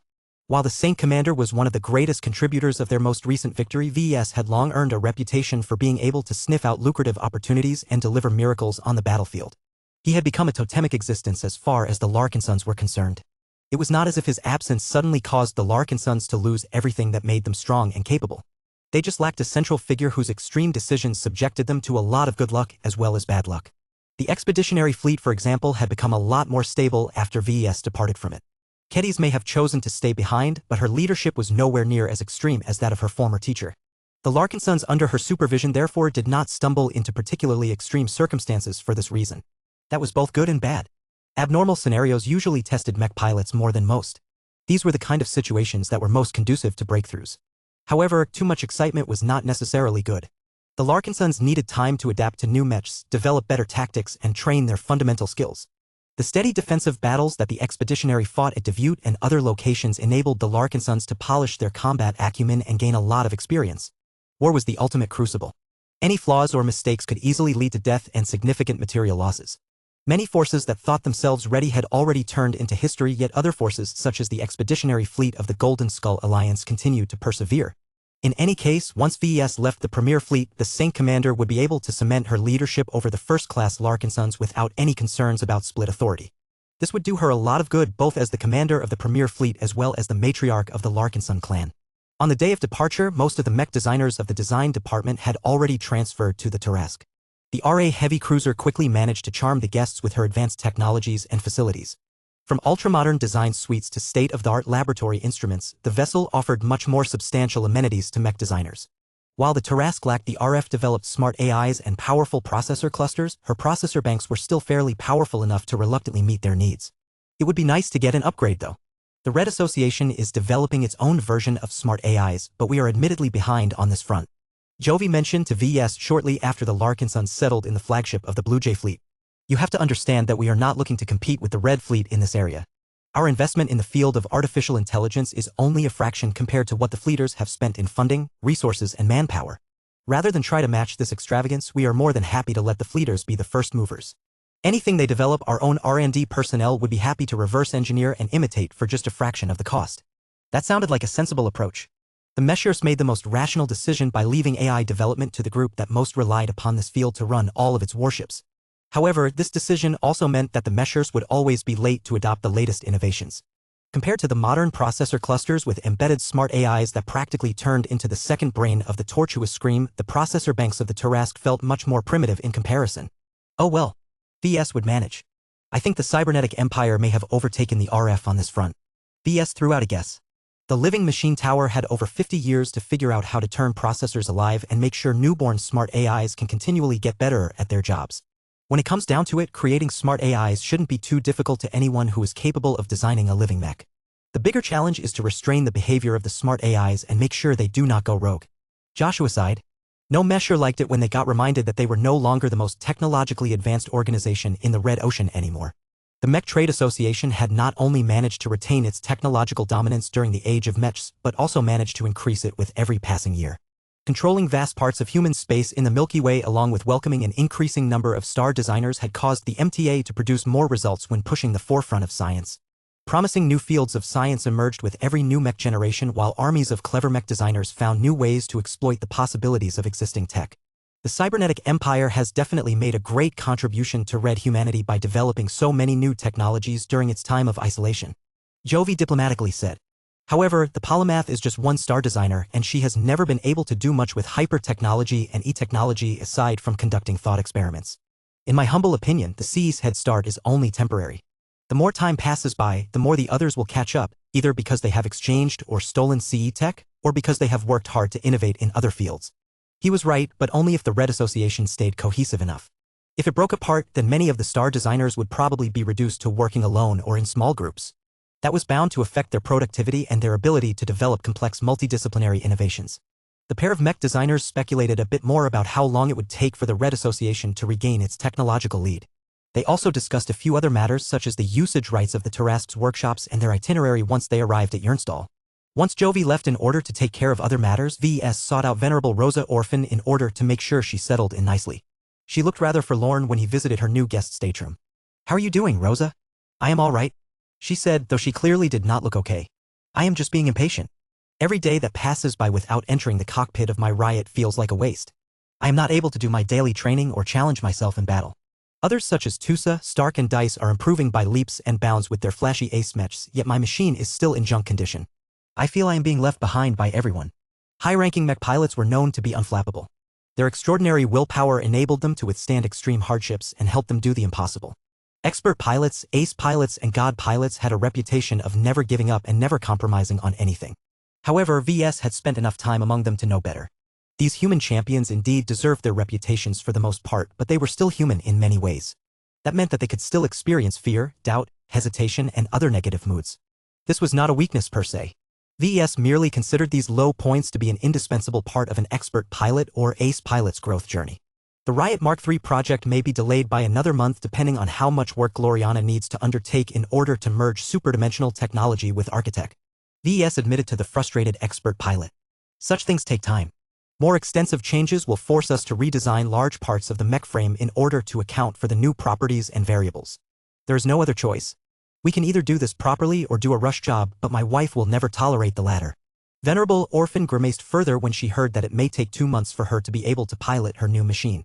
VS last told her that it would take less than a month. Such a massive change to the timeline made her grow angry. It took all of her willpower to bottle up her mounting frustration and stop herself from making a scene. She knew quite well that having a temper tantrum would change nothing. Look on the bright side, Rosa. The Dark Zephyr Mark III, the Amaranto Mark III, and the Minerva Mark III are all good in their own ways, but they are already outdated by our current standards. Your Riot Mark III will not suffer from this problem. So long as everything goes right, your new machine will be a genuine full superdimensional Archimech. Not only that, he will also gain other powerful advantages, though it will be a little difficult to predict the final outcome. Another way to look at it is to consider the previous mechs as prototypes that lead up to your Riot Mark III. It is only with this machine that my wife and I will be able to combine the stuff that we have been working on in a single mech frame. As long as they manage to pull off their plans, the Riot Mark III may very well be the first high-ranking mech that could start a new generation of expert mechs and ace mechs of the Larkinson clan. Rosa reluctantly nodded. I know that I have a lot to look forward to, but there comes a point where I would rather settle for less than accept another delay. The Red War is still taking place and the Vorabugs need to be taught a lesson as well. I am not doing anything useful before I get my mech back. If you are getting bored, then try to improve yourself in other ways. VS suggested. There are many Mesher soldiers aboard this ship and the other ships of the Blue Jay fleet. You can spar with them or learn from them. You can access any library and read a few books on tactics or weapon handling. You can even contact the Terrans and ask for guidance on how to wield a destroyer weapon. The more you prepare, the better the results once you have finally delivered your new and improved Riot. The expert pilot nodded. I suppose I cannot wallow in my misery. I will try and do that, VS. These Meshers have already invited me to take part in their non-mech training sessions. Chapter 7050 Terrans Under Pressure. The Blue Jay fleet went underway. It departed from the Terran Alliance and entered the Red Ocean Union. Although the fleet did not bother to stop by any planets along the way, VS and the others could still gain an impression of the mood among the people who lived in these star systems. The Terrans and their many dependents had come under a lot more uncertainty as of late. Their leaders had taken a bold step by declaring independence, but the consequence of doing so was that the Red Association and the Red Fleet no longer provided any substantial aid, military or otherwise. The Terrans had made a number of preparations to make up for this shortcoming. They mainly banked on adopting superior high technology that previously remained exclusive to the Meshers and the Fleeters. They also chose to violate numerous taboos that mainly existed to muzzle the firepower of every human state. It only took more than a week for the Terrans to roll out their first upgraded fleets. Although the Terrans had yet to build warships on a large enough scale to deploy them in battle, their carrier vessels had become much deadlier than before. Simply linking their mechs to the power supply of the large vessel did wonders to their damage output. Even if these carriers were unable to match the insane damage output of the torturous Scream when all of her bunker mechs received the Minerva Mark II's enfeefment, the improvements made by the Terrans was still a game-changer. The abundant supply of energy combined with superior heat management solutions enabled the Terran machines to fire their energy weapons with much fewer constraints than before. The Terrans had also continued to expand on their use of support link technology. Just as everyone expected, they had long understood the secrets of shield link technology and energy link technology. It was remarkable how quickly the Terrans as well as the Rebarthans began to proliferate the tech now that they no longer had to restrain themselves anymore. The Terrans were able to hold the line a bit easier as proper use of shield link technology massively reduced their attrition rates. Many of their mechs returned from the battlefield without incurring any significant damage. Only the machines that had become entirely overwhelmed got eliminated, but it took so much more effort for the native aliens to make this happen that the remaining machines had plenty of opportunities to avenge their fallen. Perhaps the only downside to relying so heavily on shield link technology was that it put so much strain on the power management system and shield link arrays that they often required a round of maintenance in order to restore their reliability. If the mechs fought too many battles while relying heavily on shield links to keep themselves alive and active, then the parts responsible for collectivizing their defenses might reach their limits and malfunction at a critical time. Such incidents had already happened a few times. These failures taught the new adopters of shield link technology that its usage was not an excuse to neglect the need to take proper defensive measures. Fortunately, the success cases far outnumbered the failure cases. The Terrans were quite happy with the results and planned to equip every first-class multipurpose mech with the necessary hardware. Many mech companies and mech designers had already begun the arduous work of modifying their existing mech designs to accommodate these essential features. If that did not work, they were not afraid of going back to the drawing board and designing brand new mechs that made use of shield link transceivers from the very start of the project. All of this would take time and resources to make them more prevalent on the battlefield, but at least the availability of shield link technology had restored the morale of the soldiers fighting at the front. They knew that as long as they held the line and as long as they remained alive long enough, they would definitely be able to pilot one of the newfangled machines. Not all of the signs were positive, though. The Red Cabal definitely learned about the massive changes that took place in this corner of the Red Ocean. Even if the ancient phase whales were still deliberating on whether they should thoroughly rethink their strategy, the Red Cabal has been urging the major alien races to shift their forces away from the Red Ocean Union and focus their attacks on the Terran Alliance and the Rebarthan Pact. The theory was that even if the Cybernetic Empire dispatched reinforcements to its new allies, all the native aliens had to worry about was to form the correct responses to the new technologies. The native aliens did not look forward to sending so many fleets into human-occupied space only to get wiped out by one of several god pilots or dreadnoughts that were on patrol. The soldiers fighting on behalf of their gods or their civilizations were not emotionless automatons. Mutiny became a very real possibility if their leaders only cared about sending cannon fodder into a front that had become a literal meat grinder. Even if the other two fronts were not actually that easy to overcome due to the escalating reinforcements dispatched by the Cybernetic Empire, the alien invaders only had to track the movements of the Light of Soul to prevent the worst-case scenario from taking place. As VES sat in his design lab and spoke with Master Layla Rebecca DeVos over the comm about the Arboreal project, he thought about whether all of the recent events might necessitate rethinking the first with SAP Mech. We have been making excellent progress despite all of the distractions that arose after we declared our independence. Master DeVos casually revealed. It is possible that one of our star designers may personally assist with the development of a human body surrogate control system that is compatible with our upcoming with SAP Mechs. If this happens, we may be able to complete this project 1 or 2 months ahead of schedule at this rate. That caused VES to raise his eyebrows. The intervention of a star designer was a big deal. Even if the Terrans only wanted his or her excellency to complete work on a complex piece of tech that could help Carmine mech pilots to control their mechs as if they were moving their own bodies, this was still a massive contribution as far as everyone was concerned. Are you sure about that? The Arboreal project is an entirely new beast. It is unlike any other biomech that you and I have worked on before. There is no guarantee that it will succeed and deliver on all of its promises. Master Layla DeVos briefly hesitated before she made a decision. We have recently evaluated the concept of living mechs and decided to increase its priority. The main reason for that is because of how serious the Cybers are towards your design philosophy. One of their 13 towers is dedicated towards living machines. Even if their applications are currently limited due to familiar reasons, their potential is limitless. We do not want to be left behind, so we are trying to catch up to the Cybers in this area. VES did not expect this to be the reason behind the change of heart. He welcomed any development that made his living mechs more popular, but the reasoning behind this shift was not exactly ideal. Oh well. At least the Terrans were willing to allocate more resources and manpower to help the Arboreal project to completion. Don't misunderstand me, Master. VES said. I am happy for the changes. I just did not expect them to happen. Can we expect to receive other forms of aid? No. The truth is that there were leaders that offered to increase our budget or give us better access to exclusive resources. My peers and I have rejected their offer because it would have been excessive at that point. There are many other projects that also require greater aid. That surprised VES. He would have liked to become a part of this conversation, but since he was not a Terran, he did not earn a seat in this meeting. VES and Master Layla DeVos talked a bit more about the consequences of the recent policy changes. From what VES could gather, the higher-ups wanted to use the results of the Arboreal project to test whether the Cybers had made a wise choice by investing so heavily into living mechs. If the new Carmine mechs designed by the inventor of living mechs met or exceeded the expectations of the Terran leaders, then the Arboreal project would not only be allowed to proliferate without restrictions, but also encourage the spread of other living mechs. Whether the Terrans wanted to urge VES to design more first-class living mechs for the Terran mech market or invite the members of the Living Machine Tower to publish their mech designs, there were multiple ways to make living mechs more ubiquitous. The Terrans could even rely on the work of the young Terran mech designers that VES had educated in one of his classes. This the least reliable solution of all because these individuals were still apprentices for the most part. Only Alexa had gone far ahead of the rest, and that was because she had become his student. Personally, VES suspected that among one of the deals concluded between the Terrans and the Cybers, the former might open up its mech market to the products of the latter. This would have a profound impact on the economy of the Terran Alliance. The participation of Cybers in the mech market would definitely lead to the release of a lot of technologically superior living mechs. The downside was that the temporary dominance of cyber mech designers might cause the Terrans to lose too much ground. If the Terran mech designers lost their competitiveness, then they would lose a lot of market share. It would be a bit ridiculous for the Cybers to squeeze out the Terrans from their own turf. Yet that was exactly what might happen if the Terrans made such a heavy concession. They needed the superior tech offered by the Cybers. VS grew more sympathetic towards Master Layla Rebecca DeVos after understanding how much pressure she was in. This may be one of the reasons why she was eager to accelerate the Arboreal project. One of the traits of the Arboreal project that many Terrans appreciate is how it is intrinsically tied to Gaia. Master Layla DeVos said, "As long as that is the case, then our WhatsApp mechs will only work when it is grown and used by Terrans who have earned her recognition. We believe it is too difficult for the Cybers, Rebarthans, or Meshers to overcome this security measure. Even if they can develop a workaround, the benefits are not worth the cost. We will be the only humans in this changing dwarf galaxy that make use of exclusive WhatsApp mechs.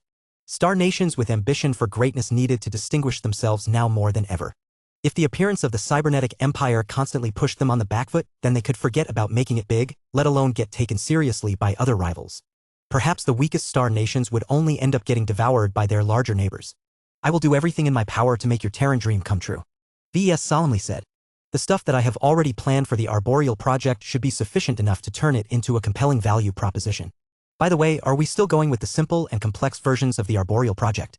Master Layla DeVos nodded. "Yes, for now. We still insist on developing 2 different models. The simple variant should be available for general users. The more advanced variant will be reserved for our elite infantry sources and so on. This may be our best chance to repel the native alien invaders without relying too heavily on the military assistance of the cybernetic empire." Chapter 7051 Prelude to Gaia's Rise. VS did not expect for the Arboreal project to become a means for the Terran Alliance to increase its bargaining power in front of the cybernetic empire. It made a certain amount of sense, though. The stronger the Terran Alliance became, the less dependent it became on the cybernetic empire's help. The polymath invented a lot of great solutions, some of which had been proven to be effective against the native aliens. It was natural for her to bargain hard for her tech and services, especially considering that her hard work would eventually get leaked and proliferate outside of her control once her innovations got into the hands of others. This clearly did not sit well with the Terrans, who did not want to be reduced to the cybernetic empire's vassal state. The good news was that the Terrans were not as desperate as the Rebarthans. The Vorabugs would have to go through the Rebarthan Pact and the Red Ocean Union first before they ever managed to threaten Terran borders. This gave the Terrans a lot of breathing room, though the fact that they only enjoyed the protection of a single god pilot spurred the native aliens into invading their space. Compared to the Red Ocean Union frontline, which was currently being swept by at least 2 gods pilots and 2 dreadnoughts at any time, the Terran Alliance's frontline was a lot more tranquil. The Terrans were therefore on a time limit. They needed to try their best to convert the bunkers of their carriers, install shield links in all of their first-class multi-purpose mechs, and develop more effective weapons that they were previously denied from using, such as gamma laser armaments. Even that might not be enough to stop the onslaught of native aliens who desired to wipe out red humanity from their home galaxy at any cost.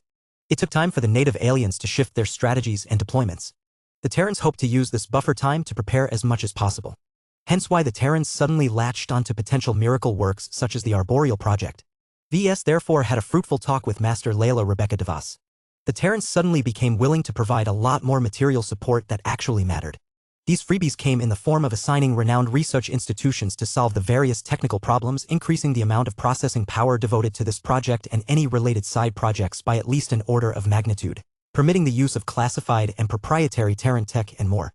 In light of all of these massive and expensive benefits, VS did not really pay too much attention to the potential contribution made by the Grandmender. VS believed the only reason the Terrans sought out the aid of this Terran star designer was to prevent the complex variant of the Arboreal project from unnecessarily delaying the completion of this project. He was glad that the Terrans did not attempt to increase the involvement of the Grandmender any further, because that would not have ended well for VS and the Terrans. He may have sought to collaborate with the Terrans to bring his vision of a WhatsApp mech to life, but that did not mean he wanted to surrender much of its ownership to another mech designer, even if it was a star designer. Before VS concluded his call with Master Layla Rebecca DeVos, VS brought up one more matter. "Are you guys hoping that my Arboreal project can effectively fight against the mutated Vorabugs?" The physical projection of the Terran Master responded with a mysterious smile. "Such an idea has come across our minds. The performance of the Rebarthan forces in the initial invasion and the subsequent demonstration by the 27th Assimilator's war fleet of the Cybernetic Empire armed forces has been illuminating to us. These incidents have taught us that the Vorabugs are not enemies that we can simply defeat on the battlefield. Entering into hostilities against this race means entering into a perpetual battle that will not end until one side has completely exterminated the other." VS began to smirk. "My own assessment is not much different from yours. Since this is the case, I can see why you Terrans have developed a greater interest in the one variant of an advanced Carmine mech that is more accessible than others and also happens to possess the greatest endurance and longevity. The Arboreal project has successfully inherited the most valuable traits of the late Emperor tree. Combined with the new control system that you are cooking up, you should be able to quickly raise a mech core or two that can potentially stop the Vorabugs in their tracks, that is, if they ever manage to introduce your borders. The mutated Vorabugs will come sooner or later, Master Layla DeVos said with certainty. They are unlike any of the other enemies that we have fought before. It only takes one enterprising native alien or cosmopolitan to smuggle a single Vorabug into our borders and deposit it into an empty star system. Before we know it, the entire location has spawned numerous Vorabug hives that subsequently begin to invade a dozen other adjacent star systems, and from there the insect plague will continue to multiply on an exponential scale. We cannot afford to be caught off guard and suffer incalculable damage. We have an opportunity to do better than the Robarthans. VS nodded in agreement. He approved of the cautious Terran stance. Their preparations may end up being redundant, but it was better to prepare for a rainy day. You guys are really banking on Gaia to help you win your battles. We have to, VS. We are reluctant to admit it, but we do not have that. Having Gaia at our disposal is one of the factors that distinguish us from the others. If we entangle some of our mech lines with this great existence, then we can not only protect our work against unauthorized theft, but also borrow the power of what can ostensibly be called a god. This spoke of an unusual degree of willingness for the Terrans to adopt new and unusual tech. The Terrans had always been rather cautious when it came to adopting new tech and solutions. They rarely preferred to embrace dubious innovations that had yet to prove their value on the battlefield, but the crises that emerged as of late had forced their hand. VS actually noted that the Terrans may have greater plans in mind with regards to Gaia. The design spirit gone rogue had been rather quiet as of late. VS rarely heard any news about her, and she hadn't gone out of her way to pull off any stunts. As far as he knew, she had spent years quietly accumulating power while making up for her inadequate foundation. Perhaps enough time had passed for her to take on a more prominent role in Terran society. The debut of the Arboreal project was probably a good time for her to become a household name among the people. VS grew quite interested in this development. Even if Gaia had long slipped from his control, he still considered himself to be her creator. This meant that he still felt responsible for her success and actions. Does it not bother you that Gaia is not human in origin? VS asked. Master Layla DeVos shook her head. We have conducted a thorough analysis on her and deemed her acceptable. She is not human, but she is created and nurtured by humans. As powerful as she is shaping up to become, we still have our own means of keeping her in check. The light of soul and any future god pilot that we may welcome into our ranks serve as effective deterrents. Besides, we have already come to a mutually beneficial understanding with her. She understands that only we can best support her growth and evolution. No other people is as devoted to old Earth as us. We are her chosen people. She spoke those words with more than pure logic. She had already generated a certain degree of faith in the young true god. VS found that to be a little concerning, but this was nothing compared to the greater problems afflicting red humanity. After he ended the call, he continued to devote his time to designing the Arboreal project. The Terrans acted quickly and already allocated much of the promised resources and facilities at the disposal of Master Layla DeVos. She had chosen to set aside her own projects in order to serve as a full-time project manager and coordinator for this job. As a Terran and a master mech designer, Layla DeVos was fully capable of communicating with her fellow Terrans and keeping the inflated egos of arrogant scientists and developers in check.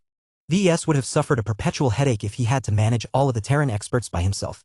With Master Layla DeVos handling these issues, he could devote his full time to preparing his wood app mech to fight against the enemies of the present and future. He became quite interested in improving the Arboreal project's ability to effectively fight against the Vorabugs. TE would possess a certain ability to grow and multiply.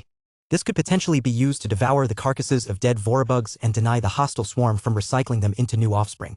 However, VS and the Terrans had never tested this capability to the extremes required to stand a fair chance against the Vorabugs, which was why they had to conduct a lot of stress tests. They managed to make a number of discoveries. First, TE Wood's ability to reproduce more TE Wood was impossible without additional stores of phase water and soulless gas on hand. Fortunately, a Wood's app mech was fully capable of producing lesser wood variants that were present in its database. The problem was trying to form wood variants using scavenged materials that were not present in the database. The Terrans needed to set up an intelligent and adaptable routine that essentially turned every wood app mech into a highly specialized biotech expert and materials scientist. It was not strictly necessary to go through all of this trouble, but neglecting this issue would severely impair the Arboreal project's ability to win a battle of attrition against the Vorabugs. The cybernetic empire evidently chose to rely on smart metal to defeat the Vorabugs at their own game. The Terrans chose to lean on their biotechnology attainments to do the same. It was a risky bet, but one that VS approved. No good would come in attempting to match or defeat the smart metal tower.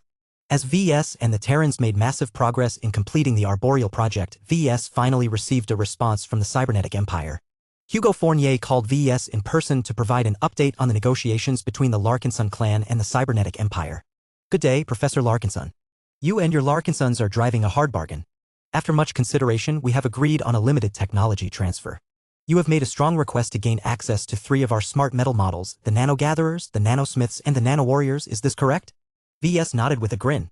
That is right. So what can I expect? Well, it is out of the question for us to give you the designs and technical documentation of our latest iterations of the 3 smart metal products. They contain advancements that have great implications to other smart metal products. We are willing to give you access to files related to stripped-down versions of outdated designs. Depending on your choice, they may be 2 to 4 decades old. Do not underestimate these versions. Her Imperial Majesty is responsible for creating their base versions and contain numerous improvements that present a multi-generational gap compared to what the Red 2 and the others can produce. That sounded reasonable. VS already expected the Cybers to hold back their latest advancements. So what choice do I have to make? You can choose whether to add our Nano Warrior design to our technology package, but doing so will strip features from the other 2 smart metal designs. Please consider carefully whether you deem it necessary to obtain a version of our Nano Warriors. Chapter 7052 They grow up so fast. Splat. I got you, big sis. Andraste happily exclaimed as she held a colorful pistol which just sprayed a harmless beam of light at her sister. Just as she was about to secure her victory, a certain mechanical cat jumped in her direction and stole away her toy gun. Meow. Oof. No fair, Lucky. Marvin, help me out. I don't want to. The little boy stubbornly shook her head and instead began to shoot his smaller toy gun in her direction. I am paying you back for what you did. Andraste barely managed to dodge the attack with the help of her reflexes. You traitor. You little snot. Wait until I get back my weapon. As the kids continued to fool around in the stateroom, both VES and Gloriana watched over them with smiles on their faces. They grow up so quickly. VS sighed.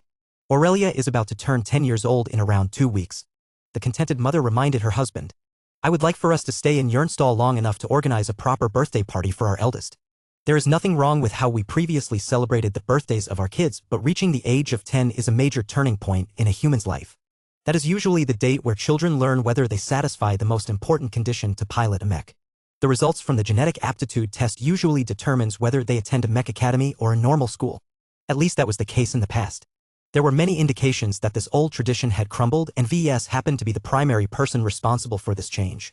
Unlike most changes, many people welcomed what VS had done to them and their children. His Carmine Mechs had freed red humanity from the shackles of the genetic aptitude tyranny. All children who became 10 years old now had an alternative option available to them. Even if they were limited to piloting just a single mech for their entire careers, this was still a far better option than the only other alternative available.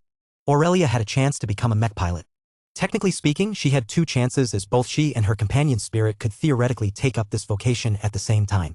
However, VS already knew that Aurelia lacked the passion and drive for piloting mechs. That was largely because of the way he and Gloriana had raised their eldest daughter. From her designer genes to the deliberate attempts to shape her into a leader, both VES and Gloriana wanted their firstborn child to pursue a career that placed her far away from the battlefield.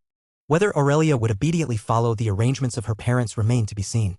In any case, regardless of the results of the genetic aptitude test, she could still spend her time on learning how to pilot a mech on a part-time basis. The only difference was whether she would be doing it with a regular mech or a Carmine mech. Gloriana looked thoughtfully at Aurelia as she commanded her younger brother and the cats to gang up on Andraste. They all fell into a messy pile while giggling and laughing. I wonder what her genetic aptitude will be. Aurelia ceased to be a normal designer baby for many years now. The geneticists and pediatricians of the Larkinson Biotech Institute frequently suffer headaches because of the many abnormalities that occur during the growth of our children. You call them primordial humans. I am not too certain whether they truly match the characteristics of supposed ancient humans who lived and breathed E-energy like natural chi cultivators, but everything they have demonstrated so far is so far beyond what other children conceived and born after the start of the Age of Dawn have shown. The babies conceived after the Great Severing already deviated from the previous generation of children in many different ways. These children were blessed, though some would say cursed, with E-energy radiation coursing through their cells from the very beginning.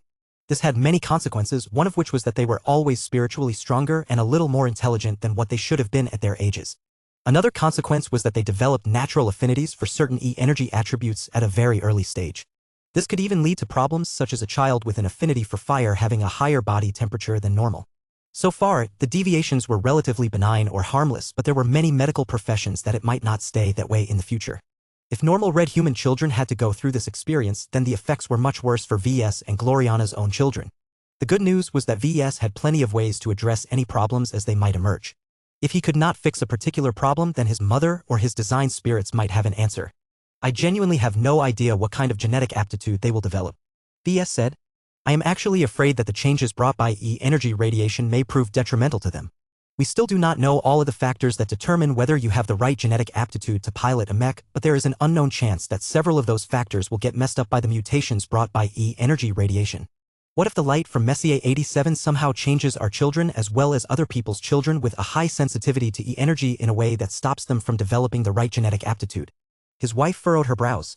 To be honest, I have been fearing that this may happen as well.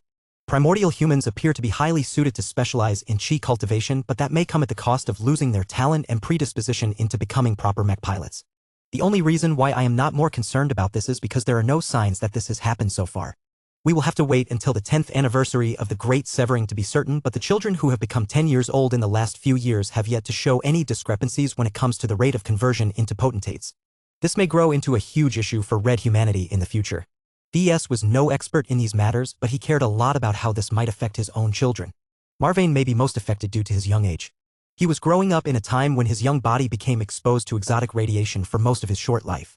All of that energy had to be affecting him in ways that nobody could predict. VS stared at his youngest child and his only son. The little boy was oblivious to the concerns of his parents. He giggled as Andraste had caught him in her grip and began to tickle him in revenge for his betrayal. I have no idea how our children will end up, but I can promise you that I will do everything in my power to make them grow up happy, healthy, and strong. Even if that means turning them into something other than human, no limit is too much as far as they are concerned. His wife leaned her head against his shoulder. I should normally feel concerned about those words, but I do not. I agree with you. I hope that such circumstances will never arise, but if the worst might happen, then do what you must. The parents soon turned their discussion to less weighty subjects. They eagerly discussed ideas for Aurelia's big birthday party. As their foremost heir and a potential future leader of the Larkinson clan, her 10th birthday could be turned into a grand social occasion. They could invite all kinds of prominent leaders as well as their own children if they had any. It would be best if they were in the same age bracket. This is another reason why we should stay in Jernstall long enough to celebrate Aurelia's birthday in the central star node. Gloriana argued. Jernstall has become the de facto center of our civilization. Bridgehead 1 no longer qualifies due to obvious reasons. Its positioning is also not too good. If we complete our preparations quickly, we can send out the most invitations in advance. That will give our guests plenty of time to decide whether they wish to make the journey to Jernstall if they are located further away. VS was not as eager as his wife to invite so many members of high society to Aurelia's birthday. He was afraid that other events might overshadow his daughter's big day. However, the pros outweigh the cons. Gathering so many prominent people together would make it easier for him to conclude deals and grow more familiar with the leaders with real sway. We should make sure to send a number of invitations to the Cybernetic Empire as well. VS suggested. The Cybers have been rather distant to most of us so far. Aside from the 3 war fleets, I don't know if anyone else from the Cybernetic Empire has moved out of Bridgehead 1. We may as well give them an excuse to travel to Jernstall and mingle with the people that they have been separated from for so many years. His wife did not have too many objections towards this. In fact, if they were able to bring over Cybers, then that would be a significant diplomatic accomplishment. After settling on a preliminary plan, they began to prepare. They sought out venues where to hold the birthday party and booked it on fairly short notice. This was a problem as many of the grander venues that met VS and Gloriana's standards were usually booked months if not years in advance. However, as soon as VS made his status clear, a lot of objections no longer mattered anymore. It was an honor for any venue to host a party organized by a Tier 3 galactic citizen and the father of Carmine Mechs in particular. VS also did not have to be afraid that not enough people would come and attend the party. In fact, he was suffering from the opposite problem. So many people wanted to become a part of this festive occasion that they were willing to pay quite a price in order to receive a coveted invitation. Both VS and Gloriana were not entirely happy about this. Both of them wanted this party to center around their daughter as opposed to themselves. This was why they decided to be a little more sparing when sending out invitations. They also encouraged the others to bring their children or other kids that they found promising. Aurelia could always use more friends, and her birthday party was an excellent occasion for her to expand her network. What are you thinking about, VS? Gloriana asked when VS remained still for a few minutes. I was thinking about doing something special to mark this occasion. He said, if I want to turn this birthday party into a memorable occasion for everyone, then we can put in a bit of extra effort. His wife narrowed her eyes in suspicion. What are you thinking about, VS? I have been thinking about the birthday present I wanted to give her. Remember the flower parasol that I obtained from somewhere? I do. Well, I have always intended to gift it to Aurelia, but I don't want to give it to her in its current form. The artifact is quite powerful and has quite a personality, but I feel like I should be able to do more. Are you intending to upgrade it? Do you even know how? What if you accidentally break a vital component? Don't underestimate me. One of my incarnations is an excellent crafter. Together, I am sure we can figure out how to meaningfully upgrade the flower parasol. By the time I am ready to hand it over to our eldest daughter, it will definitely be the centerpiece of her birthday. Chapter 7053 Brokerage Firms. VS had many possible ideas in mind for the flower parasol. However, none of them sounded particularly exciting. Straightforward material upgrades like fortifying the umbrella shaft with superdimensional matter sounded far too simple. Incorporating common sense tech such as a small Azure Shield generator board VS. He wanted to do far more with the flower parasol than that. He wanted to convert this lottery reward into a masterwork and a living creation that exemplified his craftsmanship. At the same time, he did not want to go too far and ruin the original mysterious design that enabled this replica of a high-level artifact to possess such amazing thematic abilities. Vulcan had plenty of ideas on how to straddle the line between both, but his expertise in this particular subject was not perfect. Much of what he knew about craftsmanship was borrowed from a multitude of artisans who worshipped Vulcan for good luck or to gain his inspiration. That was great for traditional crafts that had always been going strong, such as modern blacksmithing and leatherworking. However, Vulcan clearly possessed a much more limited understanding on how to work with high-level artifacts because there simply weren't that many people who made them up to this point. VS and Vulcan needed to devote time to figuring out how to upgrade the flower parasol and turn it into the worthiest gift for Aurelia. As VS continued to cycle through ideas, he realized that it would be best if he did not finalize a design too soon. It would be better if he waited until he arrived at Jernstall and took a look at all of the tech and interesting goods he could buy from the biggest marketplace in the Red Ocean. Although the Terran Alliance and the Rebarthan Pact had withdrawn themselves from the Red Two's jurisdiction, their trading companies still resided in Jernstall and continued to engage in business as usual, or at least as much as they could do during a time of upheaval. Not even an event as massive as declaring independence could stop these greedy businessmen from making money. This was why VES sought to enlist the services of a brokerage firm in order to help him find useful stuff. Gone were the days where he needed to enter a shop or warehouse and browse goods in person. A man of his status could easily order people to do the hard work of sifting through goods and picking out the most interesting as well as expensive items that met his criteria out of an ocean of trash. VS was sure he would miss out on countless potential treasures if he delegated this matter to others, but he had no other choice. He was only one person. Even if he resorted to an extreme and used his mechanical avatars to manually visit every shopping boulevard, it would literally take years before he was finished with visiting every mall and boutique. Jernstall's population density may not come close to matching Bridgehead 1's ridiculous numbers, but it still numbered into the billions. Many of those people had devoted themselves to commerce, so shops were one of the most ubiquitous businesses in the star system. Many people across human-occupied space ventured here to sell their goods or purchase them at a central location. The amount and variety of stuff for sale had become so insane that many shoppers who did not exactly know what they wanted to purchase easily got lost in all of the commercial chaos. This was why brokerage firms had risen up like mushrooms. They knew the market like nobody else, and they made a lot of people happy by setting up mutually beneficial transactions. The best brokers also managed to form connections with dozens of powerful and high-status individuals. Given V's status, brokers were falling out of their chairs in order to persuade him to be their client. VS did not bother to evaluate them in person. He threw all of this work onto Gavin. Find me a broker who has connections to the Hunting Association and is good at sourcing powerful but unusual materials. VS told his assistant. Gavin nodded in acknowledgement. Do you have any other demands? It would be nice if he or she can obtain samples of high-end but obscure tech as well, but this is not too high in priority. You should already have a good idea of what I want, Gavin. I am looking for stuff I can use to upgrade the flower parasol in my possession. Power is important, but what I appreciate more is new and interesting features. Do your best to match me with a capable brokerage firm. I will get right on it, VS. With that taken care of, the Blue Jay fleet continued to venture through space until it finally arrived at the busy central star node. Just as VS expected, Jernstall did not lose any traffic due to recent events. In fact, people had flocked even more to Jernstall as it had become the unofficial capital of the safest colonial alliance of human-occupied space. Everyone knew that it had become a lot more dangerous to live in the Terran Alliance, but especially the Rebarthan Pact these days.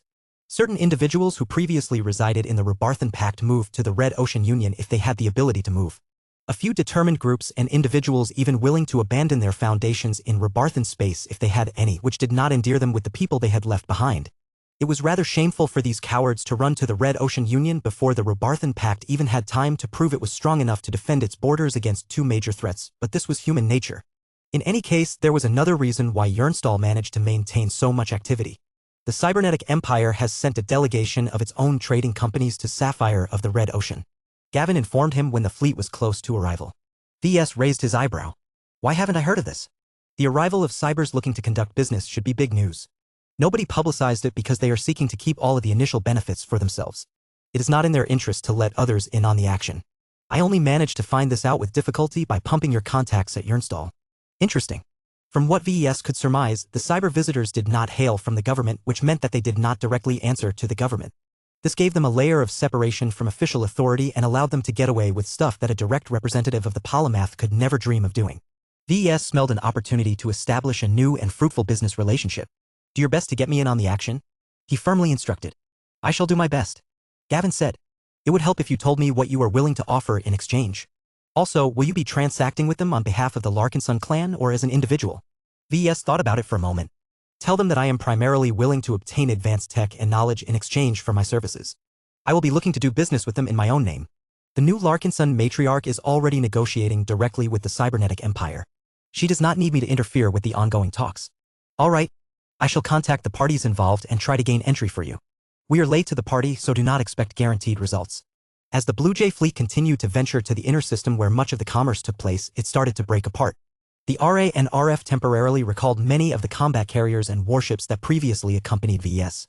Now that they entered a stronghold of the Red 2, they might as well service the hulls and apply upgrades when it was convenient. The fact that VES and his family already conveyed their intention to stay in Jernstall until they concluded Aurelia's birthday celebration gave the meshers and fleeters valuable time to upgrade and modify hulls like the Red Fleet's Babylon excavator. The same went for the first-class multipurpose mechs. The Blue Jay fleet would emerge from Jernstall stronger and better equipped to handle any unexpected surprises. VES even heard that the meshers thought about upgrading them to low to mid-grade partial superdimensional mechs. This would be a game-changer and make these mechs a lot more effective against all manner of opponents. They could even pose a credible threat against a lesser phase lord if caught off guard. With the Blue Jay fleet reduced to just the Tarask and the Moloch, VES felt a lot more exposed than before. It was a good thing that he could rely on the defenses of the entire Central Star node if anyone sought to make an attempt on his life. There was no need to tempt fate, though. He did not think of taking his wife and children out on a day.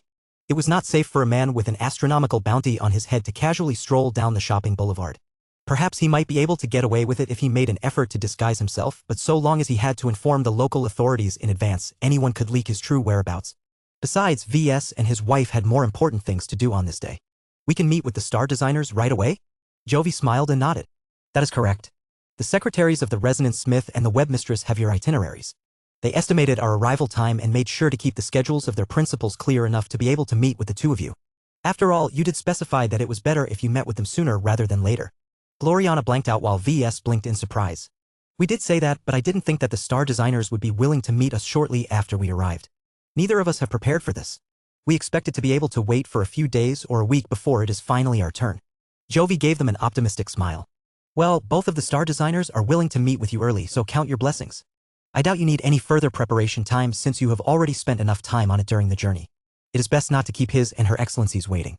We will teleport you straight to a hangar bay where you will board separate shuttles that will take you to secret locations. It is there that the star designers are working and holding audiences with any guests that may come. Star designers were hardly defenseless, but it was still not a good idea to let everyone know where they resided. Even with their amazing tech and their powerful escorts, star designers were not combatants by themselves. A powerful enough enemy could still get past all of the defenses and make an attempt on a star designer's life. The Red Association therefore went through a lot of effort to obscure the locations of its star designers. If that was not possible, then they would try to have a large army or maybe even a god pilot in the area to guard against sneak attacks. The Red Cabal and the Cosmopolitan Movement have both proven their capacity to plan out sneak attacks and assassinations in the past. What happened to VES a few months ago could easily happen to any other high-tier galactic citizen. Although Jernstall was supposed to be absolutely safe, no system was infallible. Even VES had to remain on guard and make sure that his superclass gadgets were active and in working condition in case he needed to rely on their features. Let's go. Chapter 7054-7054, The Webmistress. As VES prepared to meet with the Webmistress in person for the first time, he briefly went over what he knew about the female star designer. The Zamana Ilsef was over 330 years old, which meant that she grew up and matured during a time where mechs had already become established and had reached its peak in human society. She had also risen up to become one of the most respected leaders of the mech supremacist faction and maybe even the Red Association as a whole. Although it was well known that the 5-century-old energy warder and leader of the expansionist faction was the most politically active star designer in the Red Ocean, Charles Marmedian did not hold the highest amount of respect among his peers. The Webmistress had earned that honor for one simple reason, and that was because she was the inventor of support link technology. The development of energy links, data links, and most crucially shield links qualitatively transformed the capabilities of mechs on the battlefield. No longer did they have to rely on their own compact power reactors, shield generators, and armor systems to sustain themselves and defend themselves against a flood of attacks.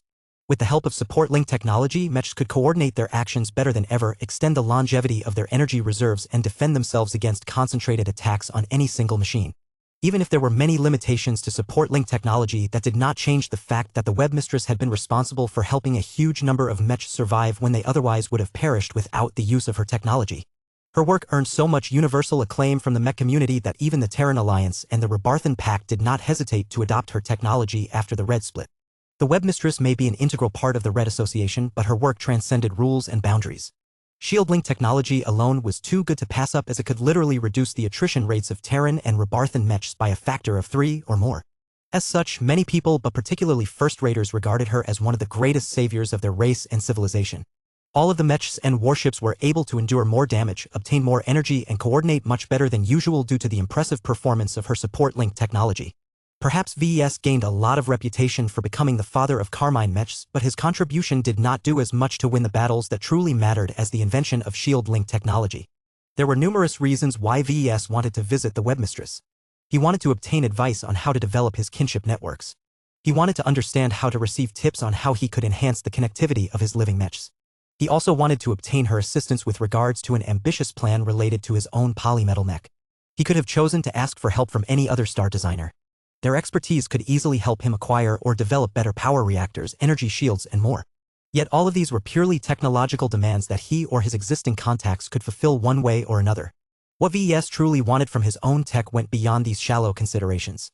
As VES rode the armored shuttle, he noted that it did a good job of isolating him and preventing his senses from determining where he was traveling.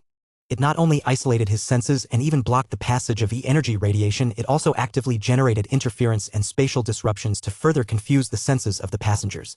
The shuttle could be flying through an underground tunnel or ascend into space for all he knew. It was too bad that VES had a vague idea of where he was moving. None of the various measures used by the shuttle could block his connections to his incarnations, though they did become a bit weaker. If he wanted to, he could use Vulcan to accurately map out the route of the shuttle. Out of respect for the webmistress and a desire to avoid trouble, he declined to pursue the stupid course of action. Once the shuttle finally touched down, the hatch opened, allowing VES and a pair of guards dispatched by the Red Association to step out of a completely empty and featureless hangar room. It was not quite clear by sight whether the base was located in space or underground, but VES knew that the armored shuttle had definitely not ascended into orbit, so he was more likely than not located somewhere underground. His guards escorted him out of the landing zone. As he walked, he could feel many different scanners going over his body. They were quite obvious and intrusive, but VES let them do their work without complaint. You could never be too careful when it came to protecting a star designer. VES would have been fine with speaking with the webmistress by remote, but she had requested to meet in person, so he had to deal with this as well. They soon reached a guarded checkpoint where VES had to go through a much more extensive security check. They even went as far as commanding VES to strip, unfold his true body, and allowing dimensional scanners to search him top to bottom for fear he might be hiding a weapon of mass destruction in a hidden pocket dimension. VES very much did not tell them that if he wanted to smuggle a compact antimatter bomb inside this facility, he could have stuffed one inside the Vault of Eternity and completely fool all of their security measures. It was a good thing that VES had no intention of threatening or coercing the webmistress. Soon enough, he could feel he had entered the range of a particularly powerful Saint Kingdom. The senior ace pilot, whose identity VES could not pin down, swept across him and tried to detect any hint that he had hostile intentions towards the star designer under his charge. He already expected this. Even if it was a bit too extravagant to park a god mech by the webmistress side, the meshers should at least be able to assign an ace mech as part of her guard detail. VES calmly adjusted his mood and tried to be as honest and transparent as possible in his both mind and spirit. He genuinely did not harbor any hostile intentions towards the webmistress and tried to make that clear in order to save himself a lot of trouble. Once he finally got cleared to proceed, VES stepped forward while feeling more and more nervous. He did not notice it when his shuttle initially arrived at this high-tech lab facility, but as he moved closer to the center of the secret base, he could gradually sense the webmistress' spiritual influence across the imaginary realm. Her presence was substantially different from that of many other star designers. Whereas the polymath and the xenotechnician came across as true god-level energy-based life forms that were both equally self-contained and integrally connected to the fundamental rules of the universe, the webmistress felt a lot more distributed, for a lack of a better description. What he sensed felt similar to how Saint Commander Casella Ingvar differed from regular ace pilots. By that, he felt as if the webmistress sacrificed a substantial amount of personal power in order to be able to channel her strength across her network. In fact, her entire existence could be described as a gigantic spiritual web. This intangible construct maintained so many different connections that VES could not even begin to count them. There were millions if not billions of spiritual bonds that spread out in every direction. However, when VS tried to see where they led to, they quickly slipped from the range of his senses. This was incredible. VS prided himself on his remarkable spiritual perception, but when it came to networks, he was like a child in front of an adult. VS figured out without even meeting her yet that the webmistress had taken the initiative to lift the veil behind her true nature so that he could get a small glimpse. She was showing him precisely what she wanted him to see and nothing more. It was fascinating. The amount of control and the effects she demonstrated went beyond regular chi manipulation. This was a higher form of reality manipulation. The webmistress figuratively plucked the strings that represent the rules that governed reality and manipulated them in her favor. This was a particularly refined and elegant means of altering reality. It was not as forceful and overbearing as a god pilot forcing reality to obey his supreme will, but it was much more fitting for a star designer to rely on knowledge and a lot of leverage to produce the desired outcomes. VS felt that he was missing a lot of important details about the true nature of the webmistress' presence. He felt as if Her Excellency wanted to test him by showing him a puzzle and challenging him to solve it somehow. To be honest, VS felt as if the webmistress had grossly overestimated his capabilities.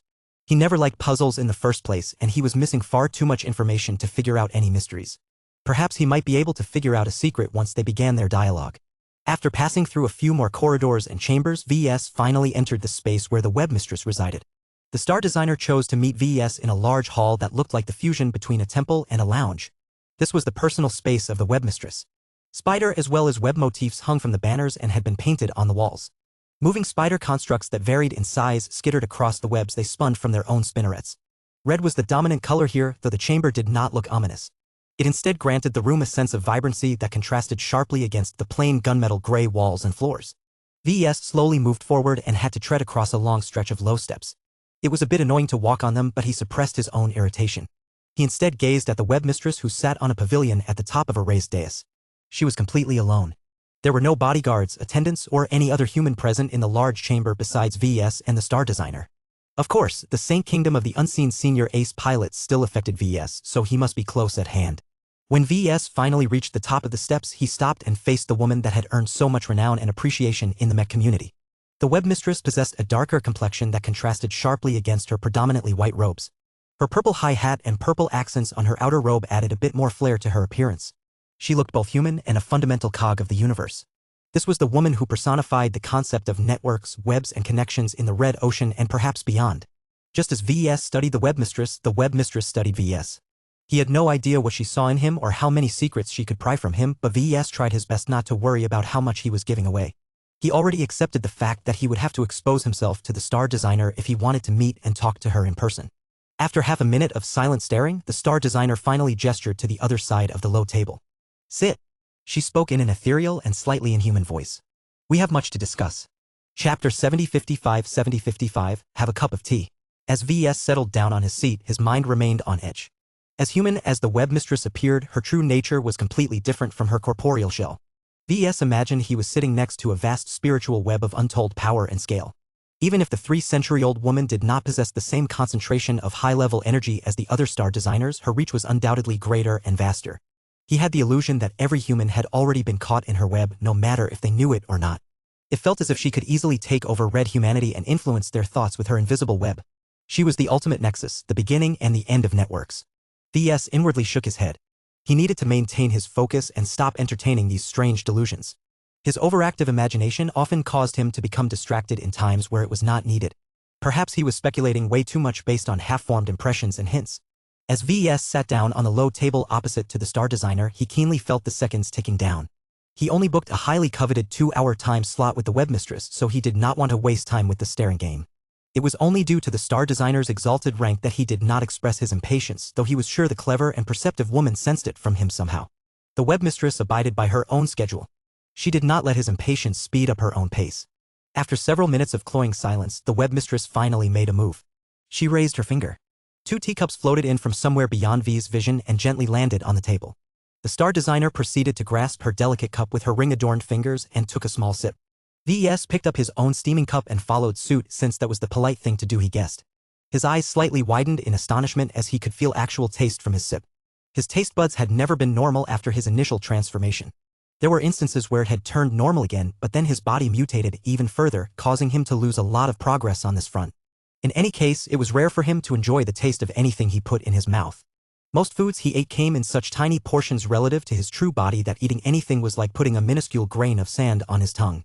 It was hard to taste anything at all due to the enormous disparity in size. This was why he became surprised and delighted that he could actually taste the pumpkin-like taste of this exotic brew. He decided to break the silence first. This tea tastes marvelous to me. What did you put into it that makes it different from all of the other foods and drinks that I have enjoyed? The webmistress merely smiled at him before voicing her answer in the same ethereal and slightly multi-layered voice that many true gods somehow acquired. The tea is blended with phase water. Really? VES hadn't paid attention to his cup as he directed most of his attention to the star designer in the large hall. He belatedly shifted his focus on his cup.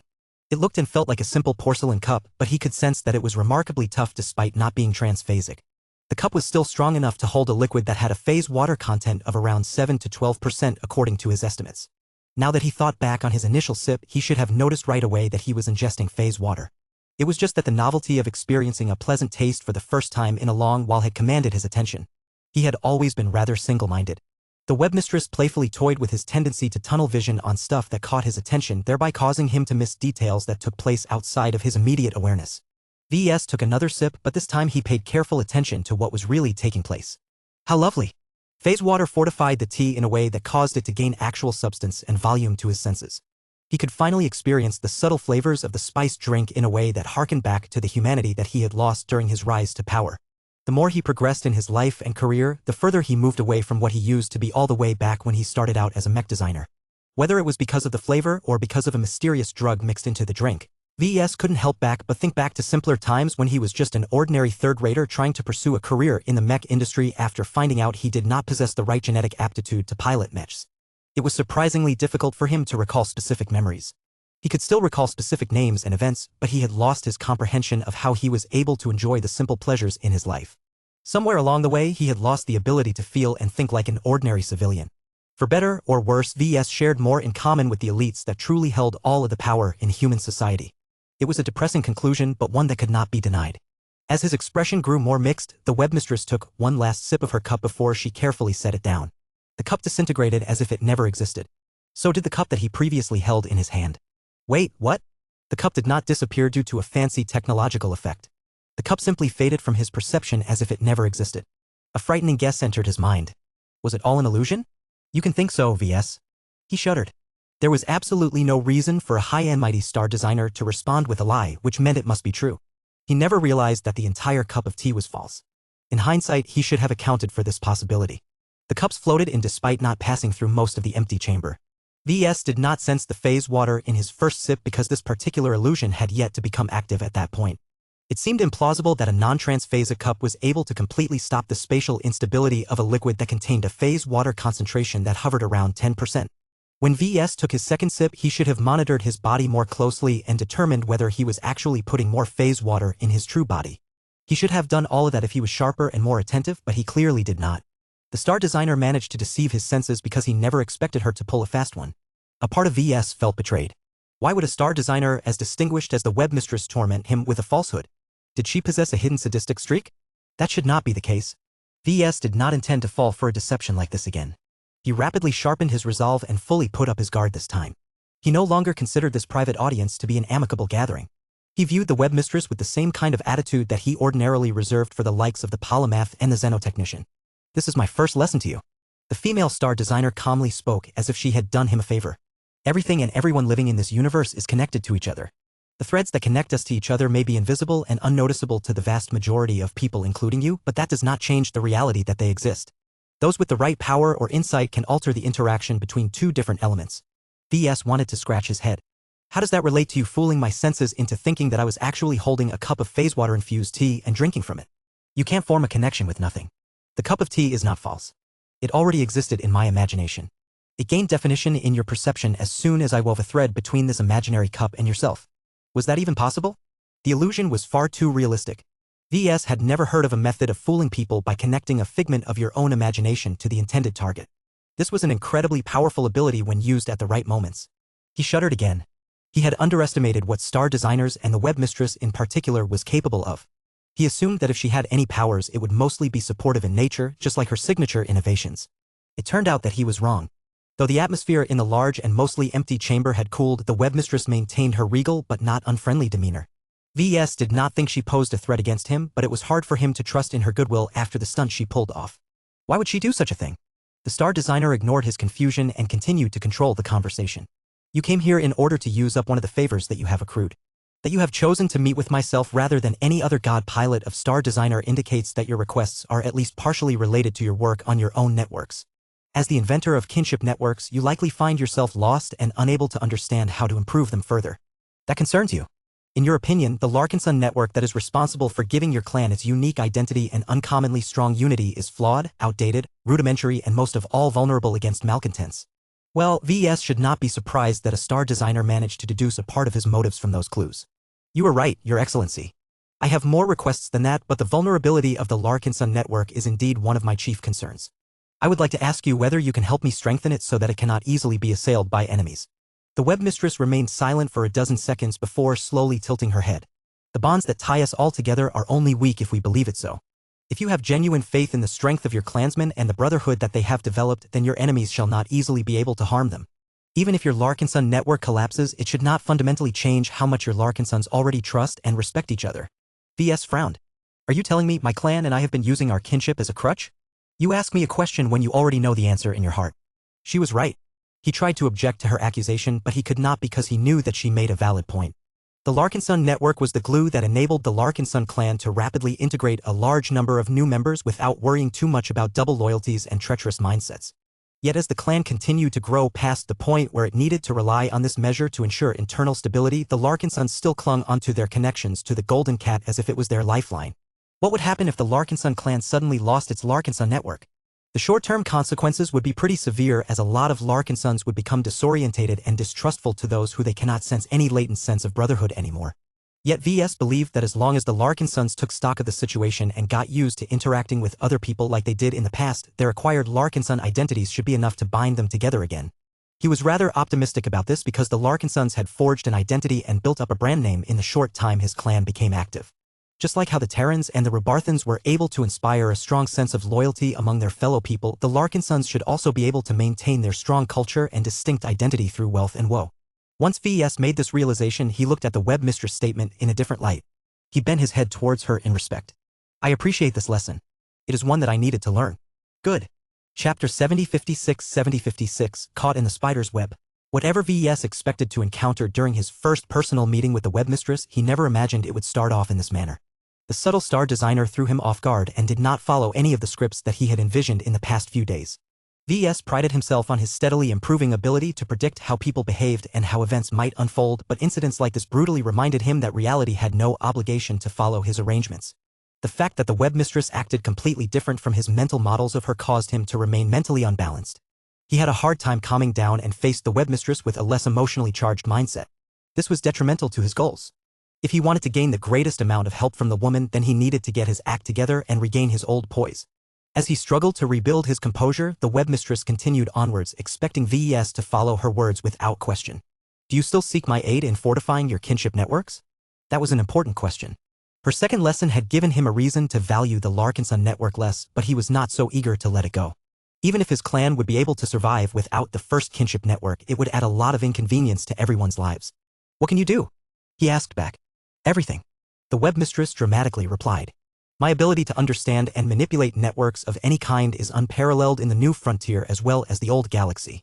You do not understand, but I will demonstrate what I mean. She symbolically raised her arm while concentrating a measure of her power. It was hard to detect what she was doing or how much energy she was gathering. VS had not forgotten about the illusion she weaved.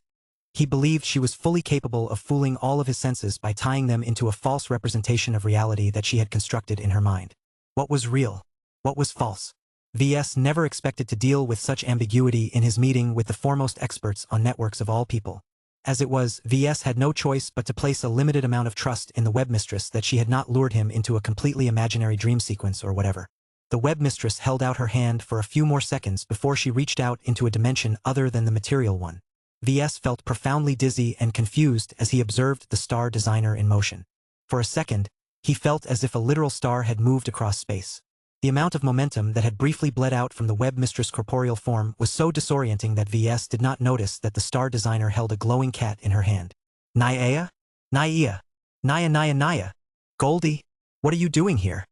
Nya Naya.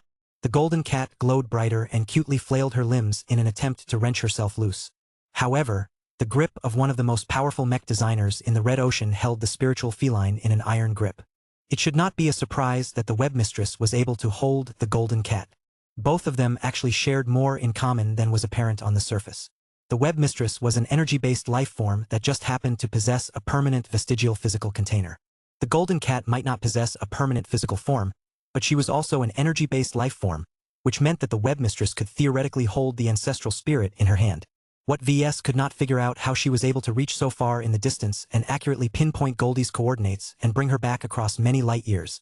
The golden cat permanently resided inside the Larkinson Mandate, which should be within reach of the matriarch of the Larkinson clan. The Saint Commander still presided over the premier fleet somewhere within the Terran Alliance. Although VS understood that distances were a lot fuzzier and easier to traverse in the imaginary realm, what the webmistress had done was ridiculous. She directly captured the nexus of the Larkinson network. Even now, VS could sense over 1 million different spiritual connections, each of which represented a covenant between a Larkinson and the clan that he or she had pledged to serve and treat as family. Nya! The golden cat was not weak these days. She was among the oldest spiritual products created by VS, and she had siphoned a huge amount of spiritual feedback from all Larkinsons since the founding of the clan. What was even more important was that she also received modest amounts of potent spiritual feedback from all of the expert pilots and ace pilots of the Larkinson clan. This provided her with rich spiritual nutrients which she used to evolve into stronger forms and do her part in trying to strengthen and harden her existing bonds. Even if she was not among the most martial of spiritual entities, she was hardly defenseless. Yet, after getting caught in the palm of the webmistress, the golden cat might as well be reduced to a harmless kitten. The gap in power between the two was so vast that the weaker party could not even muster any form of resistance. How frightening. Why you? The centuries-old woman who adopted the guise of an ageless matron began to press Goldie against her chest. The star designer started to scratch the captive ancestral spirit as if she was an ordinary cat. The way the webmistress stroked Goldie's fur was anything but normal. Each time her human fingers went into motion, VS had the faint impression that the star designer was touching thousands if not tens of thousands of active connections at the same time. It was as if Goldie had turned into a musical instrument while her connections with the Larkinsons served as the strings. When Zamana Ilsef plucked a certain string, VS froze as he felt his own connection with Goldie growing dangerously unstable for a second. VS almost felt despair when he realized how easy it would be for the webmistress to pluck out this connection entirely. He already suspected that Goldie and the Larkinson network were vulnerable to external threats, but he did not realize that the webmistress possessed the power to unravel them at any time. It was ridiculous how easy it was for her to put one of the most important assets of the Larkinson clan at her mercy. Nya. At this point, Goldie saw no point in resisting any further. She had reduced herself to acting like a normal cat. Perhaps she hoped that her cuteness would save her from potential doom. As VS recovered from this latest shock with difficulty, he tried really hard to formulate a sentence that would not cause the unpredictable star designer to snuff out the heart and soul of the Larkinson clan. What lesson are you attempting to teach by snatching the golden cat? My intention is to show you how right you are to be concerned about your kinship network's vulnerability. It has no defense against one who understands the nature of such creations. I can destroy it utterly by exerting a slight amount of effort. I can even alter it while leaving the rest of the network untouched if I am willing to spend the time and effort. VS already guessed as much, but it still chilled his mind to receive confirmation that the Larkinson network was utterly at her mercy. Fortunately, he and his clan did not break their relationship with the Red Association. The Larkinsons were still on good terms with the Red Association, so the webmistress should have no reason to kill the golden cat and destroy the Larkinson network. At least that was supposed to be the case. VS did not dare to consider the star designer as an outright enemy at this point. If she possessed the ability to destroy the Larkinson network from the first time it came to her attention, then she had been holding this back for a long time. Since that was the case, there was no reason for her to change her mind and behave completely differently for no good reason. VS therefore made the risky assumption that the webmistress was not hostile and meant no harm. It was a dangerous assumption to make, but VS had no other choice by virtue of being too weak to resist anything Her Excellency had in mind. He instead diverted his mind to other potential threats. Who else can eliminate the Larkinson network as easily as you have done? Not many, VS. I am the exception rather than the rule. Others in the Red Ocean will only be able to do worse. That is not a reason for you to relax your guard. There are still many possible means to sabotage or destroy the Larkinson network of yours. Most God pilots are able to destroy the Larkinson network as long as they are physically close enough to the anchor where this golden cat resides. As for star designers, they are subject to the same restrictions, but it is possible that they can develop solutions to impair the Larkinson network from a distance. That was not many people, but they predominantly comprised some of the most powerful humans in the Red Ocean. What about the aliens? The web mistress adopted a mysterious expression. Ah yes, the indigenous alien civilizations of the Red Ocean are struggling to unite.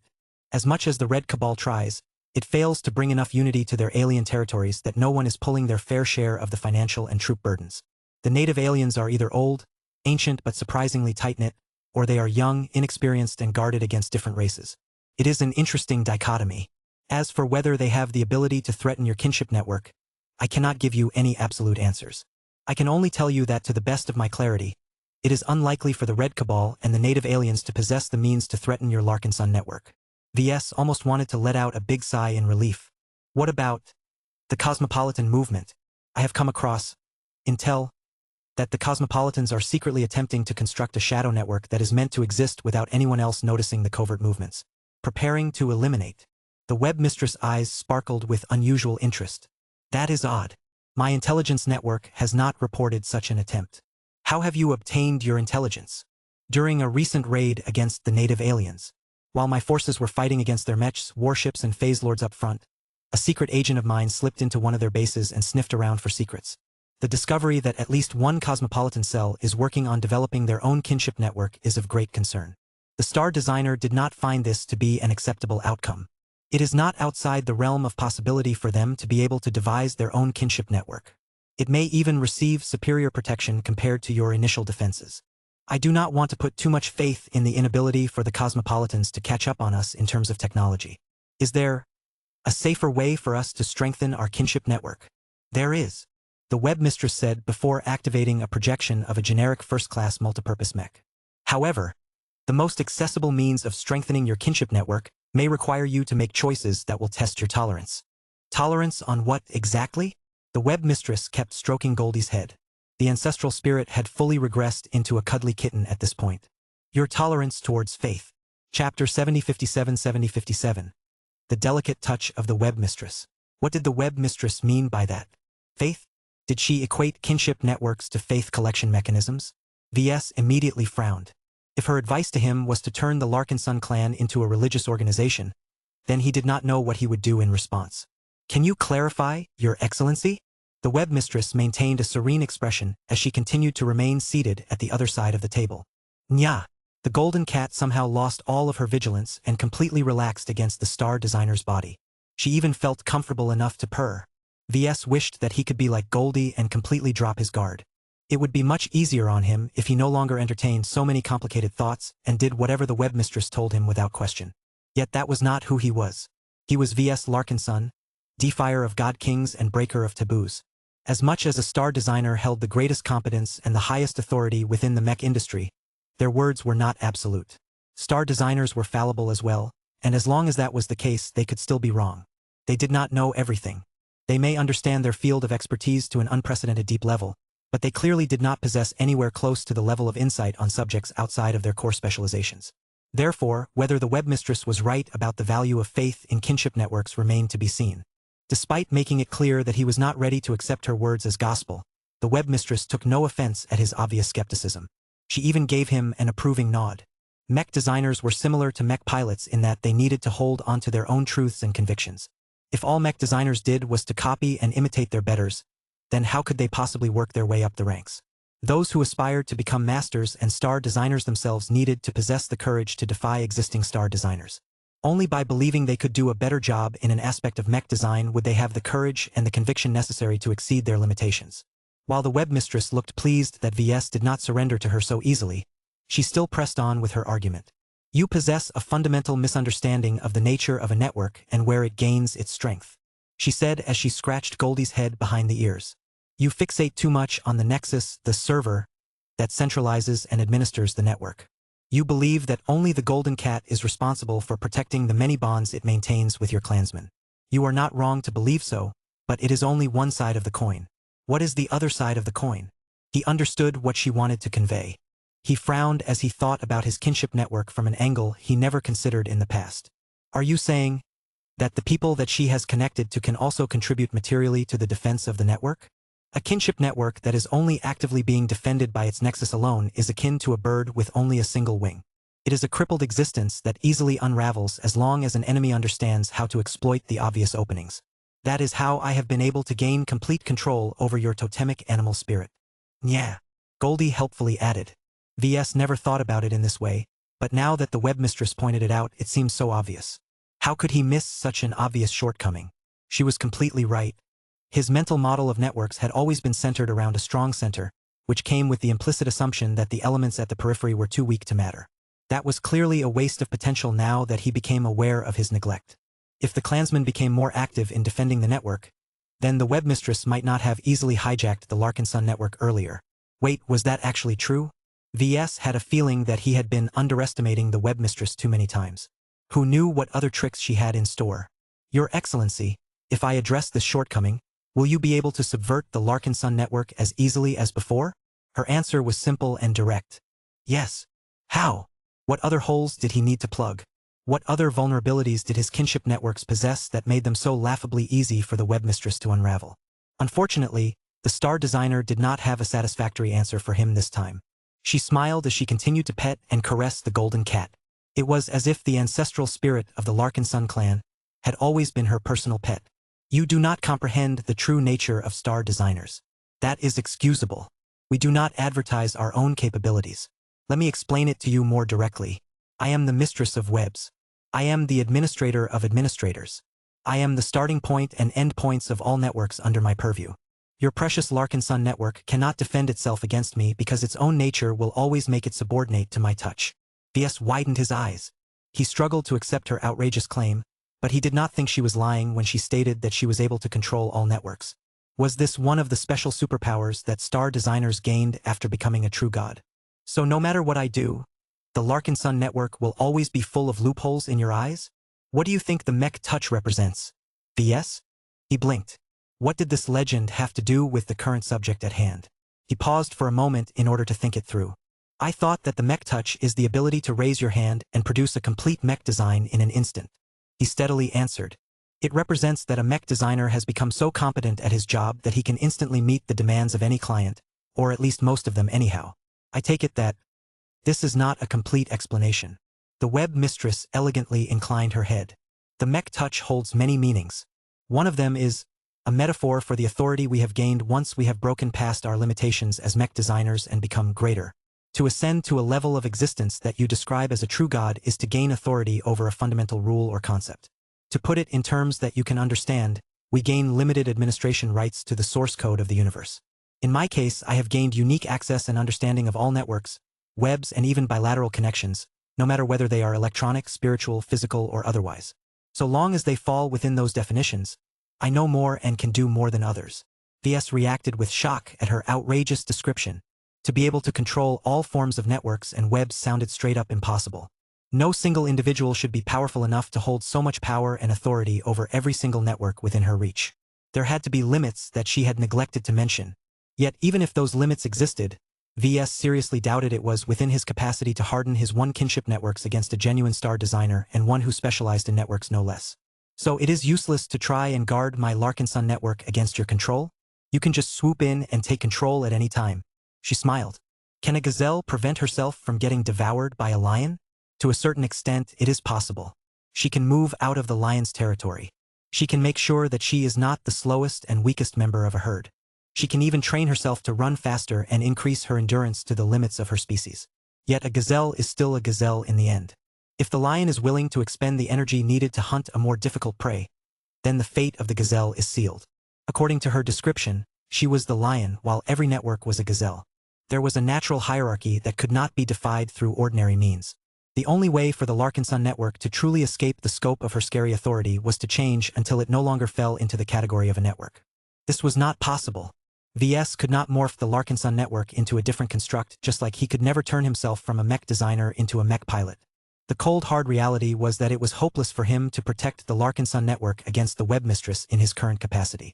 Perhaps it might be different in the future, but for now he had to accept that this star designer could always rip out the heart and soul of the Larkinson clan whenever she wanted.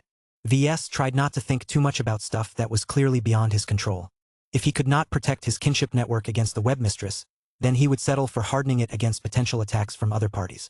You told me earlier that strengthening the Larkinson network demands faith. Could you explain that to me, Your Excellency? The webmistress was happy to oblige. She raised one of her hands and conjured up a stylized image of a spider's web. It looked perfectly symmetrical and was divided into 8 even pie slices. Webs are remarkably strong and resilient structures in reality. She explained to him. This differs from your flawed model of a network that is a web that only holds a single anchor in the form of a nexus. If I sever the center of this construction, will the remaining webs fall apart? No, VS answered without hesitation. A literal spider web is not that vulnerable. Contains a lot of redundancies. There are dozens of points where 2 lines of webbing intersect with each other. These serve as weaker anchor points that may not necessarily be strong in isolation, but are able to add a lot of resilience when working in unison.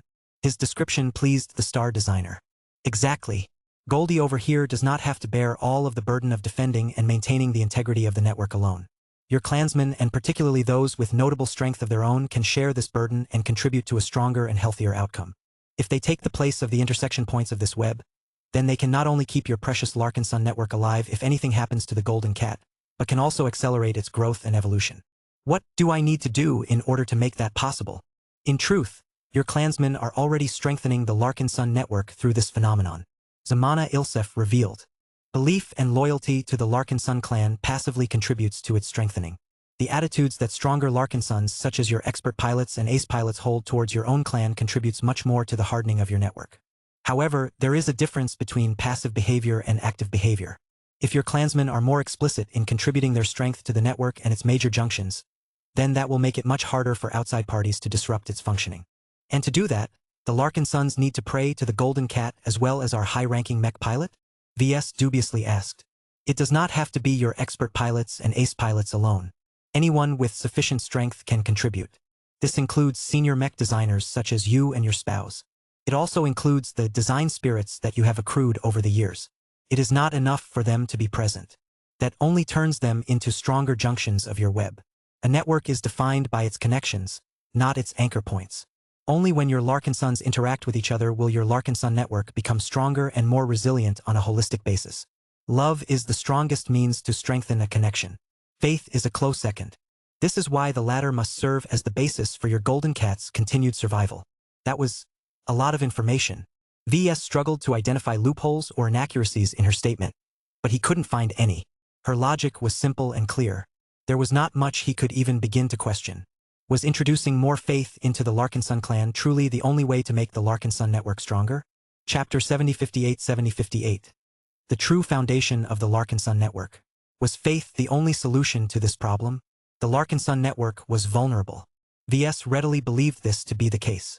Even if he left out the insane capabilities of the webmistress herself, there should be plenty of other true god-level adversaries that might be able to find a way to sabotage or outright disable the Larkinson network. The solutions offered by the webmistress sounded rather general and obvious, but VS genuinely did not consider them in the past. This meeting had already been worth it for this information alone. Yet that did not necessarily mean that he liked her proposed solution to his problem. Faith, huh? VS frowned as he tried to contemplate this unpalatable solution. Why faith? Why must the Larkinsons resort to make-belief and superstition to protect their kinship network against external attacks? Wasn't there a better alternative available?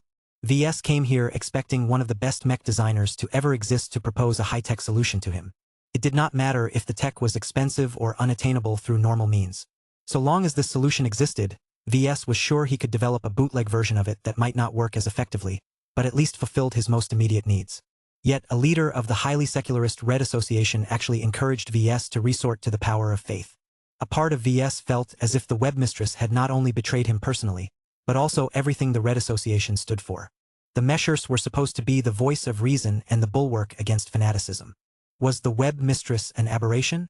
Was she the exception among star designers? Or was she just as crazy as the polymath? So far, his 3 meetings with 3 different star designers all left him feeling as if he had come face to face with mech designers who possessed more knowledge than any other human, but became irrevocably changed by the insights that only they understood.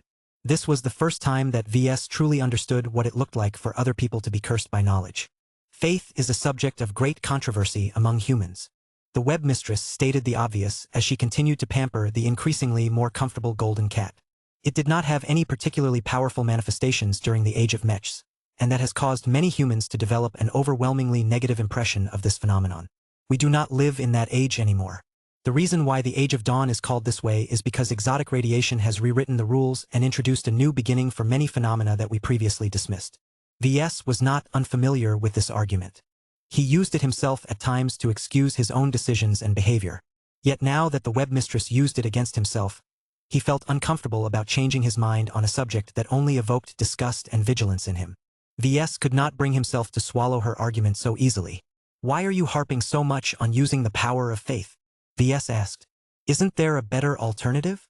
The webmistress finally let go of the golden cat. "The short answer is no. You are pining for a solution that does not exist. Yet, there is no secret high technology in my possession that can artificially strengthen or protect a kinship network. The Red Collective may have formation masters and other cultivation scientists that may be able to offer slight upgrades and solutions, but they cannot change the fundamental factors that make your Larkinson network so vulnerable in the First Palace." Though the ancestral spirit surprisingly enjoyed the true god's delicate touch, she did not forget that the star designer could easily unravel her at any time. Goldie therefore decided to fly across the table and take shelter against V's own body. "Naya, Naya, Naya!" VS picked up the frightened cat and tried to soothe her by kissing her forehead and scratching her head to make her feel safe again. "It's okay, dear. You are safe. I would never allow you to come to harm." VS felt more comfortable now that Goldie's light shone so closely to him. He basked in the warm and gentle feeling of family evoked by the spiritual product. As VS gazed down at the golden cat, he tried to imagine a future where the Larkinson worshipped her as a literal cat goddess. To be fair, a lot of Larkinsons already treated her in this fashion, but they were not too serious about it. His clansmen never felt the need to organize a church or accuse others of being heretics for not bothering to engage in this silly behavior. Yet what would happen if VS tried his best to convert the Larkinsons into people of faith? The entire clan would change, and not in a good way. VS recognized that religion and belief could evoke strong devotion from humans, which in the Age of Dawn translated into serious power when produced en masse. Yet was it worth it to distort the Larkinson clan so extensively in exchange for greater power and security? VS felt conflicted about this matter. He desired the power that came from strong belief, but he was absolutely not willing to tolerate its manifestations in his own clan. "What do you think I should do, Goldie? Do you want to become a god that forces her subjects to worship her in order to fuel your ability to keep them safe?" Goldie purred as she continued to rub the side of her head against his body. Naya! She did not have a strong inclination on the matter. The golden cat was more than willing to let VS decide on her behalf. She trusted him completely because he was her creator and the founder of the Larkinson clan. There was nothing in her that gave her any reason to believe he would act against her best interests and the interests of his fellow Larkinsons. This was because the two of them shared a close and intimate bond as soon as she first came to life. The very first spiritual bond she formed with a human was with her own progenitor. Their connection happened to be the strongest of them all due to how much VS understood his own creation and how extensively Goldie had learned from his teachings and his example. Strictly speaking, Aurelia was not his first child. The golden cat had a stronger claim to this title. VS felt incredibly flattered as well as responsible for the unconditional trust she placed on the human she regarded as her father. His eyes suddenly widened as he realized an alternative to the proposal made by the webmistress. "Thank you, Goldie. I may have just found a way to save you," he whispered in her pointed ears. "Naya!" VS straightened his back and faced the webmistress with a much more confident demeanor than before. Previously, the webmistress had completely taken control of the initiative. She constantly threw him off guard by voicing one shocking idea after another. No more. VS finally found a way to escape the trap that she had set for him.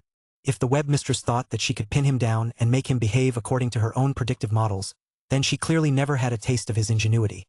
"Your Excellency," he addressed her. "You introduced the web model to me and suggested that I strengthen the Larkinson network by altering the behavior of my clansmen. Is that correct? Your proposal entails the institution of a religion and either force or strongly encourage the Larkinsons to worship them as literal gods. Is that correct?" The star designer inclined her head. "Yes. Only strong, consistent, and fervent belief can produce the strong bonds you need to make every strand in the web strong enough to resist most of the possible attacks that you are concerned about." VS smirked and leaned forward. "I am sure you are correct about that, but what if we rely on a different medium than belief? Earlier, you mentioned that there is a force that is stronger than faith, and that is love. Every life form that is capable of exhibiting complex thoughts is able to develop emotions as well. Among these emotions, there is nothing that can motivate organisms better than the emotion of love." His counterargument likely surprised the webmistress, though she did not show it. She instead let the silence pass for a few seconds before issuing a reply. "Love is powerful, but it is ephemeral. Do you know why I suggested you turn to faith rather than the ostensibly superior alternative?" It is because a human's faith can easily remain strong and stable for many decades. Love is much more volatile in comparison. It has greater peaks but rarely maintains this state for long. Love is subject to aging. Love must constantly be reinforced lest people begin to forget. Love is cruel enough that it can make two lovers hate each other for any number of possible reasons. The variables are too many to count. Constructing a kinship network with love as its source of power is an unnecessarily risky decision. Ha ha ha. VS couldn't help but burst out in laughter. Do you know what the Larkinson clan stands for? We are no strangers to risk. Per Angusta ad Augusta. The very motto of our clan describes how we have risen far from our roots as a third-class family organization. We are not afraid of enduring difficulties so long as the payoff is worth it. As far as I am concerned, fortifying our kinship network with love is the most fitting strategy for our clan. The web mistress finally frowned in displeasure. Do not make a decision that you will regret. Love is largely based on personal bilateral relationships between close relatives. It is difficult to experience love when dealing with many other people, let alone more divergent and abstract existences. More problematic than that is the lack of consistency of love. It is intense when it is experienced in a short time interval, but always fades after it is over. Love can even flip into hatred, which can threaten to undo everything that you have built. VS snorted. This was an extremely disrespectful gesture to make in front of a star designer, but he did not care at the moment. Your Excellency, do you know what has sustained us and kept us together through good times and bad times? Love. I only realized until now that our network already embodies at least a part of the most powerful force in the universe. Kinship stands for family, and family is held together by the pure emotion of love, not by bonds based on shared genetics or family names. Do you know what that means? Our clan is already predisposed to leveraging the power of love to strengthen the Larkinson network. As long as we implement a few policy changes and make more leaders aware of the importance of channeling the power of love, I am sure we can make the Larkinson network just as strong if not stronger than if we followed your proposal. Although the webmistress still did not agree with his own version of a solution, she ultimately respected his right to make his own decisions. I see that you will not be swayed by my arguments. So be it.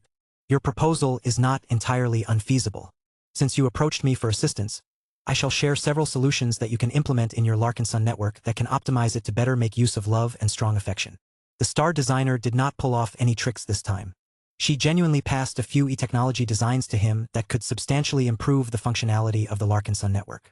The tweaks also attuned them better to love, thereby making sure that its power did not go to waste. It did not take long for VS to gain a handle on the solutions. They were not too complicated and VS easily figured them out. He did not think they contained any traps, though it went without saying that changing the Larkinson network in a direction that was partially determined by the webmistress would make it easier for her to tamper it, just like how VS could manipulate his own living mechs. That just went with the territory. Chapter 7059 Imperfect Solutions. The star designer taught him a few simple but ingenious solutions that he could add to the Larkinson network like expansion modules. These additions did not change the fundamentals of the kinship network, but added vital new security and efficiency gains that should allow the Larkinson network to remain competitive in the next decade. VS was very grateful to the webmistress for these gifts. Their earlier talk already made him feel this meeting was worth it, but it would have been better if he also obtained more concrete and readily applicable solutions at the level of a star designer. Of course, 2 hours had not yet gone by, so there was still plenty to talk about. I am grateful for the assistance that you have given me, but I still feel the Larkinson network needs additional protection against potential enemies. VS said. The best way to avoid getting attacked is to make yourself untargetable. I don't like how the Larkinson network is so exposed. Is there any way to hide it and prevent enemies from approaching it in order to tamper or destroy it at a time of their choosing? The webmistress did not look surprised that he made this additional request. There are 2 general approaches that you can choose from. The first approach is to shelter it behind a defense that is strong enough to deter most of your enemies. This can range from your own ace pilots, a god pilot, a specialized construct developed by a star designer, or the Red Kingdom. VS frowned. All of these suggestions sounded unacceptable to him. The Larkinson clan needed to maintain its sovereignty. Relying on the protection of his own ace pilot sounded nice, but they were not strong enough to impede a true god-level opponent. Placing its Larkinson network under the protection of third parties such as other god pilots essentially subordinated the Larkinson clan to one of the other major powers. Of the god pilots he had opened up relations with, neither option sat well with him. Choosing the evolution, which was a terrible idea for many reasons. It did not matter that she had entered into an alliance with his mother when they were both awful individuals.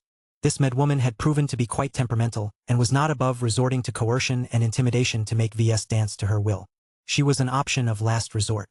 Seeking the protection of the destroyer of worlds was much more acceptable. She was much friendlier and genuinely respected him. Unfortunately, she had a duty to the Rebarthan Pact and did not answer to the Larkinson clan. VS did not want to put her in a position where she had to deal with conflicting loyalties. As for the two remaining options, relying on a construct developed by a star designer or seeking shelter from the Red Kingdom itself both amounted to the same problem as before. VS simply did not want to rely on the goodwill of a third party to protect the Larkinson network. That was just begging for him and his clan to get stabbed in the back during a time where they could least afford betrayal. What about the other approach? VS asked, indirectly making it clear that he did not like to pick the previous options. You hide the Larkinson network. You obscure it from sight, either by making it less visible and conspicuous, or placing its nexus inside a large and powerful anomalous zone that scrambles every ingoing and outgoing signal. The star designer laid out. The former is too difficult for you to accomplish. I am perhaps the only individual who can help your kinship network hide in plain sight, but it will require a considerable amount of time and resources on my part to complete this transformation. Your minor favor cannot cover the material costs and, more importantly, the opportunity costs of this commission. How expensive? The only payment that you and your clan can offer me is the delivery of high-grade superdimensional matter. I will require enough armor-grade and weapon-grade superdimensional matter to construct 4 full superdimensional medium mechs, delivered within 6 months starting from this day. Do not think I am overcharging you. When I am done, your Larkinson network will be the most well-hidden kinship network in the Red Ocean. Most god pilots will not be able to sense it, and only a small number of other star designers should be able to detect it if they make a concerted effort to locate it. I do not anticipate that any ancient phase whale can stumble upon it. Not without help. The webmistress offered what she considered to be a fair transaction, and VS did not think she was lying on this front. The potential rewards indeed sounded tempting. Making the Larkinson network invisible to all but a handful of true gods largely fulfilled his demand and could make it much less vulnerable against attacks by third parties. Unfortunately, the webmistress clearly told him that this measure did not go far enough. Sure, only a handful of human true gods would still be able to detect the Larkinson network, but that alone already negated much of the outcome that VS desired. He and his clan had most to fear from strong opponents, not weaker ones. VS did not blindly assume that he and his fellow Larkinsons would be able to maintain friendly or neutral relations with every god pilot and star designer. If the Red Association ever fractured, a future may arise where the Larkinson clan may ultimately become rivals or enemies with some of those powerful leaders. It would be nice if they could not threaten the Larkinson network so easily at that point. Even if this bleak future did not unfold, VS still wanted to place his kinship network out of the reach of these powerhouses. I am afraid our clan will not agree to such a translation. VS diplomatically replied to the star designer. The quantity of armor and weapon-grade superdimensional matter that you have requested is at the limit of the amount that we can gather in the next mining run and perhaps a part of the previous one as well. We would have to forego full superdimensional conversion of several expert mechs and ace mechs during a period of human history where hard power has become even more vital to our security and survival than before. Compared to the solid benefits of increasing our hard military power, it is difficult to persuade my clansmen to favor a more abstract solution that only offers vague benefits. He might be able to bargain down the price, but VS did not even think of attempting this. Not only would it be uncouth for him to haggle with an honored star designer, but he still would not accept this proposal even if the price got cut in half. The webmistress obviously sensed his determination, so she did not press this matter. Then the only option that is palatable to you is to hide the nexus of your Larkinson network inside an anomalous region of space. You will have to search for an area that meets a number of specific criteria, travel to it, construct a temple stronghold for your golden cat, and leave her behind in this isolated facility. VS furrowed his brows. He did not like the sound of leaving Goldie behind in such a boring and dreary place. Nya! The ancestral spirit's ears drooped. She clearly did not like the sound of this proposal. Doing so will cut Goldie off from more direct interaction with my clansmen. Is that correct? Not completely, VS. The network will still exist, though its connections will become distorted and function less effectively than before. Yet so long as it preserves its nature as a network, the Golden Cat can still interact with your clansmen. It will only be less direct and straightforward. Think of establishing a low-bandwidth remote connection in an area that is subject to heavy jamming and signal interference. This is the trade-off that you need to make if you resort to this unconventional approach to reduce the visibility of your Larkinson network. Perhaps there were still ways to make the Golden Cat accessible to the common Larkinsons, but that would likely entail other convoluted solutions. VS grew disappointed with the suggestions made by the webmistress. This was not her fault. She had presented him with multiple possible solutions instead of just a single one. His standards were simply too high to accept any of them as presented. Was he asking too much? Should he lower his standards? He did not want to. Every time he thought about it, he wanted to shake his head and look for alternatives. Yet doing so meant keeping the Larkinson network a lot more exposed and vulnerable for a long time. VS would have to gamble that no one would come and try to mess with the Larkinson network in the coming months and years. I think I will try my luck elsewhere, VS respectfully told the star designer. I am grateful for making me aware of these possibilities, but none of them sound acceptable to me. My plan is to continue to travel and look around for anything that resembles the solutions that you have mentioned and try to improvise if possible. There are so many oddities and curiosities in the red ocean that we have yet to discover and explore. I am hopeful that I will be able to stumble upon the right conditions and take advantage of it to fulfill my goal. If that did not work out, he could still attempt to figure out a solution of his own. Whether it was tossing the Larkinson mandate at a secret coordinate into the blue dimension, placing it inside a large and convoluted superdimensional vault, he might be able to homebrew a partially effective solution that might satisfy his needs in the short term. The webmistress was actually pleased to see that he had not simply given up on making his Larkinson network more difficult to destroy. Very well. I approve of your initiative. Mech designers are not individuals who should stand still when they are told that their dreams are unrealizable. Impossible is not a word that should exist in their lexicon. If there are no existing solutions available, then invent one. If the right materials are not available, then sidestep them and seek to solve your problem from a different angle. It is much more challenging for you to solve problems that fall outside of the category of mechs, but the willingness for you to tackle them in the first place is one of the many prerequisites that you must possess to have a chance of becoming a star designer. Star designers no longer worked exclusively on mechs. It could even be said that they had graduated from mech design and hardly spent their time on working on it further because there was so much more stuff they could make. True gods such as the webmistress may have become a lot more powerful than other mech designers, but they had yet to get rid of the limitations of time. They could only do so much work in a day. They had to be strategic about how they spent their time. Just this meeting alone prevented the webmistress from full devoting her time and attention on developing the next iteration of shield link technology or inventing another variation of support link technology. Circumstances where the polymath managed to reverse the effects of a greater spacetime bubble and buy an extra half-century worth of time for her to tinker on technologies were exceedingly rare. VS definitely believed that the native aliens would never dare to pull off this trick again. If they happened to trap Yernstal or another star system with a notable population of high-ranking mech designers inside it, a second human superpower like the cybernetic empire might emerge from it one day. Chapter 70-60-70-60 Combat Engineer Role. When VS requested a meeting with the webmistress, he did not think that he could automatically obtain the solutions to all of his problems. Star designers were much more capable than most creators, but even they possessed limits. The minor favor that VS cashed in also only stretched so far. It would be unreasonable to demand a star designer to devote a lot more time and resources into creating a tailored solution for his problem. VS was fine with this. He already felt grateful enough for receiving a clear analysis and suggestions on what he should look out for in a potential solution. He would proceed as always, which was to travel around and keep his eye out for new insights or phenomena that could be used to develop a brand new solution that was not available in the past. This was how he managed to tackle very big issues that no one managed to tame before, like the genetic aptitude problem. His previous track record of success gave him the confidence he needed to commit to this approach. That already made VS better than many other mech designers who surrendered far too easily to the status quo. It was too easy for mech designers to blindly submit to star designers. This was why meeting with the latter happened infrequently. If VS had not demonstrated his ability to maintain his critical thinking when meeting with one of the greatest figures of the mech industry, then he probably wouldn't have been able to be here today. The meeting continued. VS already went over his concerns related to the Larkinson network, but there were still many other possible subjects that he wanted to talk about with a powerful star designer. When I asked to meet with you, I did so for two major reasons. He told her as he continued to pet the golden cat who was resting comfortably on his lap. I wanted to seek your counsel on how to protect the Larkinson network. My second objective is to borrow your expertise to improve an ambitious mech design project of great importance to myself.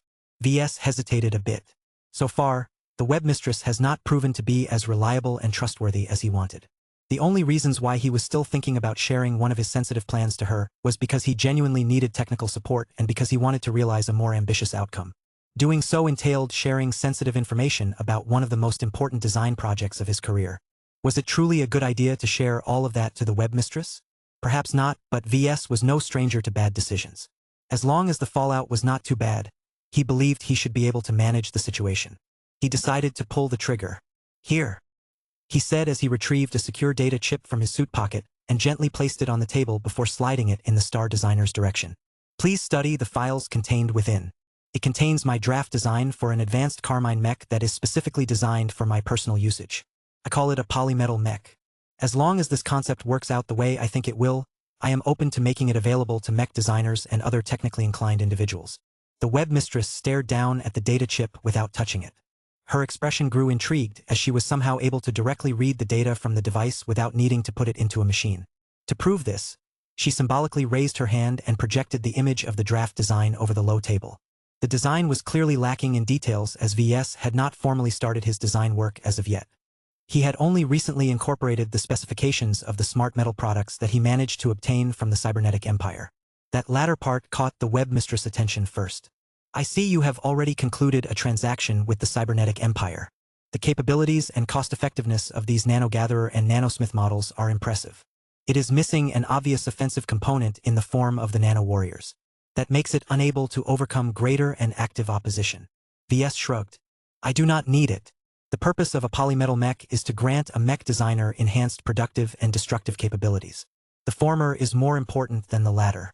If a polymetal mech is asked to fight, it shall do so by reshaping its malleable structure to accommodate armaments so that the elemental Carmine mech can fight the old-fashioned way.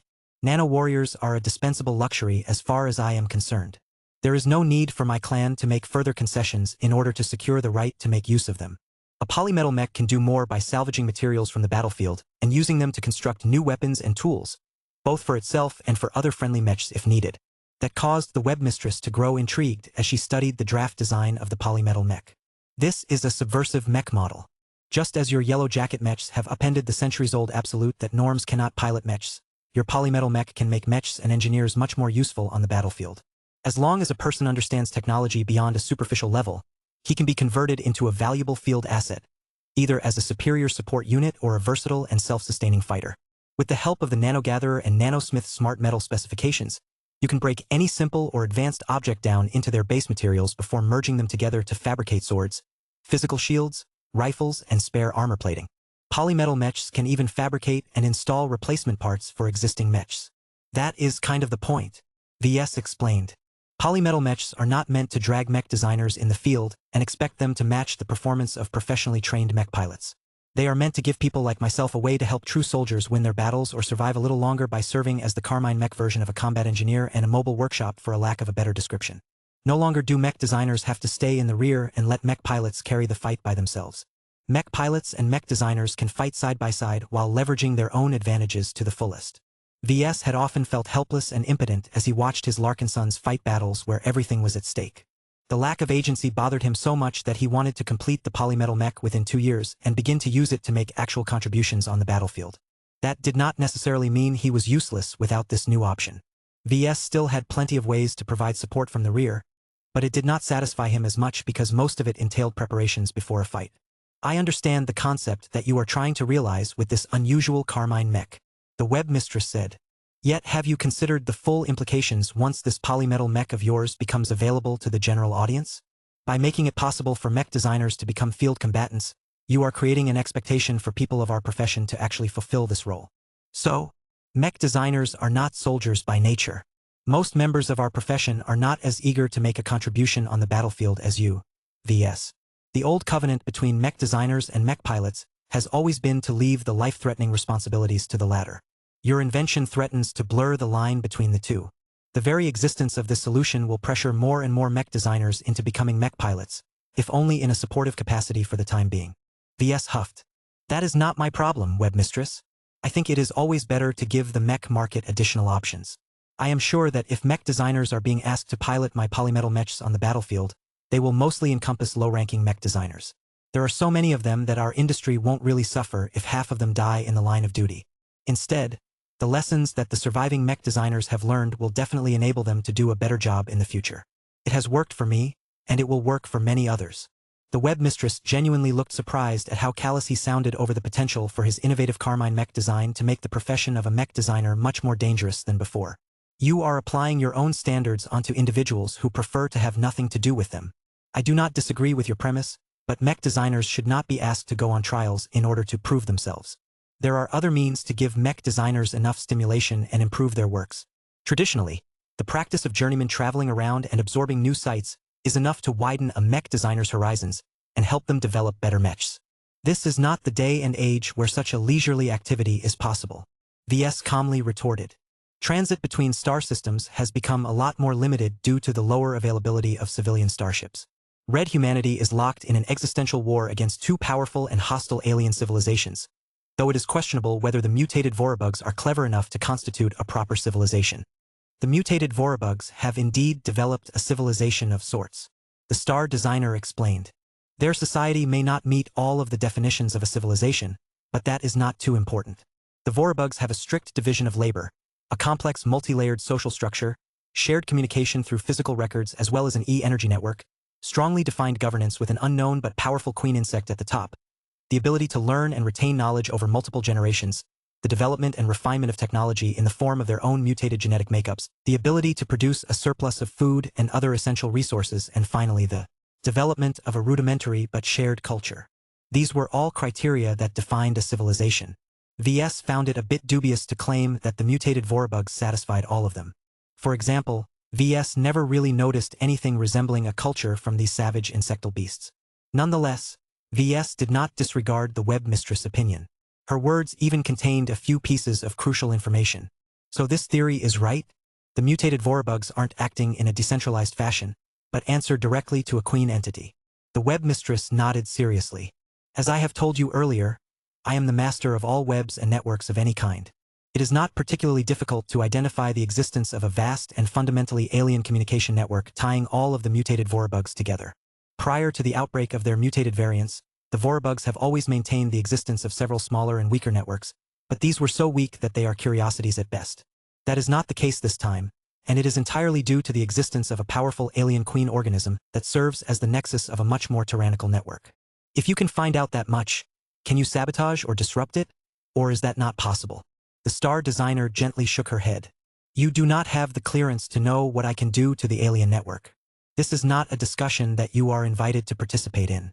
The mutated Vorabugs are not a simple threat, and the existence of this unseen Vorabug queen is 90% responsible for this. Whoever she is an exceptionally dangerous enemy of red humanity. This is not only because she possesses a formidable amount of raw strength. She also possesses more than enough intelligence to understand both human and alien language and civilization. Combine this with absolute command over exponentially growing swarms of mutated Vorabugs. It is not an exaggeration to state that she and her hive have already become the third major alien civilization that occupies the Red Ocean. It is not within my power to excise such a powerful alien adversary. Chapter 7061 Divided by 3. VS perked up when the web mistress addressed the mutated Vorabug threat. The major human powers had not published a lot of information about them. Most of what the public learned came from studying the public combat footage against the new threat that emerged on the Rebarthan front. Many people already speculated that the Vorabugs were being directed by a central authority. The masses were just unclear whether this direction came from a gestalt hive mind existence that formed when enough low-intelligence Vorabugs gathered together, or whether the direction originated from a single hyper-intelligent queen organism. It sounded as if the latter was the case. That had many implications. A single supreme Vorabug queen likely possessed absolute command over all of her swarms, making it so that each and every single element acted in complete coordination with each other. This was the kind of absolute control that the polymath could only dream of. The Vorabug queen was able to implement a cohesive strategy and ensure that her entire swarm moved and fought according to her will. Even if the individual Vorabugs lacked the autonomy to make too many important decisions by themselves, the superior control made up for it in most cases. VS inwardly shuddered when he thought about what a formidable opponent red humanity had gained. Yet for all of the advantages that the mutated Vorabugs gained by centralizing their command and control, there was also a very big vulnerability. So have you guys sent out the evolution witch or another god pilot to track down the Vorabug queen and snuff out her life already? It is not that simple, VS. We have mapped out the overall territorial expansion of the mutated Vorabugs, but we cannot pin down her exact location. She can be in one among tens of thousands of star systems. In fact, there is a possibility that she left the known holdings of the Vorabug race many months ago and secretly chose to hide her presence in an alien or even a human star system. Shouldn't there be ways for us to track her down? VS looked puzzled. Whatever means she uses to control her swarms, there has to be an insanely high amount of signal traffic between the Vorabug queen and all of her minions. You should be able to map out this communication network easily and trace the location of the nexus. Again, it is not that simple. The alien network is dense and filled with large amounts of garbage data. Every signal bounces off other Vorabug, which bounces to the surrounding Vorabugs and so on.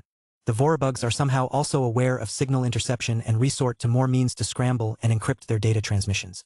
This indicates that the Vorabug Queen has a good understanding of red humanity's capabilities and has already implemented countermeasures to prevent my senses from tracking her down. VS grew alarmed when he heard that. Are you saying that the Vorabug Queen is intelligent and aware of our capabilities to such an extent that she has successfully employed countermeasures against your network authority? The web mistress nodded with a serious expression.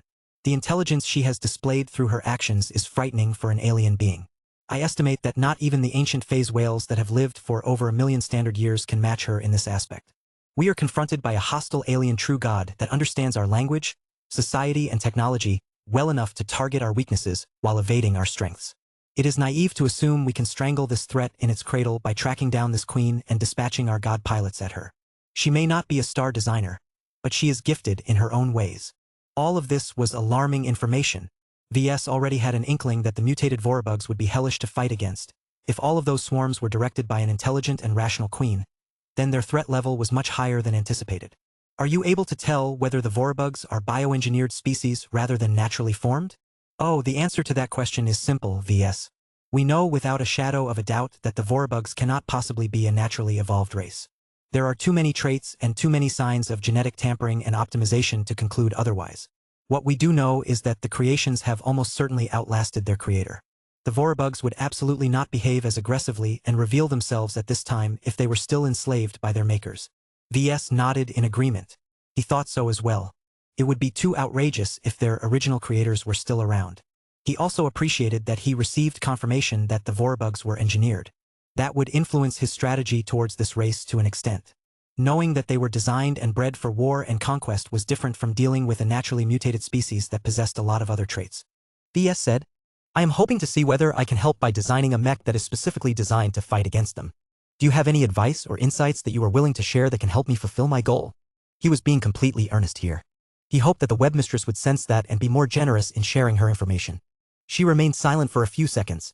As I have already mentioned, the mutated Vorabugs are controlled by a singular powerful and intelligent queen, one who understands humans like us no less. Do not let your guard down and do not underestimate this threat.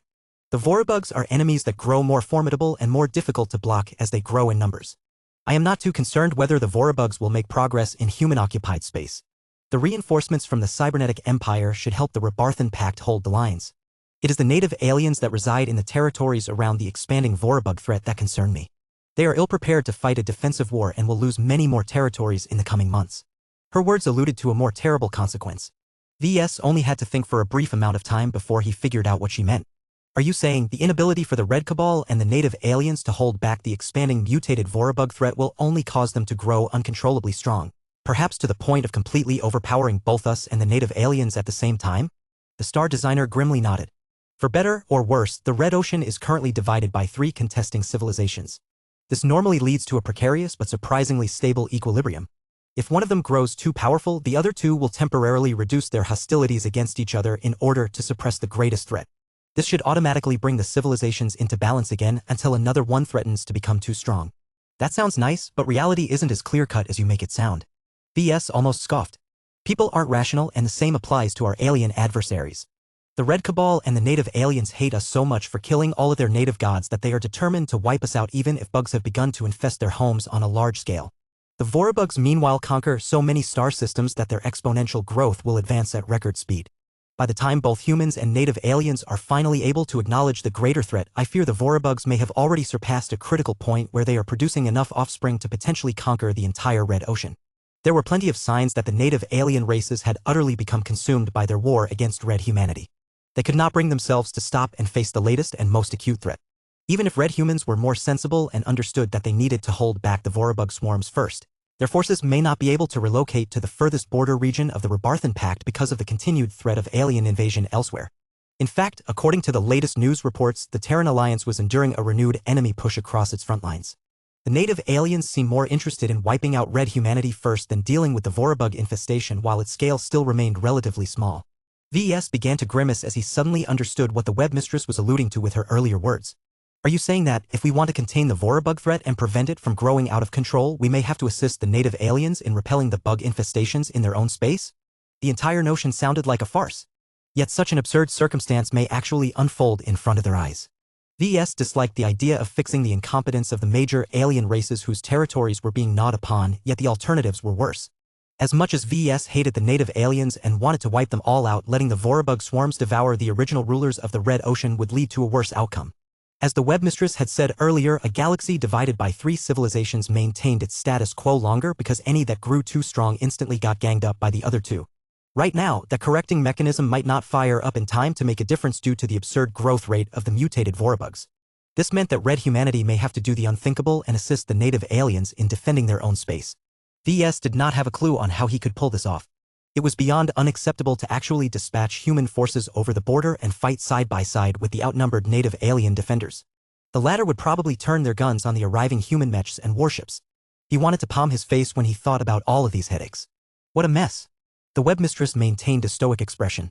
Nobody thinks this is a desirable circumstance. Nonetheless, that should not prevent us from doing what is necessary to defend our race and civilization against the most dangerous biohazard in the new frontier. What separates high-tier galactic citizens such as you and I from those who rank below us is our ability and willingness to leverage our capabilities to the good of our society. I am pleased with the initiative that you have already shown, but I advise you to be open-minded. What do you mean by that, Your Excellency? A time may come when you believe it is in our interests to defend the native aliens against invading Vorabugs. If doing what is necessary earns you condemnation, then you should proceed without fear. We shall vouch for you and protect you. Others may be short-sighted, but star designers such as myself are certainly not. We know what is best. VS did not entirely agree with that last part, but he understood the gist of her argument. He still did not feel comfortable with this mission. The very notion of having to fight on behalf of the native aliens sounded far too much like a betrayal for everything that he and his Larkinsons fought for in the past. I will see, he said in a noncommittal tone. I much prefer to keep everything simple and focus my efforts on helping our troops fight the Vorabug swarms directly. All of this, my enemy of my enemy is my friend, stuff is too convoluted for me. Besides, maybe we are looking down on the native aliens too much. They have huge war-making potential and they still have lots of phase lords and phase whales that have yet to commit to the Red War. They ought to be able to defend their own space. Chapter 7062 Polylife Concept. Time was slowly ticking down. VS was acutely aware of how much time had passed and how many more minutes he had left. As much as he was interested in continuing to talk about the new and rapidly escalating Vorabug threat, VS did not forget about his original goals. Can we please get back to the original topic? VS asked as he gestured to the projection of the draft design of a polymetal mech. As we have established before, my personal polymetal mech will consist of 2 fundamental smart metal products, the nanogatherers and the nanosmiths. This should be enough to serve as a productive foundation for my polymetal mech. I think that I can produce remarkable results if I turn this smart metal mech alive. The webmistress looked intrigued. You already possess a solid plan for your future Carmine mech. What aid do you seek from me, young man? I have several questions where your input is welcome, Your Excellency. First, I roughly understand what will happen if I turn a smart metal mech alive. Only the collective is alive. The individual nanomachines are sadly not clever enough to be alive by themselves.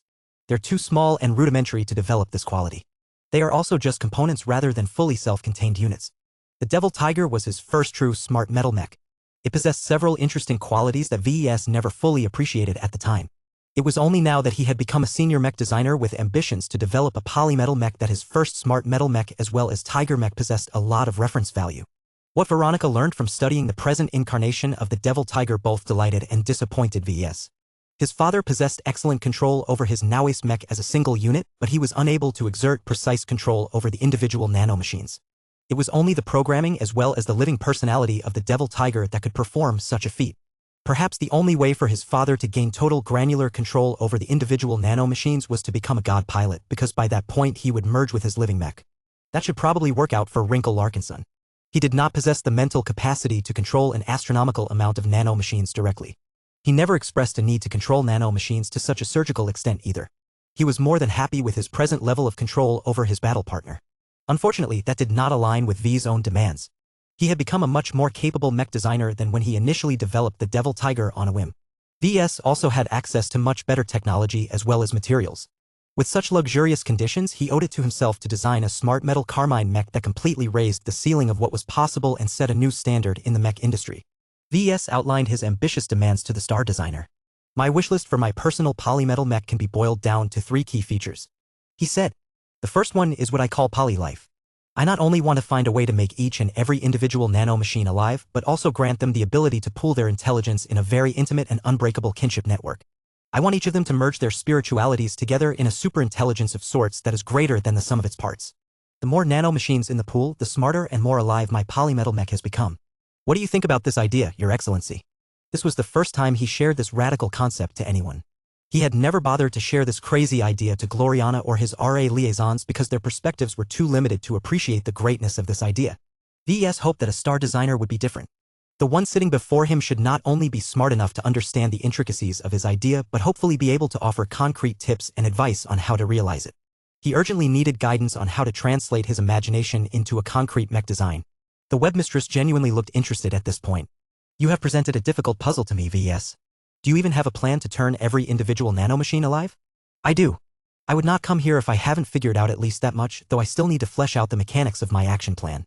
What I am struggling with is how to tie all of these nanomachines into a small and most importantly unbreakable kinship network of sorts.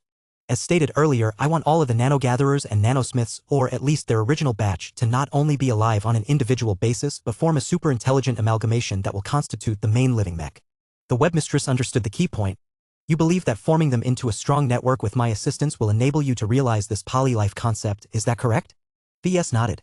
Yes. I may be able to figure it out myself through lots of trial and error, but that requires me to commit a huge amount of time and effort. I can't spare that much these days. I would like you to help me draft the outline of a more complex kinship network that can satisfy my demands. The webmistress looked at the projection of the draft design of the polymetal mech with a different mindset. Knowing more about what VS had in mind interested her a lot. This was definitely one of the boldest ideas that she had heard from a young senior mech designer. Most mech designers who heard about his poly-life concept would dismiss it as pure fantasy that was impossible to translate into reality, but she was different. Star designers rarely if ever dealt with impossibilities. They were so much more capable than other mech designers that they were limited by time and resources far more than competence and ability. In other words, almost anything was possible to a star designer. They just had to find it worthwhile and cost-effective enough to pursue an ambitious project. Not every star designer would think so, but the poly-life concept happened to be a viable design application to the webmistress. You have approached the correct star designer. She complimented him. I am able to devise the steps you need to take in order to have a good chance of realizing this poly-life concept for your smart metal mech. It will appear as if you are creating a heavily altered version of a kinship network. It is much more limited in scope and lacks a true nexus of sorts. It will also be more difficult to expand. Adding more smart metal to your polymetal mech will not immediately upgrade the superintelligence. It may take days or weeks for the new additions to be fully assimilated. That last part surprised him. Why does it take much longer for the new nanomachines to assimilate into this poly-life network or whatever? That is because the nature of the network has changed too much. The absence of a nexus will remove a critical weak point to your poly-life mech. Theoretically, each nanomachine can be eliminated and replaced by new ones without negatively affecting the whole. I am familiar with the Ship of Theseus concept. VS mentioned. I always take advantage of that when upgrading my existing living mechs. That is clever, but it is also a reflection of the looseness of the living traits of your mechs. The webmistress gently chided him. The poly-life network that I have envisioned will strengthen and harden it against external tampering and attacks, but it will also make it much more difficult to adapt to rapid changes. V's eyes lit up. Can these measures be used to strengthen other kinship networks, such as my own Larkinson network? Naya? Even the golden cat who had previously been napping in the last half hour perked up after hearing this possibility. However, the webmistress shook her head. Do not get your hopes up, VS. It is theoretically possible to reverse engineer my specific solution for your poly-life network and apply the same principles to the Larkinson network, but the conditions are completely different. A small-scale local area network is incomparable to one that rivals the galactic net in scope. VS grew disappointed, but he did not dispute her words. It was ridiculous for him to think that it would be that easy to translate the benefits to the poly-life network to normal kinship networks. So what do I need to know about this poly-life network? There are several points that you need to be aware of. I am unable to create this poly-life network myself. Only you can do so as you are the living mech specialist. I am therefore unable to verify whether it is viable enough for you to produce a successful outcome. In the event that you are able to create your polymetal mech as you have envisioned, your new living mech may not behave as you expected. VS frowned when he heard that second part. What do you mean by that, Your Excellency? Have you ever spent much thought on the form this superintelligence will take? I am unable to determine how intelligent you can make each and every individual nanomachine. Regardless of that, even if every single nanogatherer and nanosmith is only as alive and intelligent as an ordinary bee, their quantity is so vast that melding them together in a poly-life network will result in the birth of an amalgamated life that far exceeds anything that you have produced with your living mechs up to this point. He froze as he thought about what she said. He admittedly put a bit of thought behind how smart or how stupid the superintelligence may be, but he possessed so little data and knowledge about it that he could not make any solid predictions. The webmistress evidently suspected that the most likely outcome would be an unprecedentedly powerful and intelligent living mech. All of my latest living mechs, especially the ones that I have designed and crafted in person, are what I call third-order living mechs. VS explained. They are as intelligent and sapient as baseline humans. They are even better at certain aspects, especially when they grow older and more experienced. If what you were saying is right, my polymetal mech may be able to reach the fourth threshold of a living mech. It is one that I have yet to define or even imagine, but if your theory is correct, my polymetal mech may actually break the barrier of a third-order living mech, if only on a conditional basis. He never imagined that his polymetal mech may be the first living mech to become a fourth-order living mech. Even if it did not truly reach the fourth order due to the nature of its existence, what mattered was that VES could study his machine extensively and gather lots of data on the traits that made it different from his previous works. It was like gaining a preview on what he was capable of if he mastered his specialization further. His analysis and conclusion would subsequently help him develop a genuine fourth-order living mech in the future. Perhaps his polymetal mech may only be classified as a pseudo-fourth-order living mech. This was because it could theoretically regress back into a third-order living mech if it lost a lot of smart metal. Yet VS did not see any reason to quibble over this circumstance, as the only other alternative was a regular third-order living mech. Are you not afraid of what you may inadvertently bring to life, VS? What if your creation escapes your control? I am not afraid, VS said with a smirk. That is because I intend to form a polymetal pact with it right away. As long as we are bound by blood, or rather smart metal, the two of us are completely tied together. That should be enough to ensure its loyalty and obedience. Chapter 7063 VS the Trapped Fly. What the webmistress presented to VES was ambitious beyond his own imagination. To think that the polylife concept could potentially result in the birth of a pseudo-fourth-order living mech. V's expectations for his polymetal mech design project continually rose as he continued to exchange his thoughts with the webmistress. She might not be a living mech expert, but she was still the definite authority on networks in the Red Ocean, so she was in a unique position to provide a lot of relevant consultation on the specific mech proposal. The notion that VES may be able to create a living mech that broke past the threshold of the third order excited him beyond all measure. VES became even more committed to his ambitious polymetal mech concept. Its attraction grew so strong that even the webmistress expressed a personal interest in the outcome of his experimental idea. Your ingenuity and boldness as a senior mech designer is a refreshing surprise. She complimented him. Regardless of whether you have what it takes to realize the full scope of your mech proposal, the journey towards developing it should already form a valuable component of your growth trajectory. You are still young enough that you can afford to make many mistakes. VS disagreed with her assessment. He may be young, but human history was unfolding at a very rapid pace. The Red War, the Vorbug outbreak, and the arrival of a hostile god king from Messier 87 in a few decades all loomed heavily over his shoulders. He lamented the limited status and capabilities of a senior mech designer. He urgently needed to progress his design philosophy and realize it in order to gain the power he needed to produce more meaningful changes to society. The Arboreal project was making good progress now that the Terran Alliance had thrown its full support behind the collaborative effort. VS expected to see the first wood app mechs roll out of their growth pools in a handful of months at most. Being able to develop a solid outline and theoretical framework for his polymetal mech should allow him to complete its development within 1 or 2 years by his estimation. There was no reason to expect any major delays so long as he was able to use the webmistress guidance to solve the most difficult technical problems in advance. That still left him with 3 more elemental carmine mechs to complete. The one based on the water element had become stalled as the Hunting Association had yet to decide on whether to go through with the merge water mech concept that he proposed. The one based on the fire element had yet to enter the planning stage, but VES was confident he could make good progress on it due to the data and experience he accrued when he bestowed life to the dominion of man.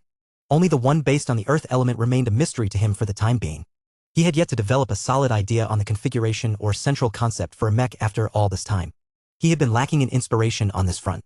VS was not worried yet, but it would grow into an increasingly more severe problem if he still hadn't managed to come up with a killer idea for an Earth-based Carmine mech. Your time is running out, the star designer reminded VS.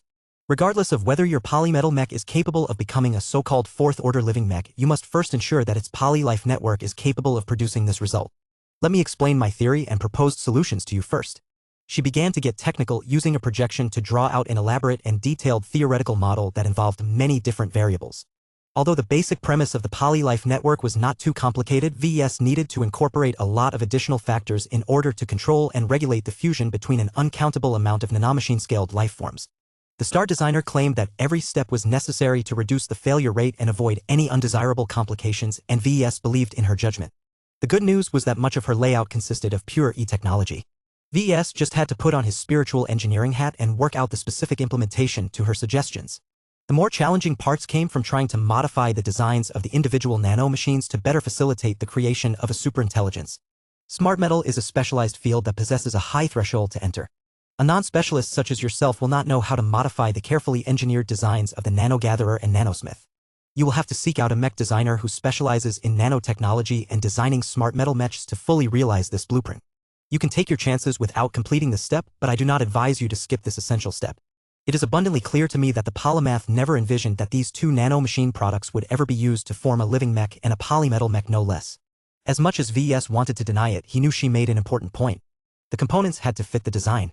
The base versions of the nanogatherer and nanosmith were solely designed and optimized with lifeless mechs in mind. Even before he met with the webmistress, VS already thought about implementing numerous tiny changes to them so that they would better support the functioning of a living mech. As VS wondered where he should seek out a smart metal specialist, the star designer voiced her own proposal.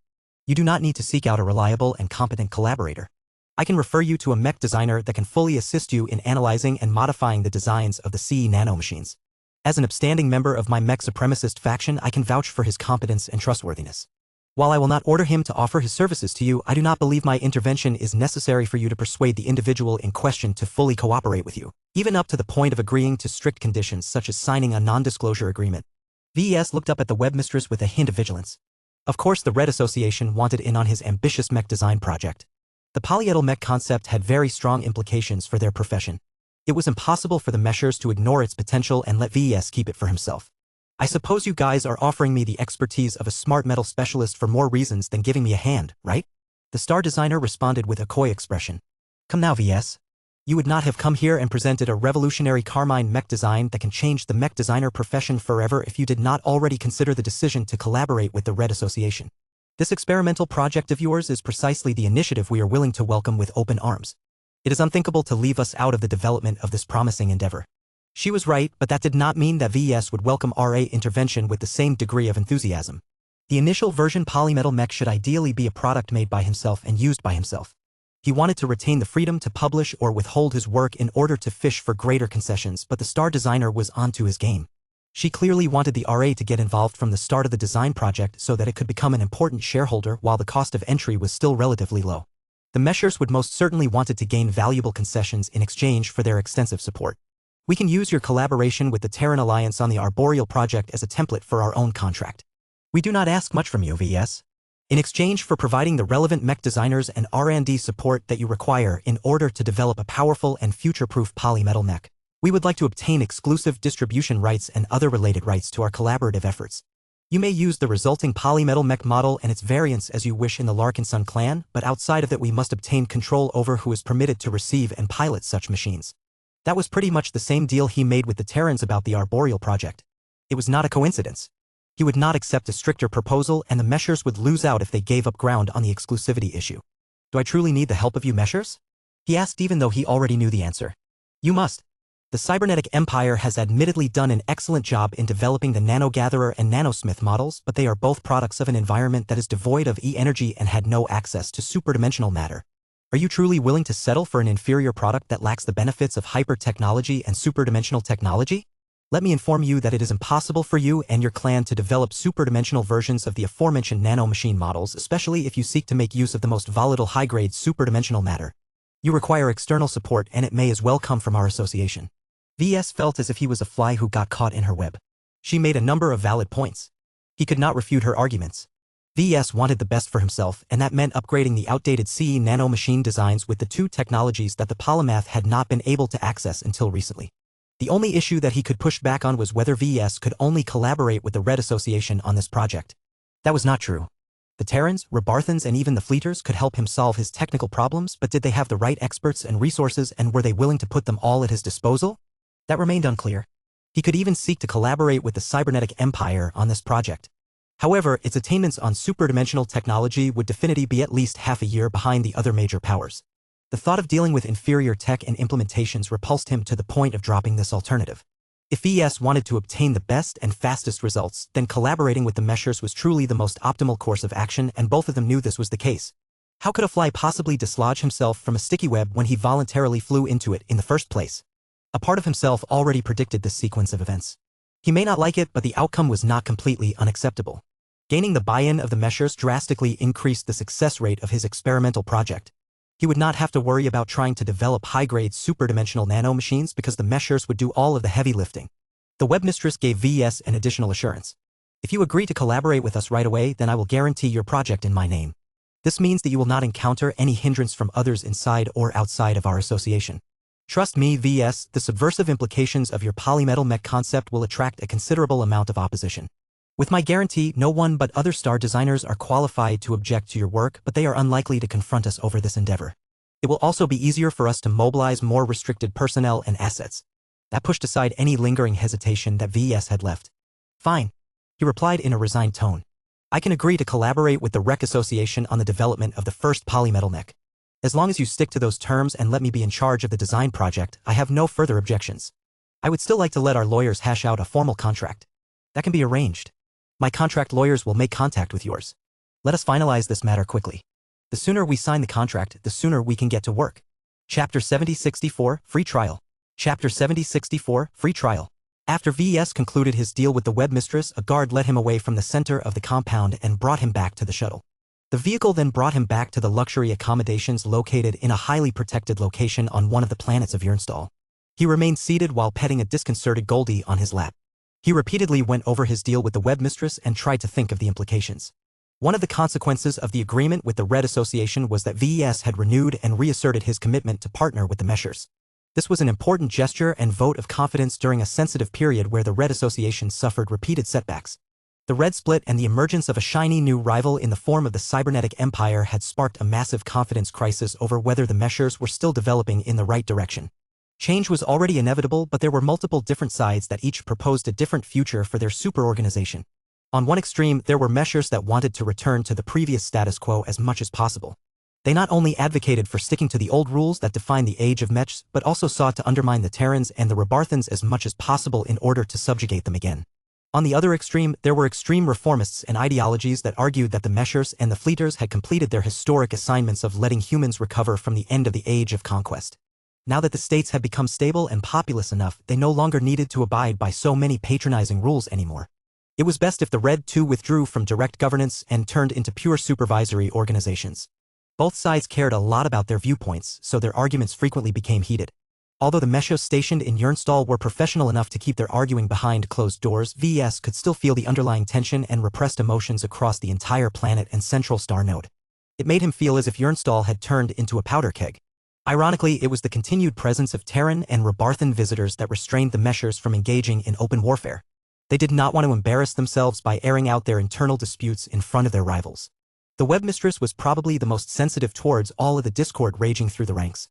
Perhaps she sought to secure exclusivity rights for the first polymetal mech as a means to give the meshers a distraction. If his ambitious project worked out as expected, then the release of genuine polymetal mechs would make a lot of mech designers ecstatic. For the first time, they finally gained access to a Carmine mech that was especially tailored to their needs and capabilities. Unlike the yellow jacket models that were specifically geared towards the lower end of the mech market, the polymetal mechs were bound to turn into expensive luxury products no matter the edition. Smart metal was already much more expensive than regular metal alloys, and the various features that VES hoped to include could drive up the costs even further. Despite that, most mech designers should be able to afford a polymetal mech as long as they were successful enough. They only needed to set aside a portion of their savings or go deeper into debt in order to obtain a polymetal mech quickly. The difficulty of learning how to pilot a Carmine mech and how to take full advantage of the smart metal aspects should consume a lot of time and energy. Perhaps playing around with polymetal mechs may cause the productivity of mech designers to drop, but it would be worth it as first-hand experience in piloting real mechs would translate into much more fitting mech design work. In any case, if the webmistress was willing to guarantee the polymetal mech in her own name, then she definitely concluded that its benefits outweighed the costs. This was not a casual move. Once it became known that a star designer personally invested in a mech design project started by an associate, it would inevitably attract a huge amount of attention. Fortunately, VES was already accustomed to the spotlight. He was not afraid of all of the attention. The support of the webmistress meant that he did not have to restrain himself in order to appease narrow-minded idiots who questioned every potential innovation. Either the project would succeed or end up producing a failed product. Either way, VES remained in control, and that was just the way he liked it. His partnership with the meshers should not drown out his voice in his own project. At least he hoped that would be the case. What do you think, Goldie? Follow new episodes on the N0vel1SD.C0M. Naya, do you think that cooperating with the webmistress is the right decision? She has taught me a number of tricks to make your Larkinson network more robust and harder to exploit. Naya. I guess you're right. Although the webmistress had given him concrete tips and instructions on how to strengthen the Larkinson network in the short term, they did not go far enough to turn it into a fortress. If VES wanted to attain this result, then he needed to look for new variables or unusual phenomena that he could leverage for this purpose. That was not a condition he could satisfy in the short term, and that disappointed him. It may take years or decades for him to upgrade the Larkinson network to a more satisfactory standard. Even then, it may ultimately not be enough. VES was mainly worried about true god-level enemies for the time being. From the ancient phase whales of the Red Cabal to the mysterious hive queen of the mutated Vorabugs, each of them had the potential to tamper or ruin the Larkinson network. However, in about 5 decades, a god king would arrive in their small dwarf galaxy. This was a crisis of epic proportions. Such an enemy would be able to dominate trillions of humans with his immense spiritual presence alone. The gap between ordinary humans and an alien cultivator of the 4th major cultivation rank was so huge that the former could not think of doing else but offer their absolute surrender. This must not happen. The only way that VES could think of that could make his Larkinsons and potentially all humans maintain their wits in front of this supremely powerful enemy was to transform kinship networks into another variation of support link technology. Just as shield link technology allowed individual mechs to withstand punishing amounts of damage by borrowing the shield energies of other machines, kinship networks had the potential to function in a similar manner. However, there was so much complex engineering behind support link technology that it was not easy to translate all of those design principles in a completely different medium. At least we can make a start. VES was able to recognize that the specific instructions conveyed by the webmistress shared many parallels with shield link technology that his clan had recently acquired. Although VES was not a specialist in energy shield technology, he made sure to study the theory behind shield link technology and energy link technology in preparation for designing first-class multipurpose mechs for the Larkinson clan. He had always been envious about support link technology that he never thought about reverse engineering its principles and applying them to kinship networks until the webmistress directly showed him how it could be done. The knowledge she bestowed to him earlier was so specific and helpful that he definitely believed she had already applied similar solutions to the Red Association's own kinship network. There was still much to go before a kinship network could truly function in the same manner as shield link technology. VES recognized that the webmistress only gave him a freebie with regards to this major endeavor. She gave him enough to plug the biggest gaps and complete the first step in the transformation.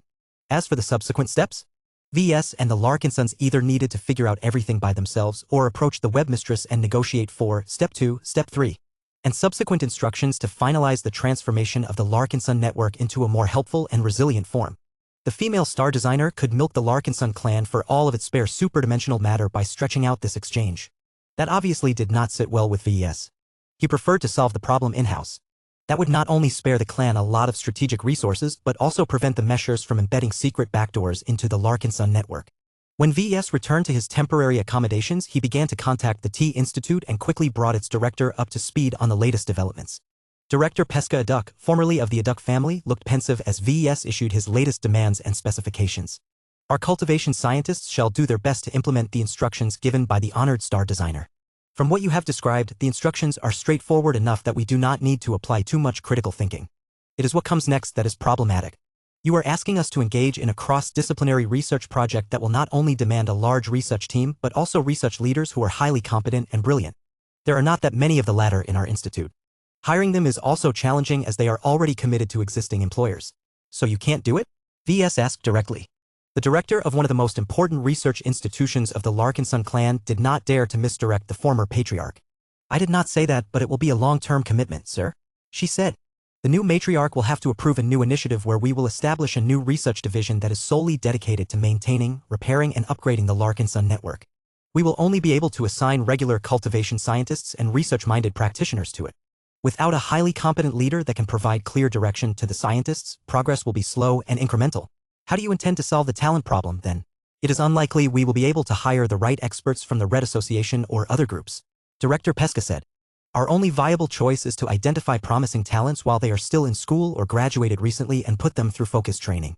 Many will fail to live up to our most optimistic expectations, but the handful that do will be fast-tracked so that they can pioneer a new vision for the research division. Their roles should be similar to what you have done for your design department. I see. That is a reasonable setup, but it will take many years for this scheme to yield solid improvements and results. That is way too long in my opinion. I am not telling you to give up on this, but I think you should still try and see if you can hire a talented and highly capable outsider to kickstart the process of transforming the Larkinson network. Both of them understood how vital it was for the Larkinson network to exist and to become stronger than its current state. I will draft a proposal and present it to the Saint Commander. Director Pesca Aduk promised while also reminding VES that he did not have the final word on this matter. From my previous talks with her, the new matriarch cares greatly for her Larkinsons. I am confident I can gain her approval and also secure a higher budget if I frame this proposal as a means to make our clansmen safe against the more esoteric enemies we might encounter in the future. VES also did not believe that Casella would block such an important initiative, but it was best to do this properly. Do what you must, Director. Chapter 7065 Reliance on Collaborations. Chapter 7065 Reliance on Collaborations. When Gloriana returned to their temporary accommodations after her meeting with the resonance smith and taking the kids out to play, she still retained a lot of energy. Papa. Look. I bought a new shark plushie. He can fly and he can swim in our baths. Doesn't he look cute? VS smiled and lifted his only son in his arms. So what do you think of Yernstall 4? It is not as busy as Yernstall V, but there is a lot more high-tech stuff. Marvin babbled. There is so much stuff about mechs for sale on this planet. Not just whole mechs, but also parts and new technologies. They even have Meccano's box sets for sale, but Mama refused to buy any for me. They were so cool. We already have more than enough to keep you satisfied, young man. Gloriana lectured him as he sorted out the new jewelry and smart clothing she bought during a visit to a shopping mall. It is a waste to keep buying new Meccanos when you have not sufficiently explored the possibilities of your existing ones. Remember that each new set opens up new combinations and possibilities with your old sets. It is the habit of a good mech designer to look back at your old works and see if you can upgrade them with the new tech that has become available. She made a very valid point, but Marvin did not look so pleased. VES was actually surprised that Yernstall, the stronghold and de facto capital of the Red 2, still sold Meccano products. After all, they were invented by the polymath who not only disgraced herself a few years ago but had completely turned away from the Red Association while appropriating the richest and most developed star system in the Red Ocean. Then again, Meccano was genuinely a good product. The toys were beloved by many children in both galaxies and created an entire ecosystem of third-party kit developers. It would be unreasonable to replace it with another toy system as it was extremely difficult to cast Meccano from its throne. Its quality and design specifications are close to perfect while the network effect was firmly on its side. In the face of this entrenchment, the meshers would only seem desperate if they forcibly tried to replace Meccano with their own rival products. It would also offend the cybernetic empire during a time where she was sitting on a mountain of advanced, next-generation technology. The meshers did not want to offend the polymath during this tense period. So long as that remained the case, Meccano would probably remain a fixture in the lives of many children and teenagers. After dinner, VS and Gloriana let the children play and run around in the living room while they moved to the side and shared what they had gained from their respective meetings. VS went first. I underestimated the webmistress. He began. You would expect a mech designer who specializes in networks and stuff to be relatively weak compared to the rest of her peers. It doesn't help that she has always maintained a lower profile compared to the likes of the polymath. It turns out that Samana Ilsef is much more formidable in reality. His wife responded with a smug grin. I could have told you that, but you wouldn't have believed me. You are far too prone to making judgments in advance based on the incomplete information that you have gathered. The reality described on the galactic net and hearsay from your friends is not an accurate match to our actual reality. A star designer is still a star designer. Just because the webmistress does not shout all of her accomplishments is not an indication that she lacks ambition. She is likely working on a big project that is not yet ready for public consumption. That may be the case. VS did not know what the webmistress was working on next. It could be trying to upgrade the Red Association's kinship network into a much more powerful version. It could be a massive improvement to her existing support-linked technology applications. It could also be a new form of support-linked technology that further reduced the separation between individual mechs. From what I gathered from the webmistress, she is a true mech supremacist at heart. VS said. The supremacy of mechs is under threat. They fare better and better against the native aliens because we are constantly developing new and more cost-effective means to counter transphasic energy shields. The mutated Vorabugs don't care about that at all because they don't have a heavy defensive focus to begin with. Instead, their combat strategy amounts to flooding our troops with an excess of disposable insect warriors. Even shield-link technology will reach a limit after a bunch of mechs have endured so many attacks for multiple hours. The native aliens engaged in attrition warfare on the strategic level but like to decide important battles with concentrated offensive pushes. This forced Red humanity to change in order to cope with both at the same time. The mutated Vorabugs fought differently because their doctrines did not center around phase lords or other champion units. Their absence made it difficult for them to fight against expert pilots and ace pilots, but it was not impossible to overwhelm them after sacrificing millions if not billions of individual Vorabugs. His wife understood the problem as well. Mechs are most suited for relatively short-duration deployments. Those designed to last longer tend to allocate more capacity to energy cells and other supplies. That subsequently makes them weaker, which is exactly what you do not want in mechs assigned to fight against the mutated Vorabugs. A more ideal mech is one that can output strong damage over a longer period of time. Such mechs certainly exist, but they were never designed to fight against enemies as outrageous as the Vorabugs. VES recognized an opportunity to make a difference. He could design a living mech that was specifically configured to fare better when deployed against the Vorabugs. However, the demands were harsh and the competition had already begun to develop their own offerings. Follow new episodes on the N0vel1SD.C0M. If VES wanted to make a greater difference in this new war, then he needed to visit the front lines in person and observe with his own eyes how the mutated Vorabugs fought. Only after gathering all of this data and forming his conclusions would he be ready to start a new mech design project that could truly push back the relentless tide of Vorabug swarms. Let's leave the Vorabug issue for another time and get back to what I have gained from the webmistress, he said before proceeding to summarize what he learned to strengthen the Larkinson network. Can you give me a copy of the improvements? She asked. My companion Spirit Alexandria relies heavily on creating design networks to increase harmony among our design teams. I want to see whether I can apply the improvements that the webmistress has prepared for your kinship network on a different kind of network. VES looked a bit skeptical. You can certainly try, but it is difficult for me to think you can readily apply them to your situation. I am aware of the difficulties, VES. I do not hope to be able to replicate the specialized solutions to my design network. I am already content if I can decipher the general principles and gain enough inspiration to devise my own custom solutions. I am quite grateful for you for being willing to use up your favors for us to meet with 2 different star designers. Their insight exists on a completely higher level. If you had not talked with the webmistress, I would not have been able to come up with this idea myself. A star designer did not always have to solve problems by presenting the most advanced and coolest tech possible. Even a true god was willing to resort to mundane solutions that completely lacked elegance but solved the problem in the fastest and most expedient measures possible. A stupid mech designer always tried to put the most complexable parts of an entire system in a project. He did so first without putting enough thought in the alternative. A clever mech designer sought ways to cut back on advanced tech and expensive materials but squeezed what remained to their absolute limits to the fullest. That was partially what the webmistress presented to VES. Her data transfer contained dozens of blueprints and instructions on how to develop small and specific programming code that would not look out of place in the development of a new mech. After VES completed his explanation on kinship networks, he moved on to explaining the latest deal he made with the meshers. Gloriana responded with a slight smile. You made the right choice as far as I am concerned. You have always entertained big dreams whenever you thought about designing your polymetal mech, but it is clear that your ambitions have left your competencies far behind. Your expertise on smart metal is too shallow to realize such a project by yourself. No ordinary mech designer specializes in this expensive and highly complex field. They can only be found among the major players and they usually maintain a tight grip on their nanotechnology wizards. Choosing to cooperate with the Red Association is the best and most expedient decision that you could make under the circumstances. He sighed. I do admit that delegating all of those complicated technical problems to the RACE mech designers and R&D teams has shed a large weight off my shoulders. On the other hand, it feels too much like cheating. I am not putting in the hard work needed to develop one of the most important technological applications that defines a polymetal mech. While I am still firmly in control of the e-technology side of this design project, I feel like I am only designing a part of a mech instead of the whole. That is what collaboration is all about, VS. If you wanted to retain full ownership of your polymetal mech design project, then you should have never mentioned it to the webmistress in the first place. I think you should get used to the sensation because you will be repeating it many times in the future. That message did not sit well with VS. I miss the old days. His wife snorted. Forget about the past. Our standards have risen beyond the point where we can design everything at a level that we are satisfied with. Sure, I can design a good archimech, but I am not a specialist when it comes to flight systems, armor systems, and mech armaments. It is not a weakness to admit your lack of competence in these fields. Acknowledging the truth requires bravery. As a mech designer, you should be objective and recognize when you need help to adequately design the other core aspects of your mech. Her overall message rang true. Collaborations with much more competent specialists and experts became increasingly more essential to realize the high-quality mechs that VES and Gloriana envisioned.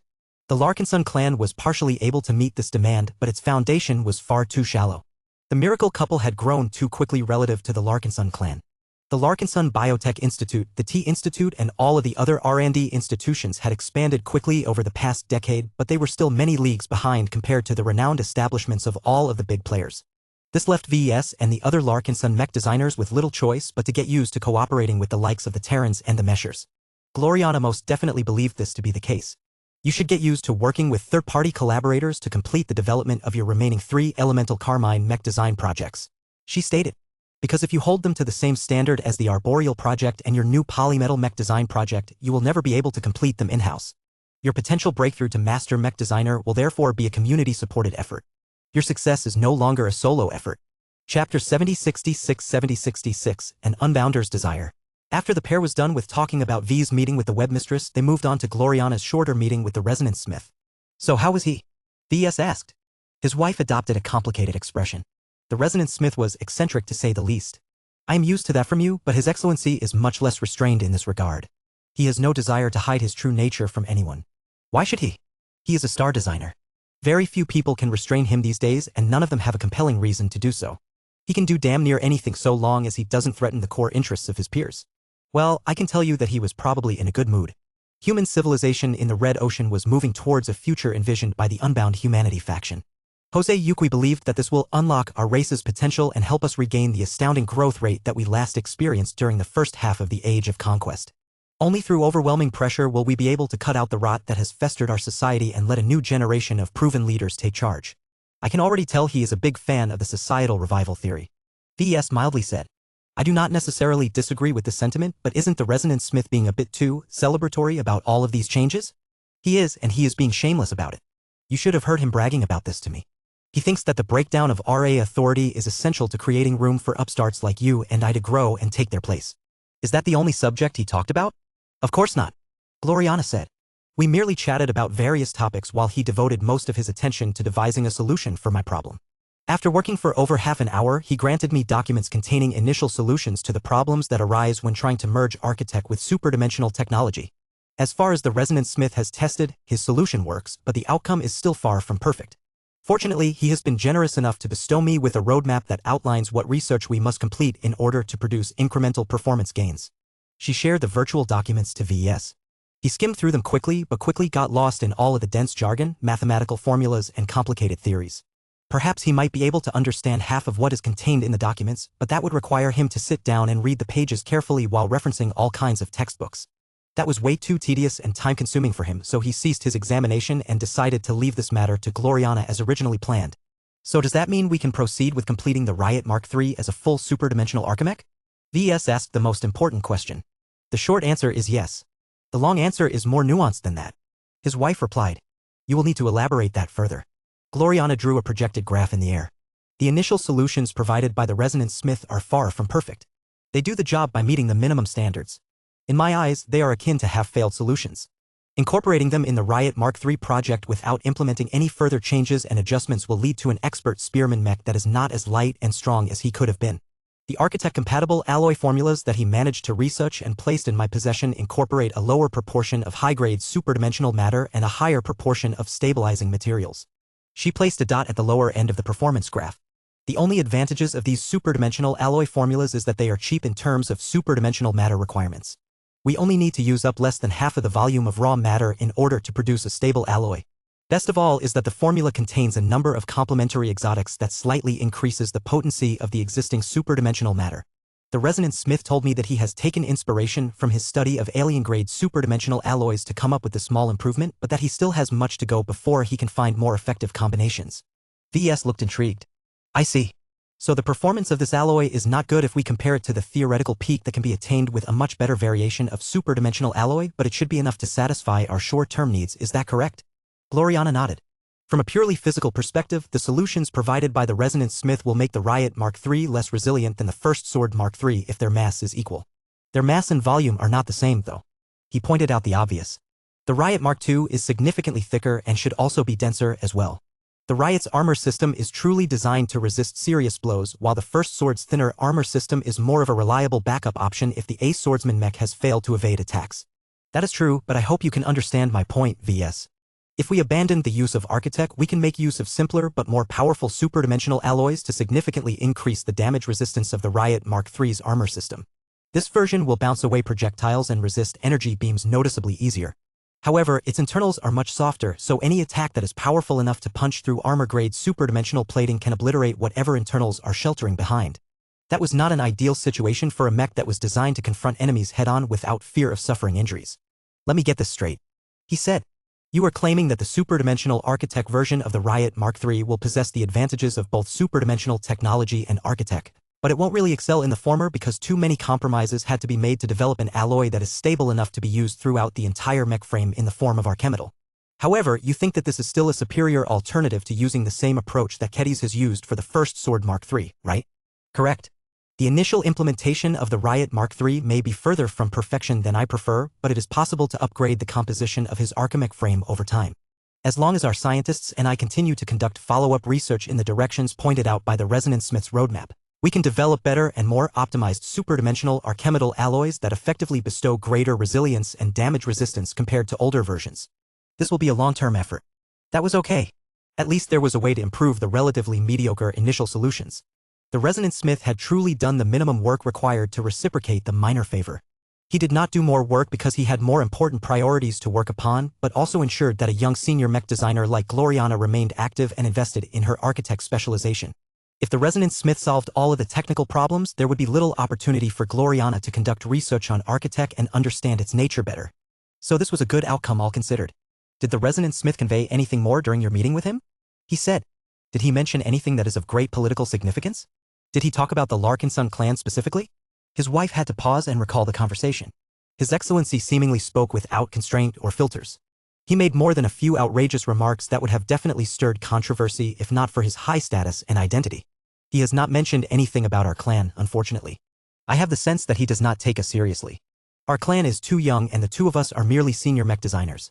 We may have a healthy amount of ace pilots in our service, but they are far from the peak ace pilots that have a chance of turning into god pilots in the short term. In other words, if his wife's assessment was correct, then there was not much point in engaging with the Resonance Smith at this point. He sounded as if he looked down on VS and Gloriana due to their relative youth and inexperience. Perhaps it was just Gloriana that was the problem. Her attainments were much less impressive than his own. She did not really deserve to speak with the star designer. It must have annoyed the Resonance Smith to be spending an hour of his time on a mech designer with insufficient qualifications. That made sense given his ideology. He was an anti-establishment figure who railed against the corruptive nature of old organizations and institutions. He was a strong believer in meritocracy and thought that taking down the old structure would clear enough room to accommodate the rise of leaders among the newer generation. The important part here was that only the best deserved to lead Red humanity in the future. Whether Gloriana belonged in this group or not remained to be seen, but so far she still had a long way to go before she made a big enough contribution to the mech community. Anything else I should know? Did he say anything about me? He asked. He approves of your work, she said with a hint of jealousy in his tone. He specifically commended your Carmine mechs as the most disruptive invention that the mech industry has received in the last century. The availability of the Yellow Jacket line has already disrupted a large amount of existing structures and rewrote many rules. He hopes that you can continue your work in shaking up the status quo and unsettle the lives of those who have grown too complacent in their positions of power and wealth. V's lips twitched into a smile. I think he will not be disappointed at what I have in store for the future. His Excellency is certainly not afraid of confronting new challenges. Is there anything else about the meeting that I should know?